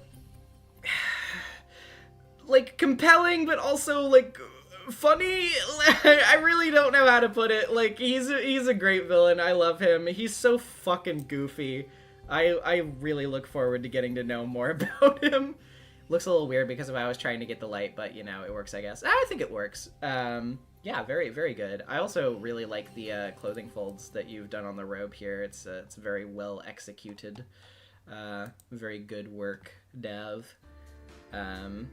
Anyway, enough of that fucking guy. Yeah, let's read some more of what you guys have been saying as well. cross trash. I think Fate suffers from having to be an introduction to the Fate universe. Oh yeah, absolutely. Especially because Natsu's overall like world and lore and stuff that he does in all of his stories is like so vast and reaching and has so many different things to it. I mean, like, obviously Fate isn't even the first thing he wrote. We still have, you know, stuff like Karno Kyokai and Tsukihime and Witch on Holy Night that kind of like also play important roles in his sort of like overall spanning mythology. So it can feel a bit much if you're just jumping into this completely vanilla, like haven't like taken in any of his other work, which it's like, yeah, it's totally possible for you to do that, but it's just like, wow, okay, you're coming at me with a lot right from the get-go. I can tell that you've kind of been sitting here doing your fucking world building in your basement for like the past, you know, like 5 to 6 years, and I'm just like just now getting caught up on all of it. I think that the Rin scenes are pretty good for that in some respects, but boy are they info dumpy. If you like interesting world building, I think that can be a good thing. I myself enjoyed those scenes, but I can definitely see why those types of scenes would also like turn people off and be like, wow, okay, you're just throwing a lot of words at me right now. So yeah, I guess it varies from person to person. Next route greatly benefits from getting straight to the good stuff. I'm happy to hear that. I'm excited. Yeah, I do know about Mordred, Philip. I haven't seen much of Mordred, but Mordred does seem like a character that I would really, really like, because unfortunately I am a sucker for those types of characters, by which I mean the roughhousing, like, don't tell me what to fucking do, I'll bite your head off kind of characters. My type of person, because I deeply relate to them on something of a spiritual level. Let's see. I will say, having finished the Tsukihime remake, I actually think the Arcuade route does better in giving other characters reveals and things to do than even this is. I mean, yeah, I'd say that's probably, like, I haven't finished Arc route in Tsukiri. I haven't gone back to it since I got it, unfortunately. I just haven't really had the time. But I can definitely see why that would be the case, considering it's been so long since Fate. I mean, like, obviously Nasu has continued to improve as a writer. In fact, if this is of any consolation to those of you who had similar problems with this route as I did, Nasu has literally gone on record in interviews, as far as I remember, where people have, like, asked him about certain aspects of Fate's writing and its original, like, composition and stuff like that. And he has literally pointed out, like, the stuff between Shido and Saber, like, the whole, like, oh, but you're a girl shit. And he's literally been like, yeah, that didn't really, like, that wasn't good. Like, I was trying to do something there, and I just don't think it worked out to my liking. And now that I look back on it, I think it was, like, kind of a weak writing choice, and if I were to write the thing again, I probably wouldn't do it like that. Like, I would get across the sentiment that I was trying to get across in a different way, because I just don't think that ultimately, like, holds up at all. And I thought that was pretty respectable for him to just, like, be on the record and be like, nah, this doesn't really work, to be real. Especially about something that's, like, one of his most, I mean, it's literally his most popular property, so for him to be like, nah, yeah, I do it different. I think that shows a certain humbleness as a writer that I can respect. Although I do think it is very funny. I don't think I've mentioned it before either, and I don't know if this is like 100% true. This is just something that I heard off the grapevine, so take this with a grain of salt. That the Fate veterans might be able to back up whether or not this is reliable information or not, but I do remember seeing from an interview too where he said something about, like, part of his intention with that was because he was so sure that, like, otaku or, like, people reading the VN would not be able to, like, compute the idea of Saber being, of, like, King Arthur being a woman. They would be like, no, that's not right. King Arthur's a dude. So he was like, I like, felt the need to keep on emphasizing in the text that she is female simply because I wanted to, like, nail it into people's heads that, yes, she is a girl. And, like, like, if I didn't do that, they wouldn't believe me.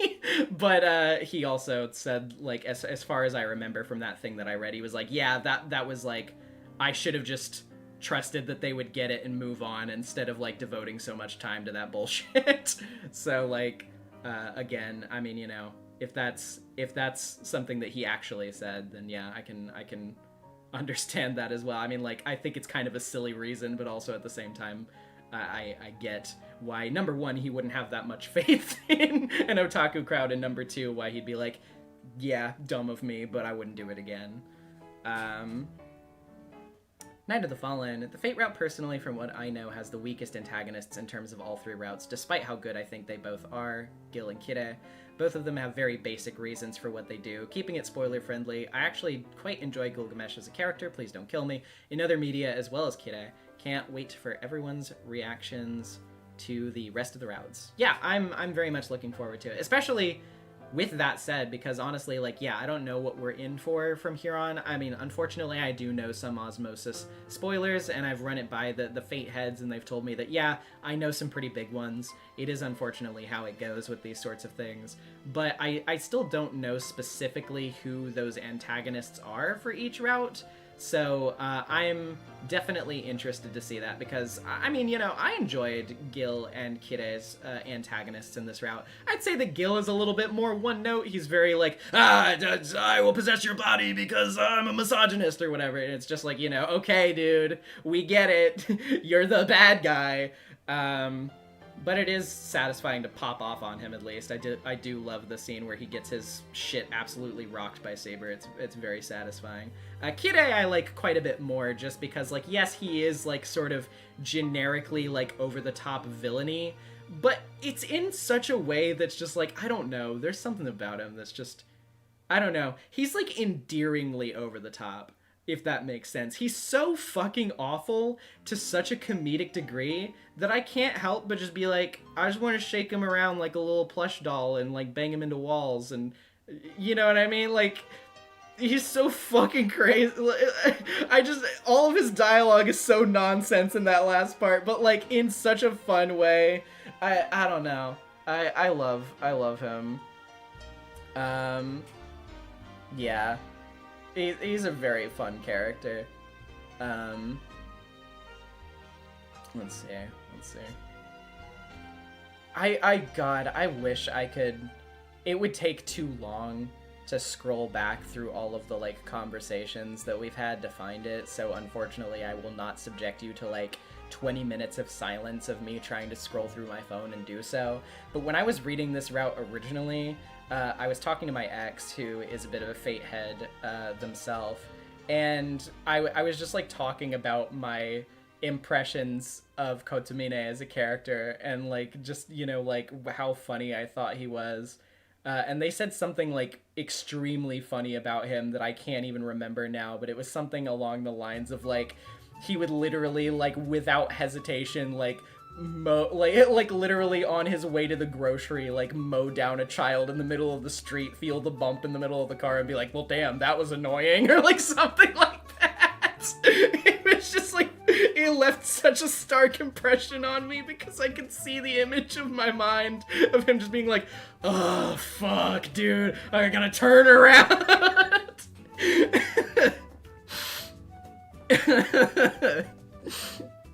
It was really good. Night of the Fallen. Yes, this is the worst Gilgamesh has ever written in the Fate franchise, even if it is the foundation for his character. That's interesting, because, yeah, I haven't really seen Gil in many other versions of Fate. I mean, like, obviously I watched Zero a long time ago, but that was a long time ago, so I don't really remember Gil from that very well. I do remember him saying stuff about, like, Saber being his woman or whatever, and immediately being like, die! Kills you with my laser eye beams, but yeah, that's pretty much all I remember about him. So, interesting. And Kona. I say I want him dead, but I like Kotomine. I love cartoonish evil villains. That's why Getsus is my favorite Pokemon villain. Absolutely valid. Let's see. Yeah, I understand, Philip. Well, don't worry. Before long, we will get to more Kotomine, and I look greatly forward to it. I had a really fun time playing him for this route so far. Like, I enjoyed every second that he was on screen because I loved voicing him. I was honestly, like, really looking forward to it just because, like, I love Joji Nakata so much, and I love his performances so much that, like, I didn't have any belief that I would come close to scraping, like, the heels of his talent or anything like that. But I was just, like, I was so excited to try to give my own take on that character because I'm so in love with his work. So hopefully I did at least a little bit of justice.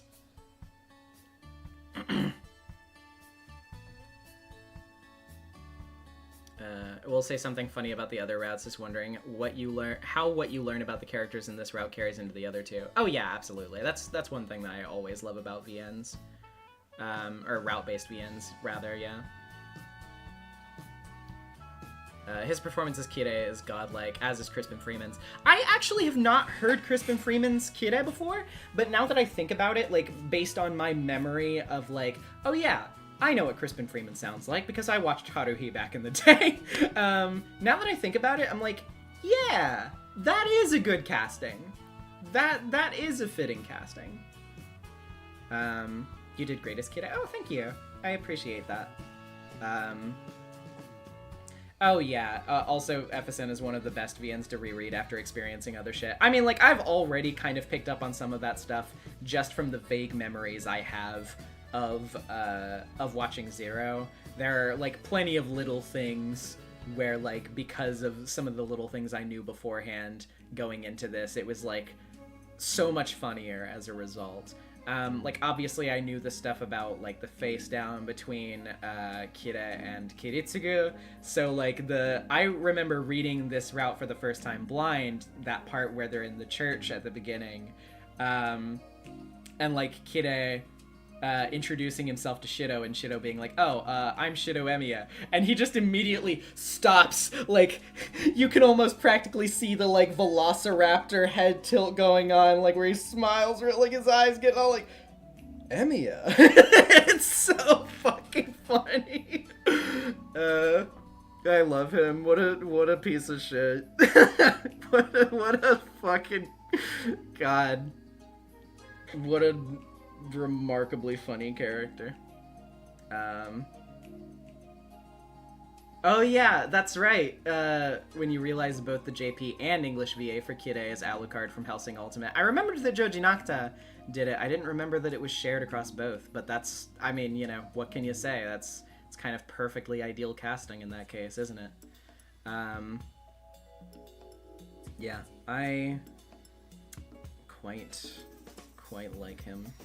I don't think that there's really much else that I want to say for tonight. Like I said, I do kind of want to get peeled out of here just because, quite selfishly, I do want to get back to Silent Hill F. It is a fucking peak so far. I really enjoy it a lot. I mean, it has clumsy combat and stuff, but I mean, like, that's literally just Silent Hill. Like, seeing it get a 7 out of 10 from IGN and then being like, the story is fucking awesome, but the combat's clunky, I'm like, we're so back.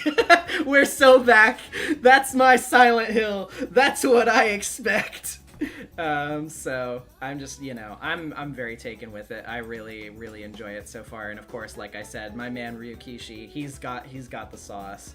Entrusting him with the Silent Hill entry was probably about the best decision that the people in charge of this franchise could have made to get it out of the rut that it's been in for such a long time. I mean, considering the cancellation of Silent Hills, considering all the pachinko machine bullshit, considering Downpour, all of that shit, I could not be happier with the state of the series where it's at right now, considering that this is what we have to go on right now. I mean, obviously, I have my complaints and stuff with Bloober Team's stuff, like the remake stuff. I've outlined some of that stuff in my video that I did on Silent Hill 1 a while back, which you should watch if you haven't, because it's a good video and I like it. But, you know, I mean, what can you do? I still think that with this especially, we're in a much better place than we have been in a very long time. I mean, obviously since, like, 4 at least came out. Though probably nothing will still reach the heights of Silent Hill 3 in my mind. 3 is the best one, in my opinion. But, you know, it's never bad to be trailing close behind when it comes to how good something like that is. So, in any case, like I said, next Tuesday we'll be back to Ace Attorney. Next Friday there will be no Fate stream. On Saturday there will be an Umineko stream, a little for fun Umineko stream. You'll see what it is when we get to it. Again, full spoilers for Umineko, so don't duck in if you're not prepared for that. It's mostly just a celebration for all the people who were there for that, so, you know, is what it is. And then week after that, we will return to Fate on Friday, yet again, with the start of Route 2 Unlimited Blade Works. I am looking Saturday next week, Ferris. October 4th. But yeah, that's all for me. I think that's pretty much it. Thank you so much for watching, as always. Really appreciate you guys being around while I scream my head off, and I'm looking forward to seeing where the rest of this VN takes me now that I am out of the knowing seat and into the not knowing seat. I'm very eloquent, as you can tell when I'm tired. Okay, anyway, see you later, bye. Stumbled over my own fucking outro. Okay, bye.